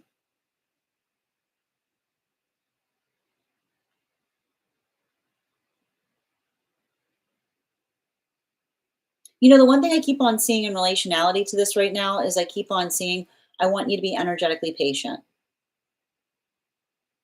is what I keep on seeing. I keep on getting I keep on hearing there's something about becoming, um, I don't know why I keep on hearing there's something about becoming a familiar face, is what I keep on seeing. And that's what I keep on getting too. Don't, like they're almost articulating upon not getting frustrated or upset if it takes some time, because I don't know why I'm picking up some kind of energy, and I feel like and I think this, I keep on getting working through energy that feels like it's dubious, is what I keep on hearing. I keep on hearing energy that is dubious often, I keep on hearing, often requires us to, like and it's interesting, I keep on hearing I don't know why I keep on hearing the term jumping through hurdles, but it's like I keep on hearing it's the space by which not letting I keep on hearing not letting another person, not letting another person's short temper, or not letting another person's not allowing another person's I just keep on hearing not letting another person's dismissiveness energetically deter you, is what I keep on seeing. There's something about that I'm identifying here. Don't I just keep on hearing don't let their dismissiveness deter you, because there's something I keep on hearing there's something about you articulating or identifying your own sense of energetic tenacity to something that I feel is going to be energetically supportive, is what I keep on seeing. And I feel like it's I think it's interesting too, because, you know, I almost feel like it's giving me it's giving me a little bit of it's giving me a little bit of sharpness, is what I keep on seeing. But even I keep hearing even the space by which you navigate another sharpness, I keep on seeing I keep on and I feel like I keep on hearing this. I don't know why I keep on getting this. I keep on getting that's not a detriment, it's a benefit. That's the funny thing about it. I almost see it's I don't know what's going on in terms of some kind of energy here. And that's what I mean in terms of becoming a familiar face, because I keep on seeing that there's something about I keep on hearing the appreciation of uniqueness is subjective on the quality of the individual that is able to articulate and identify it. So I keep on hearing, remember, you are not looking. I keep on hearing, remember, what you're doing right now is not about impressing one person. But I see it's I keep on hearing becoming an energetically familiar face, which is I keep on seeing the space by which you can I keep on hearing the space by which you can introduce yourself to as many people as possible, is what I keep on seeing.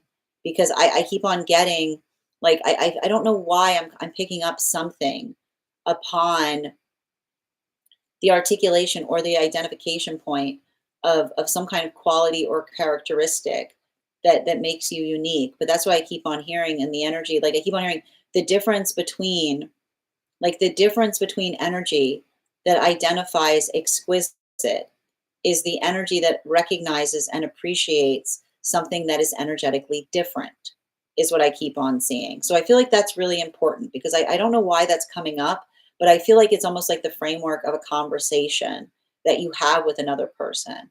And I almost feel like it's not, and I keep on hearing it's not the space by which you take something personally, but almost like you're able to take, I keep hearing the space by which another person articulates negative, and you're immediately able to articulate that that is in fact a positive. Bottom of the deck on this reading, especially with the Fool card, there's something with that Fool energy. Like I said, you know, it's giving. I told you, like something about coming back. I keep hearing the benefit of coming back on different days is meeting different faces, is what I keep on hearing. And I keep on hearing like you are in the business right now of putting your face in front of as many different people as possible, is what I keep on getting. And so I keep on seeing something about that, remembering that. Like I keep on hearing if someone says, "Oh, you have to come back," you say yippee.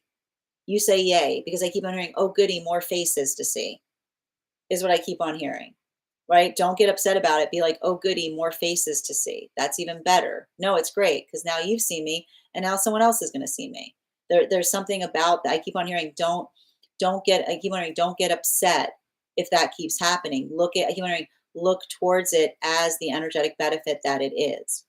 Thank you so much for having that reading with me, Julia. And if this message connected to you as well, it's very common for those who need these messages to be here to experience them.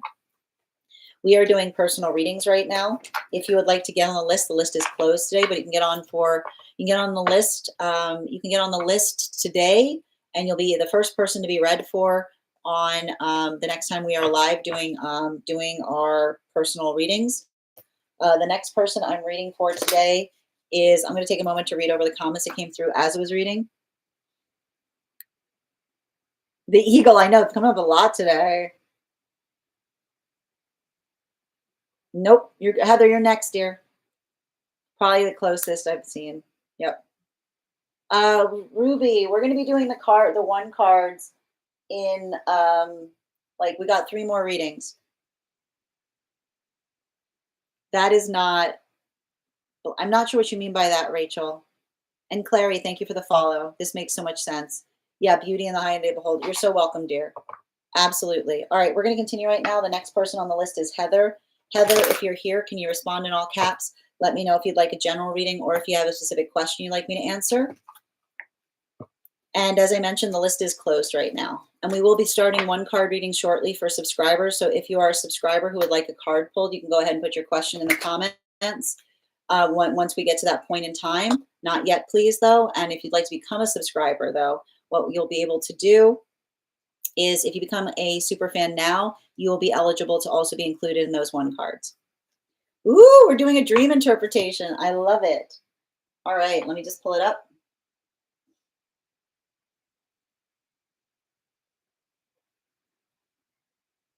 Just bear with me. Okay. And I'm going to, before we continue right now, let's do an intuition check. All right, I've got the animal intuition cards here. We're going to count back from 10. And when we get to 1, I will reveal the card. 10, 9, 8, 7, 6, 5, 4, 3, 2, 1. Adder, thank you for participating. We'll do that again after the next reading. All right, where were we? Yes, it's not detrimental, it's fortuitous. Yep, you got it, Rachel, exactly. All right. And I'm going to pin up Heather here. Guys, make sure to give Heather some love. Outside tea. I had a dream last night that I was sleeping in my car in the back seat on a street parked near me. It was an intersection. I remember seeing this intersection and the lights. I remember hearing my mom's voice, who passed 4 years ago. I also heard my daughter's voice. I returned home in the morning. I remember saying, "You could have found me on the tracker."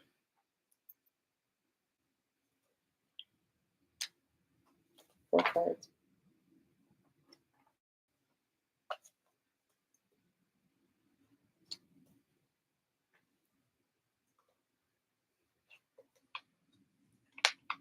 Wow.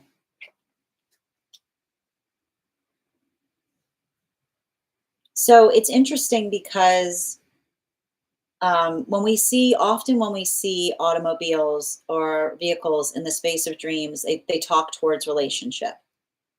And so what we're effectively identifying in this particular dream is that you said you had a dream that you were sleeping in your car in the back street on in the back seat on a street parked near you. And what we effectively identify that would be indicative of is potentially talking about an energetic relationship where you feel comfortable to put your guard down. And this is indicative in the fact that you said that you were sleeping in the car in the back seat, and you said on a street that was on a street parked, and in the back seat on a street parked near me. Now you also articulated the fact that it was an intersection, and you said the fact that the place that you were parked, there was intersection and lights. So what we're effectively identifying in that experience is working through I keep on hearing working through the energy or the difference. And I think it's interesting too, because I would be very conscientious as to whether this was something that happened to you at some point in time. Because, and I want to describe this in relationality to the fact that what we effectively see is happening in the space of the dream is it's helping you to articulate upon inner child healing. And the inner child healing that we're effectively identifying has to do with your location.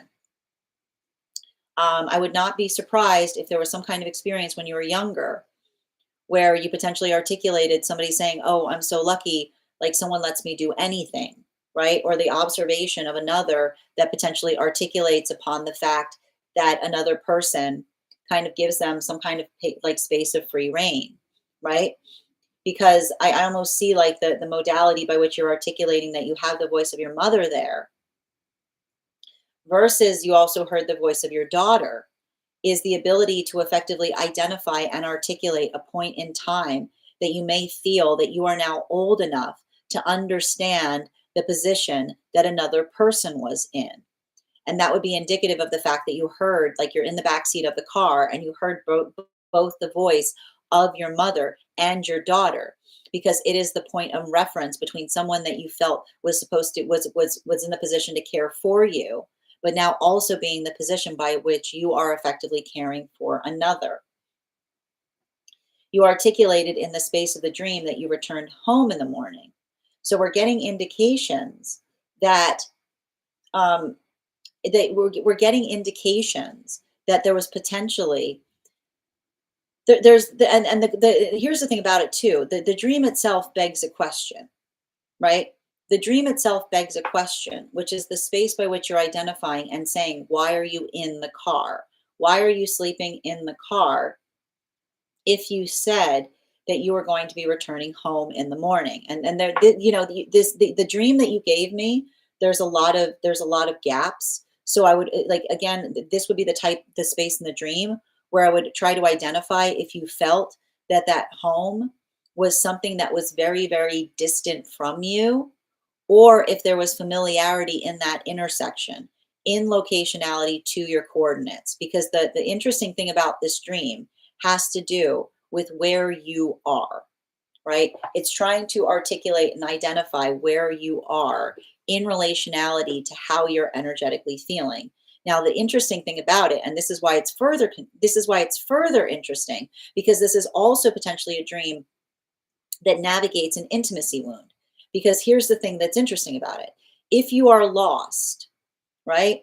If you are energetically lost, and it's the space by which another person was energetically concerned about you, the space by which you said to them, you could have found me on the tracker, is potentially identifying the space by which another person potentially there's some kind of wound in relationality to knowing where you are, but almost trying to have a conversation with someone and saying there's a tracker, there's no cause for concern, you know where I energetically am at every moment.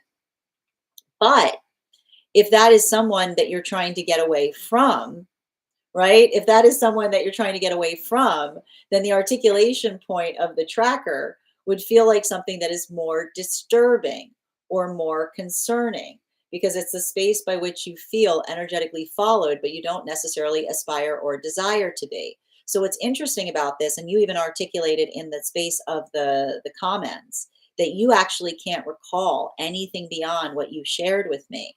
The fact that you can't recall it is working towards your own feeling or sense of security and stabilization. I would be very conscientious as to whether this dream left you feeling safe.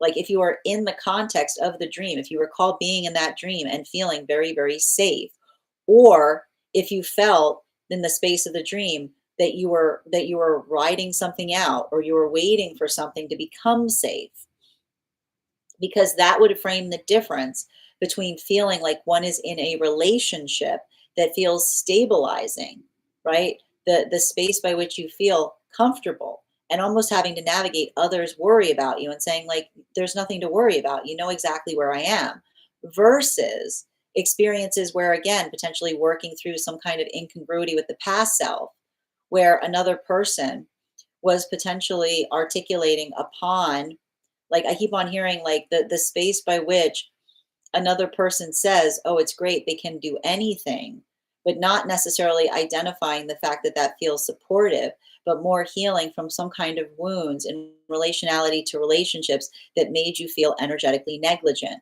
which is not the space by which another person seems to be indicative or having that quality or characteristic of caring about you.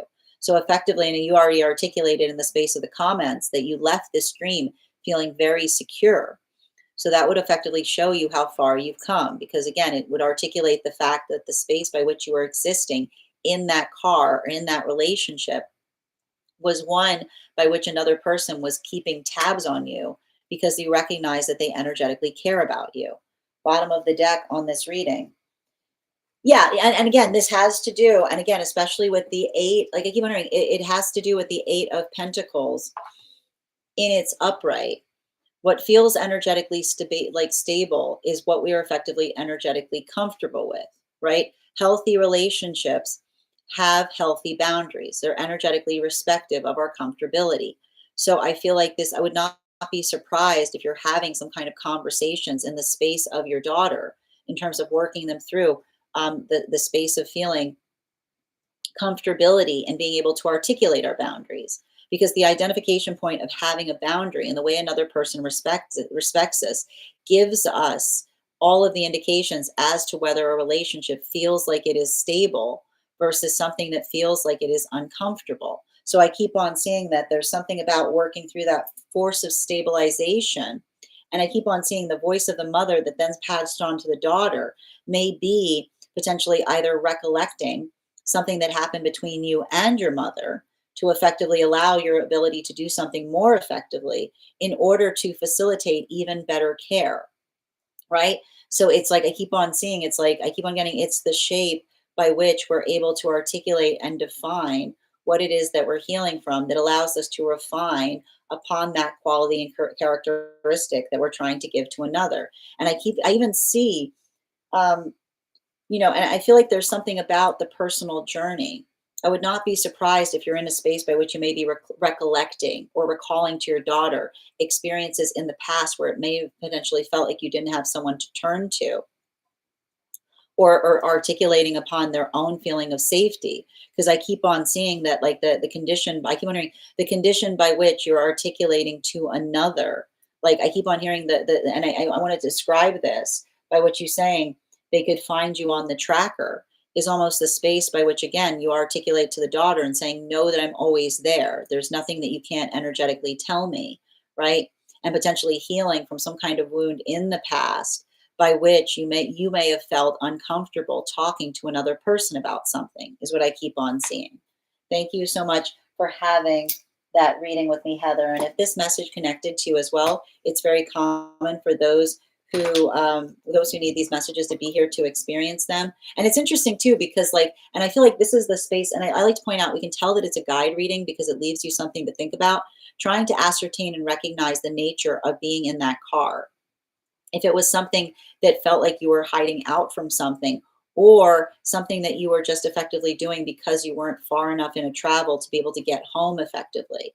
I feel like that contemplation too, like I keep on seeing like there's something about contemplating upon that as well that may help you kind of understand it on an even deeper level, is what I keep on getting. You're so welcome, dear. All right, we're going to continue right now. Thank you so much. As I mentioned, guys, the list is closed, but if you want to get on the list for the next time we're live, you can do so, and you'll be the first person read for.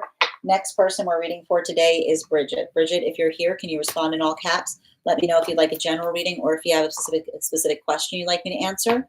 And if anybody else would like to get on the list right now, you will be the third person read for. I mean, no, but sorry. We are after the second person, sorry, after our second reading, we will be moving into one card readings for subscribers. So if you're here to have a subscriber reading, go ahead and stick around. We'll be starting those one cards. If you'd like to become a subscriber, you can become a super fan, and your super fan status will make you eligible for a one card. All right, absolutely. Before we continue, let's do an intuition check. I've got the animal spirit guide cards here. We're going to count back from 10. When we get to 1, I will reveal the card. 10, 9, 8, 7, 6, 5, 4, 3, 2, 1. The hare. All right. And we'll do that again after the next reading. And I'm going to pin up Bridget here. Make sure to give Bridget some love. Can I get 4 cards, please?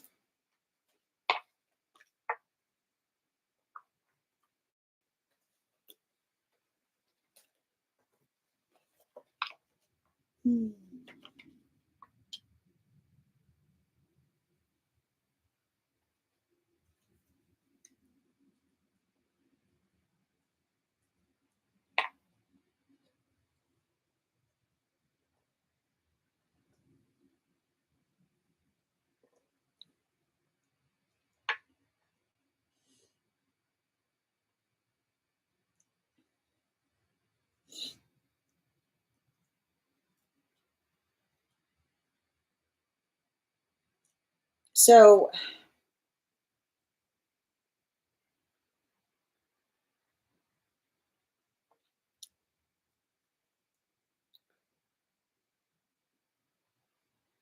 I feel like there's something, I feel like I'm identifying something for you right now. I keep on seeing something energetically in relationality to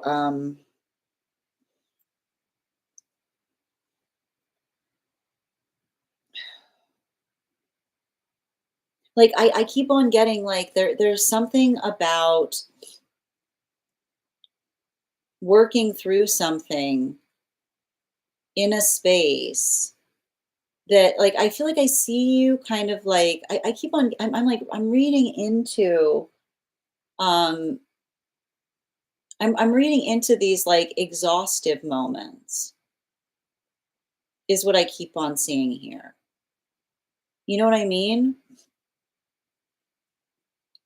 And I keep on hearing like there's something about there's something about and it's interesting too because you'll recall that we did an earlier read for you, and there was something about the word nourishment that was coming through, and I feel like the thing I'm noticing is um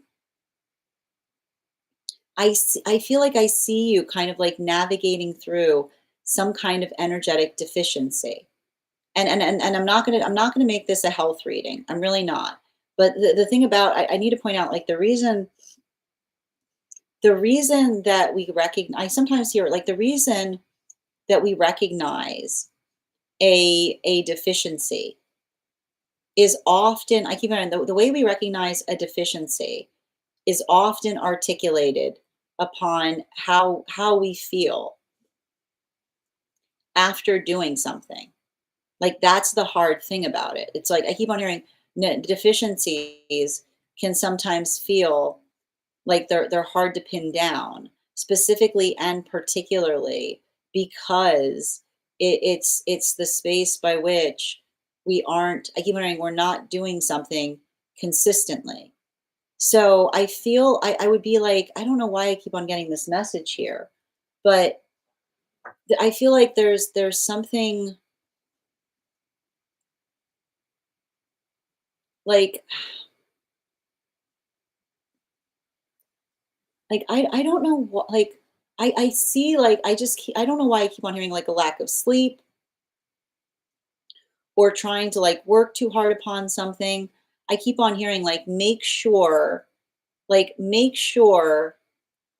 that you are doing a lot of work right now in terms of trying to energetically regulate. And this is coming through, and I keep wondering, there's something about you going through some like extra sensitivity here, which is saying like I know even the space by which I'm saying that. Like I know like I can almost see somebody saying like easier said than done.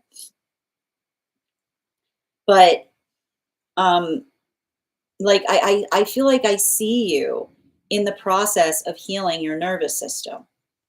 And I keep on hearing like the process by which we heal our nervous system is the space by which we move it out of being in a perpetual state of readiness, is what I keep on seeing. And so that's why I keep on getting like I want you, when I say I want you to prioritize rest, I don't mean like you can't do anything. I mean you have to give yourself some energy. Like you have to, I keep wondering, you have to give yourself some allocation. I keep on hearing it's got to be your business to set some time each day to do absolutely nothing. And if you say you can't, then I insist on it, is what I keep on seeing. If you say you can't, then I insist on it. Because I keep on seeing that like that is I keep wondering like that is how you're gonna regulate your nervous system. Is like working through and learning that it's okay not to I keep wondering that it's okay not to have to constantly be on every single moment. That I keep on hearing like the space by which you're able to do so is going to allow for like some kind of context. And I keep on hearing like let that be your meditation, right? Like I keep wondering, let that be your meditation. Be like, that is my meditative state, allowing myself the context of feeling energetically safe, seen, important, and supported to give myself some kind of sense of downtime. And I feel like there's something about that. Um, I keep on hearing that's a gift to yourself, but I keep on hearing even in the space by which you give yourself that gift, I feel like I keep wondering it's the gift that's going to pay back in dividends because I keep on seeing that honor like others honoring that as well is what is going to effectively allow like I keep on hearing like it's going to allow I keep hearing it's going to benefit everything that you're doing because you're creating I keep hearing because you're creating that space of energetic sanctuary for yourself. Bottom of the deck. Yeah, you can't you have to be specific. You have to be it can't be the last thing you do. It has to be the first thing. You know?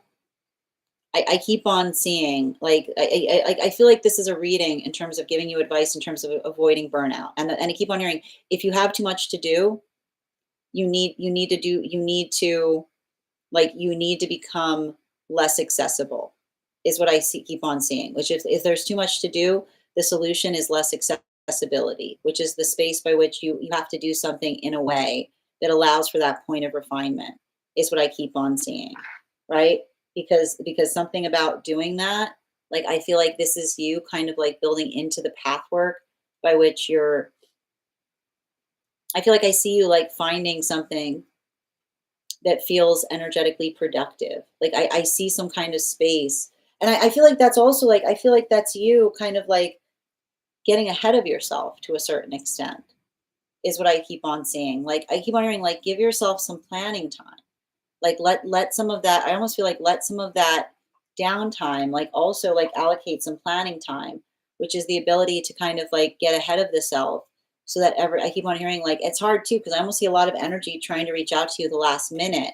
And I almost see like having to say like look almost trying to extend something and being like going forward this is the amount of space I need in order to effectively do something, is what I keep on hearing. Thank you so much for having that reading with me, Bridget. And if this message connected to you as well, it's very common for those who need these messages to be here to experience them. We are doing personal readings right now.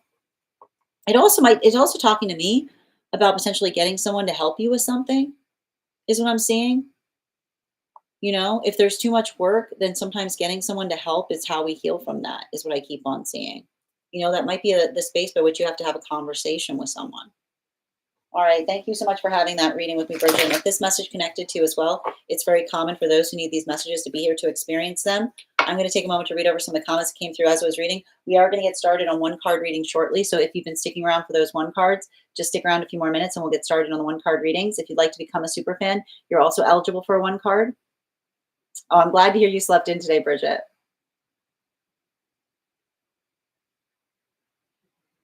Excellent. I'm doing a sleep clinic overnight study next month. Oh, thank you for confirming. Yeah, I'm definitely being more intentional with downtime. I've been doing a lot with work and dog sitting. Yeah. Thank you guys for supporting each other in the comments too. Oh, that's great. Thank you as well, Yaz. Thank you for the compliment, Yaz. Yes, it becomes too overwhelming when we give ourselves too many things to do. Absolutely. Yes, I want to have someone help me declutter. I like that. That's a great idea. Okay. You think about all we haven't done like clockwork. Beautifully stated, Alexandra. All right, we're going to continue right now. The next person on the list right now is Wendy. Wendy, if you're here, can you respond in all caps? Let me know if you'd like a general reading or if you have a specific question you'd like me to answer. And while we wait for Wendy's question, let's warm up those intuitions with an intuition check. I'm counting. We're going to count back from 10. Go ahead and put your impressions in the comments, and when we get to 1, we'll reveal the card. 10, 9, 8, 7, 6, 5, 4, 3, 2, 1. Blackbird. All right. And I'm going to pin up Wendy here. Wendy, can you let me know if we're doing a general or if you have a specific question you'd like me to answer?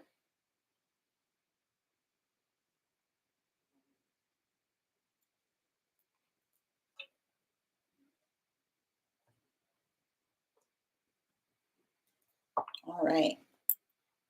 Yes, the list is closed today, but if you'd like to get on for the next time I'm on live, you can do so and you'll be the first person read for. All right. Okay, Wendy, just waiting for your question to come through.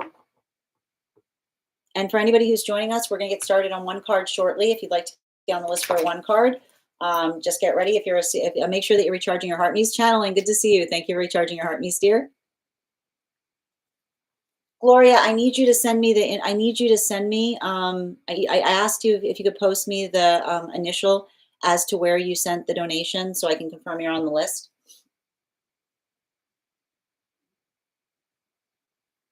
Thank you for confirming, dear.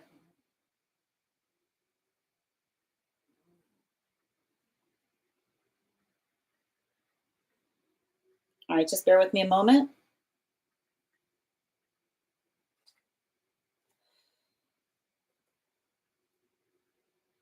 All right.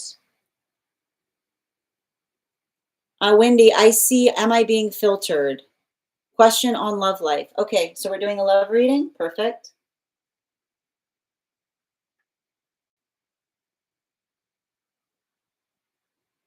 All right.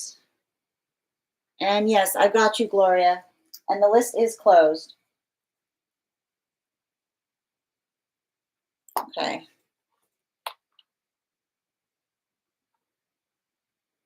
All right. And I've pinned up Wendy here. Make sure to give Wendy some love. Can I get 4 cards, please? 2 more.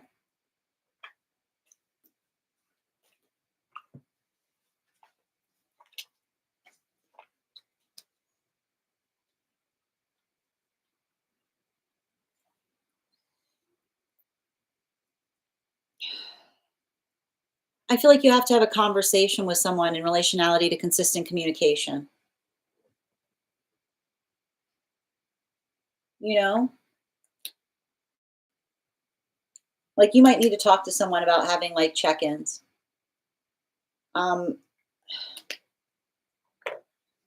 Because I mean, And I see some, here's the thing about it. When we're healing from highly traumatizing situations, quiet does not feel safe. When we're healing from highly triggering situations, quiet does not feel safe. Quiet can be devastating. And I feel like there's something that you need to articulate to another person about helping them understand the full extent of something that you went through. Because when we are healing from extremely traumatizing situations and everything is fine, like the mind does not go to fine when they hear quiet. They go, I mean, it's like the mind that immediately goes to like working through like the worst case scenario, or working through a lot of that heavy vibration. And I feel like there's something really significant and important there. And I feel like I keep on hearing like the space by which we explain that to another and how they hold us in that modality tells us everything we need to know in relationality to what will feel like a supportive relationship versus someone that isn't being sensitive in the fact that they're finding us in a point of healing. Because you know I just keep on getting the support that we give each other like through that is so significant. And I think that, and listen, if you're not sure if this is happening in some way, right? I feel like like you have to clarify to someone like the full extent of something that you're healing or recovering from. Because like that is effectively the shape of trauma, right? The shape of trauma is the space by which we hear silence, and we build upon the anxiety as it relates to what the silence indicates, instead of hearing the silence and feeling like it is a space of peace. Um, and I feel like there's something important about that, because I almost see like I keep on hearing we don't need to have had we don't have needed we have not we don't have to experience that to understand it, right? The space by which we can articulate to another, and the ability to say, I need you to understand that I once existed in a space where silence was deadly, is what I keep on hearing. Like that's all you say to someone. I'm like, I need to tell you the story about the fact that I'm recovering from a circumstance or situation where the silence was not peaceful. That the silence was always, I keep hearing that the silence was always the indicator of something going wrong. The silence was always the indicator of something that wasn't going the way it should be. So I feel like your ability to articulate that to another and how they hold it will tell you everything you need to know as to whether another person is ready to navigate a healing journey with you, because it's not too much to ask, right? And the amplification of saying like, look, this is how I feel about silence, and you're finding me in this point of healing from my fear of silence. If another person says that sounds like a you problem, they're not for you, right? If they articulate upon the fact that they don't understand that, then that is not the energy that you will ever be safe with. Because an energy that understands that you need that kind of support is going to be the energy that says, I completely understand. I will do what I can to support you through that. And thank you for telling me. It's going to be the articulation of appreciation. And I need to point out, if someone gets all up in their feels and gets reactive and you telling them that, that is exactly the type of energy you need to move away from. Because I keep on hearing energy that takes our trauma personally is often the energy that's going to replicate it. Okay. And again, I'm like, if you tell someone that without pointing a finger and they take it personally, that's interesting, isn't it? Right? If that's the energy that says, how could you even suggest such a thing? Often, I keep hearing that the projection often is indicative of hitting the nose on the target, right? Like someone who gets volatile instead of being understanding.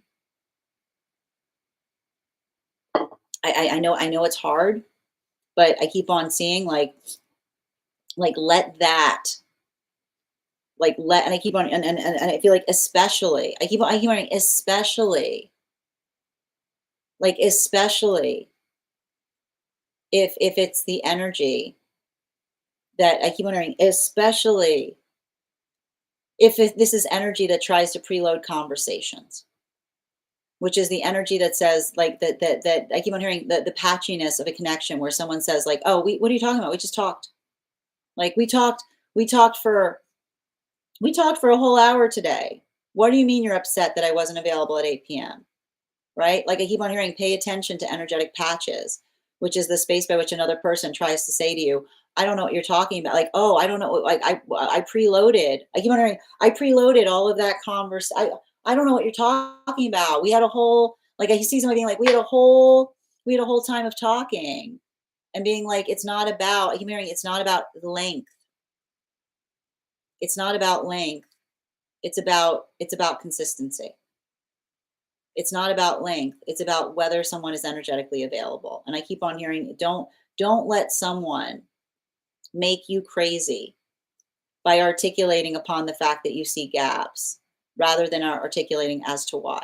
And I keep on hearing, when we're in a healthy space and we articulate to another that something that they're doing is making us crazy, it's the energy that is in alignment to us that goes, I am so sorry. I'm going to work to correct that. I don't want to put you, I don't want you to make you feel that way. But energy that says you are crazy for feeling like that is often exactly, I keep hearing, that is the sound of the target being hit, right? The articulation of someone saying like the articulation of someone saying you're not making any sense in the space by which you're making a lot of sense. Let that be your validation. Bottom of the deck on this reading. Yeah, especially with the chariot. I keep on hearing consistent communication. I don't know why I keep on hearing this. Consistent communication is not preloaded, is what I keep on hearing. Consistent communication is not someone, when we say, oh, I was trying to reach, like somebody being like, oh, I messaged you, and someone being like, I don't know what you're talking about. We were talking from like 3 hours between, but you'd be like, yeah, that's interesting, right? Noticing someone who tries to like put a lot of communication into a space instead of consistent communication. Like I keep on hearing, a surplus is not consistent. A surplus is also not a consistency point. So someone who tries to articulate and say, I don't know what you're talking about. We just talked for somebody being like, we just talked for like all of this time. Like someone trying to say, like, oh, but almost like pointing out the length of time instead of clarifying upon the consistency. Pay attention when you say to someone, oh, like I keep on hearing like the energy that articulates or defines. I keep on hearing the clarity, how easy it is to give each other. Like I keep on hearing how easy it is to give each other the reaffirmation of availability is the gift we bring in consistent communication, which is I keep on hearing the space by which I keep hearing the space by which we're being energetically authentic to one another, that is indicative by the observation of what it is that one means and how we feel. Thank you so much for having that reading with me, Wendy. And if this message connected to you as well, it's very common for those who need these messages to be here to experience them. We are about to get started on one card readings for subscribers. We have one more reading tonight, and then we will get started on those one card readings. You're so welcome, Rhiannon. I blocked someone like that, sending you support, dear. I needed to have that confirmed. I needed to hear this. Sending you support, Wendy. I hope these messages help. Oh, thank you guys for supporting each other in the comments. All right, Gloria, if you're here, can you respond in all caps? Let me know if you'd like a general reading or if you have a specific question you'd like me to answer. And as I said, the list is closed today. And we're going to get started on one cards once we complete this reading. I've already got some of your cards here, Gloria, so just let me know that you're here by responding in all caps. And while we wait for Gloria, let's do an intuition check. I've got the animal intuition card here. We're going to count back from 10. And when we get to 1, I will reveal the card. 10, 9, 8, 7, 6, 5, 4, 3, 2, 1. The hawk. Thank you guys for participating. We'll do that again after the next reading.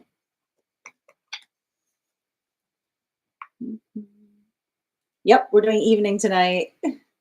I got you, Gloria. And guys, I'm going to pin Gloria up here. Make sure to give Gloria some love. I just started dating. I wanted to know good intentions. Thank you. Can I get, and thank you, Gloria. Can I please get, all right.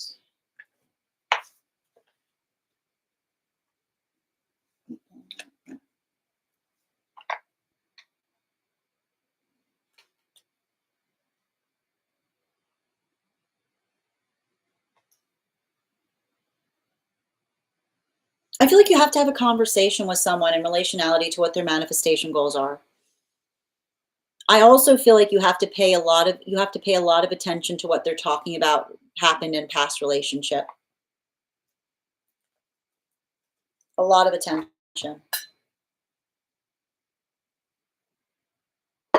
Because and I feel like I like the question, like, are they fresh out of a relationship? Because I feel like I see like I feel like I want you to make sure that you're having a conversation with someone in relationality to, like, I keep on hearing, let that history build into a context of clarity. And I keep on seeing that the thing that you're looking for is, I keep on hearing the difference.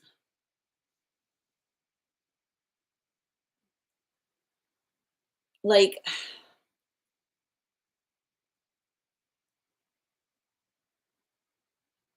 I don't know why I keep on hearing the space by which another person was,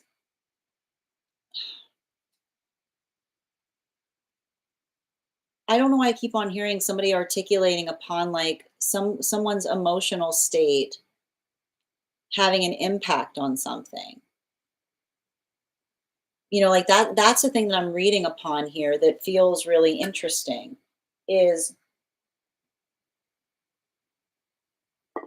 I'm just observing some kind of situation or circumstance by which, and I keep on, like, I want to be like, making sure that this person has an openness in relationality to talking about the past relationship. I keep on seeing is going to give you every indication as to whether they're ready to move into a new one. Because I keep on hearing, I keep on, I don't know why I keep on hearing the energy by which they say, I don't want to talk about it. I just keep on hearing the same message, which says, I don't want to talk about it, is something actively happening. If someone articulates and says, I don't want to talk about it, it's because it's energetically still happening. So I feel like there needs to be a conversation that you have in a relationality to another person to be able to articulate. And I keep on hearing, like, force the conversation. Say, like, tell me about your last relationship. What effectively ended the relationship? How long ago was that? How was, and I keep hearing, not only how long ago was that, when was the last time you saw that person? Is what I keep on seeing. Because I'm not sure, like, I'm not, and I'm not saying that this isn't something that feels like it's authentic. I see somebody in the process of going through, like, some kind of emotionality in relationality to past partnership. But the problem is, I see somebody that has someone that feels like they keep on trying to return back to them, is what I keep on hearing.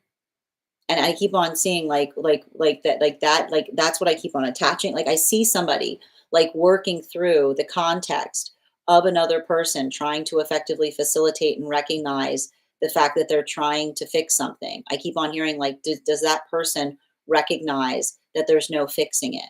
Because I just keep on seeing, and I keep on hearing, like, and I keep on hearing, there's no such thing as a closure conversation. There's no such thing as a closure conversation. So especially, I keep wondering, especially if they say something like, "Oh, I just want to talk to them for closure." That's not closure. That's somebody looking to. That's like someone looking for an opening. Yeah, like, not. I keep on hearing, there's closure is an illusion, right? If they start articulating upon the fact that they're trying to reach out to someone for closure, that's not a closure. That's an opening. I keep wondering, we don't build closure by having conversations with past individuals.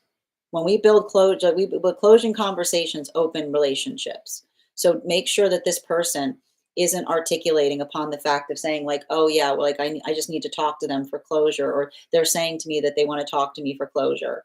Like I keep on hearing like there's no such thing as a closure conversation. Energy that wants closing conversations is trying to open things back up again. So I keep on hearing, make sure that you're having a conversation with someone, not just about where they left it, but what they will do inevitably when that person tries to come back. Thank you so much, Gloria, for having that reading with me. And if this message connected to you as well, it's very common for those who need these messages to be here to experience them. We are doing personal readings. The list is now closed, but we're going to be moving into one card readings for subscribers. If you are a subscriber who would like a card pulled, go ahead and put your question in the comments. If you would like to become a subscriber, you can hit that, you can become a super fan, and your super fan status will entitle you to a subscription, one card. You're so welcome, Gloria. And Savannah, thank you for the follow. Carmen, I don't see your subscription here. Can you please confirm your subscription? Ruby, one card in the potentially getting, okay.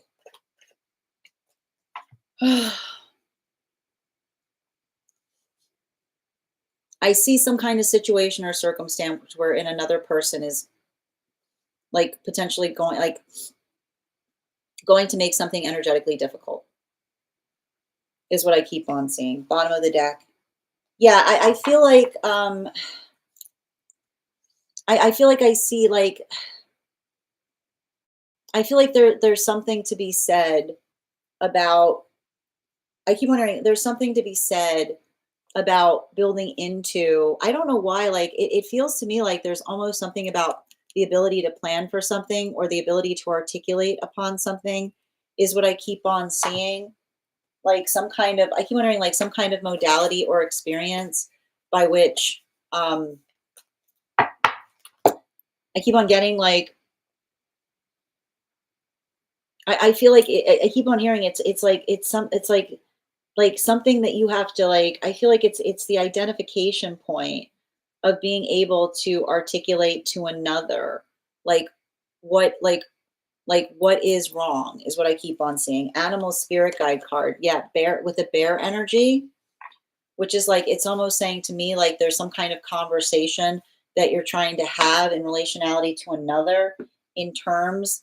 I keep on hearing like it's almost like having like the like I keep on hearing like something that requires time is helping another person identify and see an unhealthy pattern. So I feel like it's like almost like working through the space of having to articulate to another what is energetically happening. I keep on seeing, just I keep on hearing make sure that you're being like, I keep wondering, like, make sure that you're being energetically like clear and consistent in relationality to identifying or articulating. I keep on hearing I keep on hearing the word pattern coming through, if that helps. Alexandra, one card on potentially working in, ooh, interesting, potion making. I mean, this feels like, I don't know why, it feels like there's something right up your alley here with this, like the moon card. I don't know if there's some kind of ancestral connection here. I feel like there's some kind of an ancestral connection. Bottom of the deck. Yeah, it feels like I feel like it's interesting because I feel like I see you doing something, but it's tapping into some kind of like energetic history is what I keep on getting. Animal spirit guide. Yeah, like like the eagle energy. It's interesting because I don't see it as something new. It feels like you were claiming something. It feels like I almost feel like it's you getting in deeper touch with something historical is what I keep on seeing. Bridget, on counterpart, please. They're done. Every time I pull this energy right now, I keep on hearing they're trying to disentangle themselves from something energetically complicated. Bottom of the deck. Yeah, I got myself into this mess. I got to get myself out. And I feel like it's interesting because they're taking full accountability for it. Like I almost see somebody that's articulating and identifying and I keep on seeing like I keep on hearing, it's like I keep on seeing like There's something about the environment that they're in that doesn't feel like there's any possibility of facilitating healthy partnership. Yeah, the bore energy, and I feel like I keep on seeing it feels like someone taking a lot of personal responsibility for it. Like I almost see someone being like, they're not. I keep on hearing they're not projecting. I keep on seeing like this is the energy being like, no, I understand the change I need to bring. Ella, one card, highest good, please. Um, don't get overly stressed on things that are outside of your control. Do what you can. I keep on hearing do what you can and recognize, and I keep on hearing pay attention to the energy that appreciates that is what you're doing. Bottom of the deck. Yeah, Ace of Cups. Wow, you got double aces right now. So I feel like especially with that Ace of Cups, it's like I keep on hearing, remember, the care that you give to others starts with the self, which is saying to me, like, it's not the space by which I keep on hearing, it's not this space by which another person is demanding upon what you do, but being energetically appreciative of what it is that you're trying to do. Like I keep on hearing, let that shape, like let that carry the shape in terms of what it is that you're like putting like let that determine the energetic shape of where you're concentrating your force or your intention, which is I keep on seeing like not I keep on hearing like not the type of energy that like I keep on hearing not the type of energy that finds fault even when you're doing the best that you can, right? The energy that appreciates the fact that you're doing as much as you can. Good vibes. One card is for the best of our connection. If I still remain silent. Okay.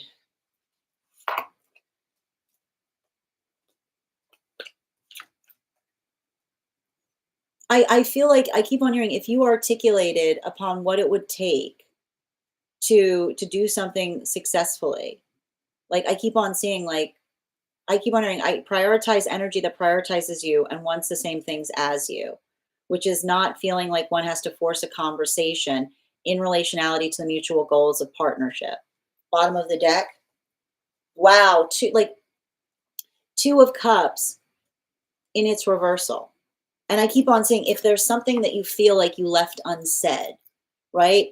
If there's something that I keep wondering if there's something that you've thought upon and you've and like I feel like it's almost like the space by which you say like, okay, like it's like I keep on hearing like the difference between hastiness, between like if there's something that you want to be accountable to, or there's something that you want to effectively say like, you were right about this, like that modality, then that's something that you could heal in terms of recognizing. But I keep on hearing like making sure that you're not coming into the proximity of someone trying to check to see if they're still emotional about something. Animal spirit guide. Yeah, especially with the dog energy, right? Like I keep on hearing like you know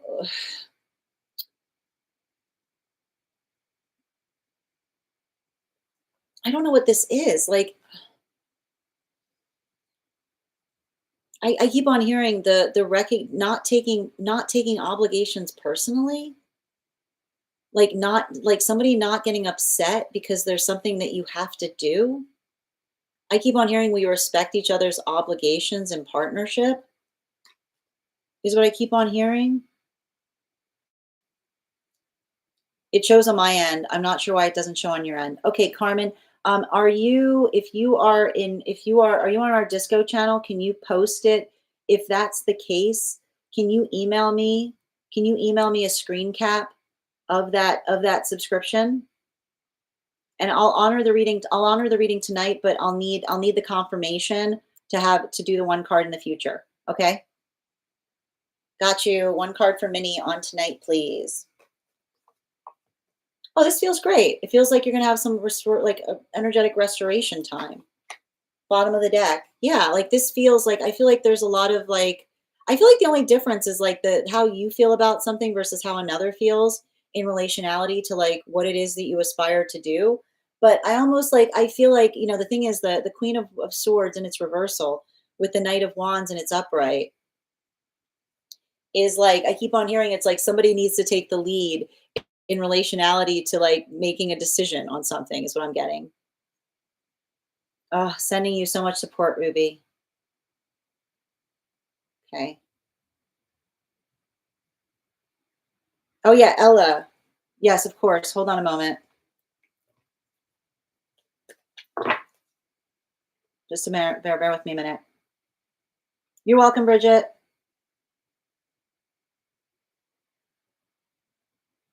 Okay.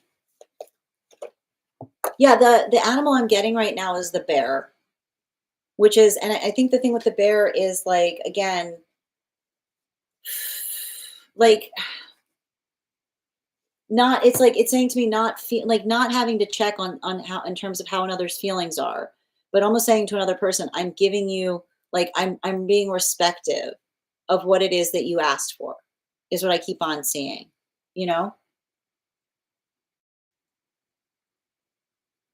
Yeah, you see, you're not seeing it either. Thank you for confirming, Bridget.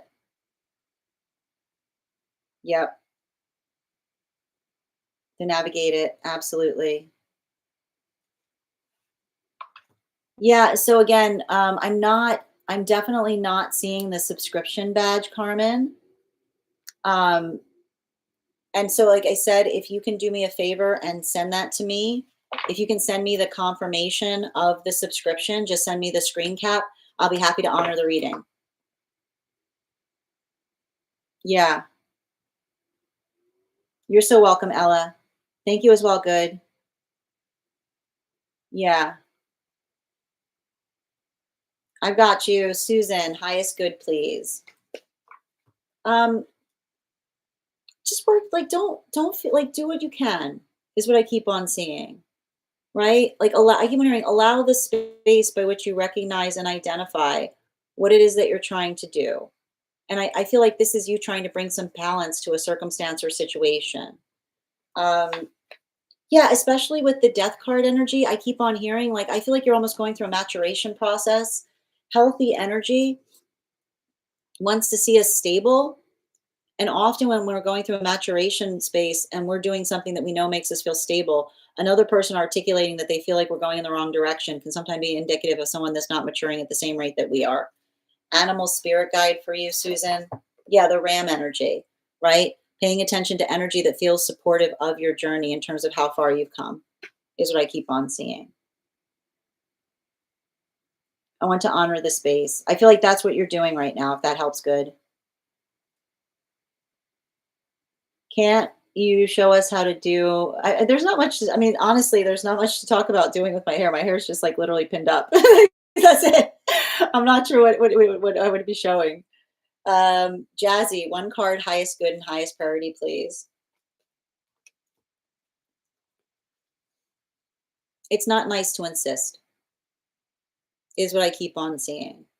Like, I keep on hearing the space by which I keep on hearing, like, the space by which, um like, the space by which we don't feel like we constantly have to, um like, it's saying to me, like, the space by which we build into the context of being appreciated is not the space by which we feel like we're constantly having to, I feel like it's the space by which we identify or recognize not the feeling of not having to constantly, like, chase after things.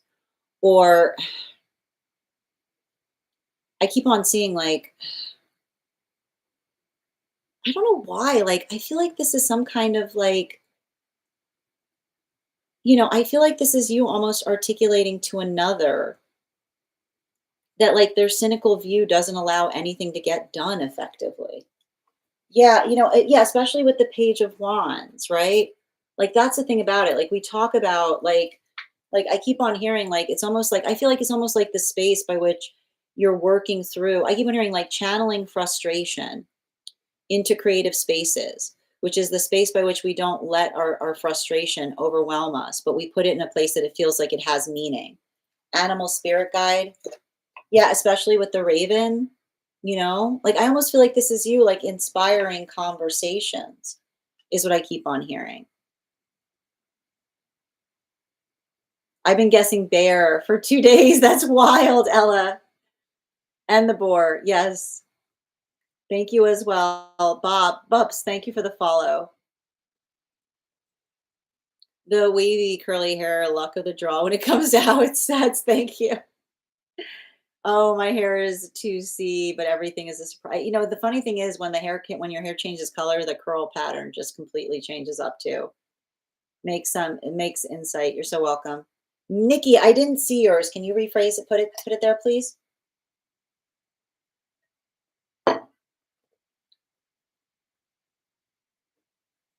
And Carmen, if you just want to email me that confirmation, I'm just looking for it here. All right. Repost highest party for Nikki. I got you, dear. Highest party for Nikki, please. Um,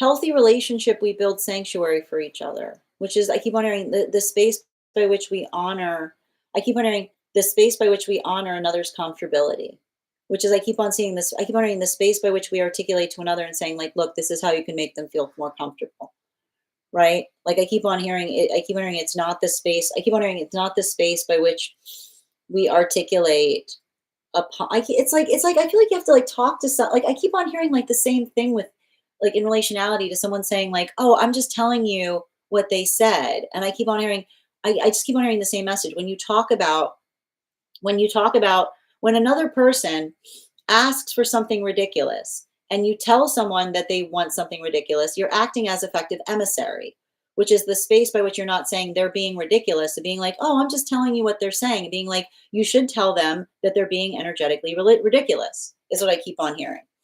Yeah, like tower, right? Like it's not, I keep on hearing it's not about being like, well, I just thought you should know, being like, no, you should have, what did you say to them?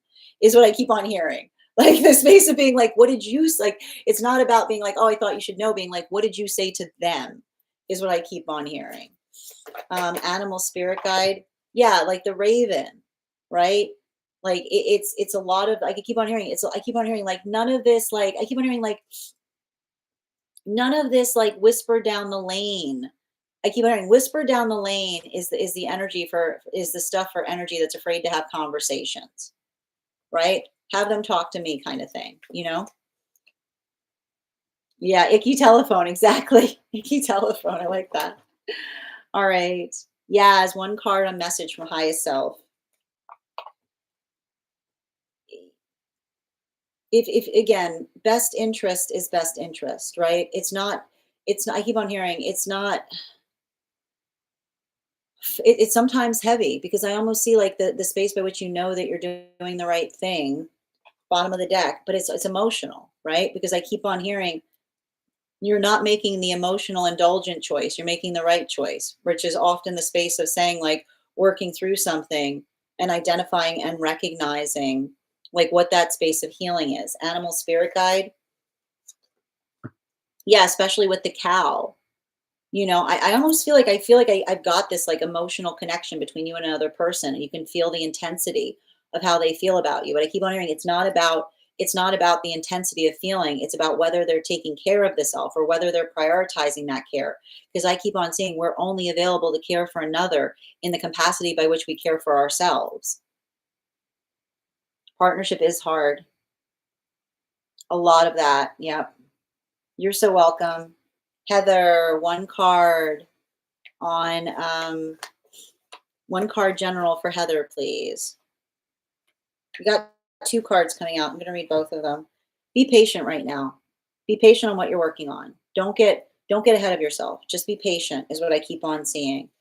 Yeah, I keep on hearing, especially like I feel like there's something you're doing. You just have to get used to energetic rejection on it, right? Like the space by which I keep on hearing when you're working towards something where you only need one success, every rejection is a point of victory because I keep on hearing you're racking up rejections to get to that point of success. Animal spirit guide, yeah, fire dragon, right? Like I keep on seeing that like the space by which like again like this I keep on hearing the space by which I don't know why I keep on hearing like navigating rejections or work. I keep on hearing the sound of success is the sound of receiving many rejections because I keep on hearing, especially if something you're doing only requires one yes. So I feel like that's like I keep on hearing if you're feeling like that, be like you are in the business of racking up rejections. Is what I keep on hearing. Thank you so much for having that reading with me, Heather, and thank you for being a subscriber. Yep, absolutely. All right, final call right now for any of my subscribers who would like a card pulled or has not had a card pulled, or anyone who would like to become a super fan to have a one card reading tonight. We will be back on, I will be back on tomorrow evening to do one card readings for subscribers. Oh, was there another Heather? I apologize. I only see the same Heather. Oh, I see rainbow. Oh, that's weird. I couldn't see it before. One card on understanding. Ooh, who I am more. I feel like there's something observant about being able to honor the space of your feelings, is what I keep on seeing. And I feel like you're learning to hold yourself more gently, which is I keep on seeing like the space by which you're able to, like, I feel like you're doing a lot of inner child healing right now. And the thing with inner child healing is often being able to articulate the right to feel that way. I keep wondering, the right to feel that way is amplified by the ability to have a conversation about it, is what I keep on hearing, right? I keep on saying it's like the feelings that are not fortified just be in the fact that we feel them, but the space by which we're able to honor them in the space by which we're able to articulate why we feel the things we do so strongly. Animal spirit guide, yeah, especially with the crane, right? The pathwork of introspection that's allowing for productive dialogue. And I keep on hearing we don't force conversations in terms of the idea in terms of what it is that we aspire in relationality to those conversations. I keep on hearing we're present, we're energetically present to how another, like what another, like I keep on hearing like what another person's intentions are. But I keep on hearing like this is you learning how to protect your heart space more by giving that point of compassion to the self. Oh, thank you, Ella. I appreciate you. Kim, I got you, dear. Hold on a minute. You're welcome, Alexandra. All right, first grace. I've got first grace. Um, you got, this is the second time you've got the Ace of Pentacles today. We had it in your other reading with a different deck. So I keep on hearing health. I feel like your healthy energy wants to see you steadfast.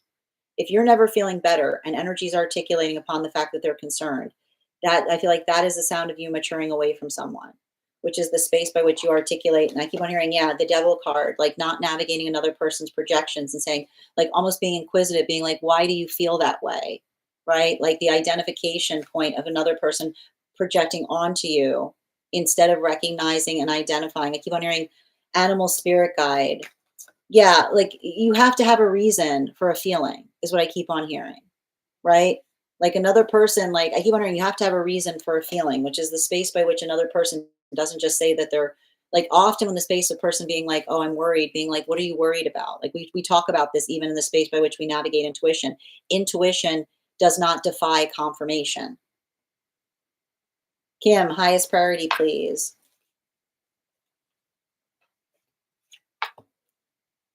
Allowing your emotionality. I feel like this is some time to kind of allow yourself to feel something. I feel like you're finally coming out of some kind of trauma space. And often we come out of trauma spaces, it's learning that it's okay to have emotions about something. Yeah, especially with the Ace of Cups. You know, I feel like this is, I keep wondering, the space by which you're honoring your feelings is the space by which you're feeling energetically safe, seen, and supported to have them. Which is like I keep wondering, like the space by which you're able to energetically process and communicate how you're feeling, especially with the crane, right? The way we fortify upon our feelings is the ability to bridge the gap via the conversation. So potentially, I don't know if this is you reconnecting with someone or articulating upon something, but like I keep on hearing like potentially working through something in such a way that you're trying to amplify or articulate to another why something bothered you, is what I keep on seeing. Excellent.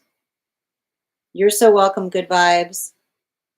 All right, friends, we've reached the conclusion of our reads for tonight. I want to thank you guys so much for being here and receiving these messages. As I mentioned, I shall be back on tomorrow for one card readings for subscribers in the evening. And if you would like to be notified as to when I've gone live, you can head over to my profile and turn on notifications there, and you'll be alerted when I've gone live. If you became a subscriber tonight, thank you. I would invite you to head over to subscriber only disco channel, introduce yourself to the collective.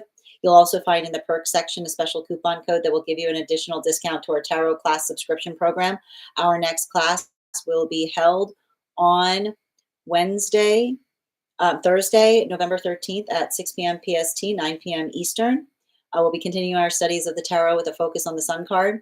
I want to thank you guys so much for being here today and sharing in these messages. Huge thank you to my followers, old and new. Thank you for being here and sharing in these messages. Huge thank you to my subscribers. Your ongoing support means the absolute world to me. And the biggest thank you to my mods. I hope you guys have an absolutely beautiful day. Please take care of yourselves. Please take care of one another. And we'll do this again tomorrow. Have a great day, everyone.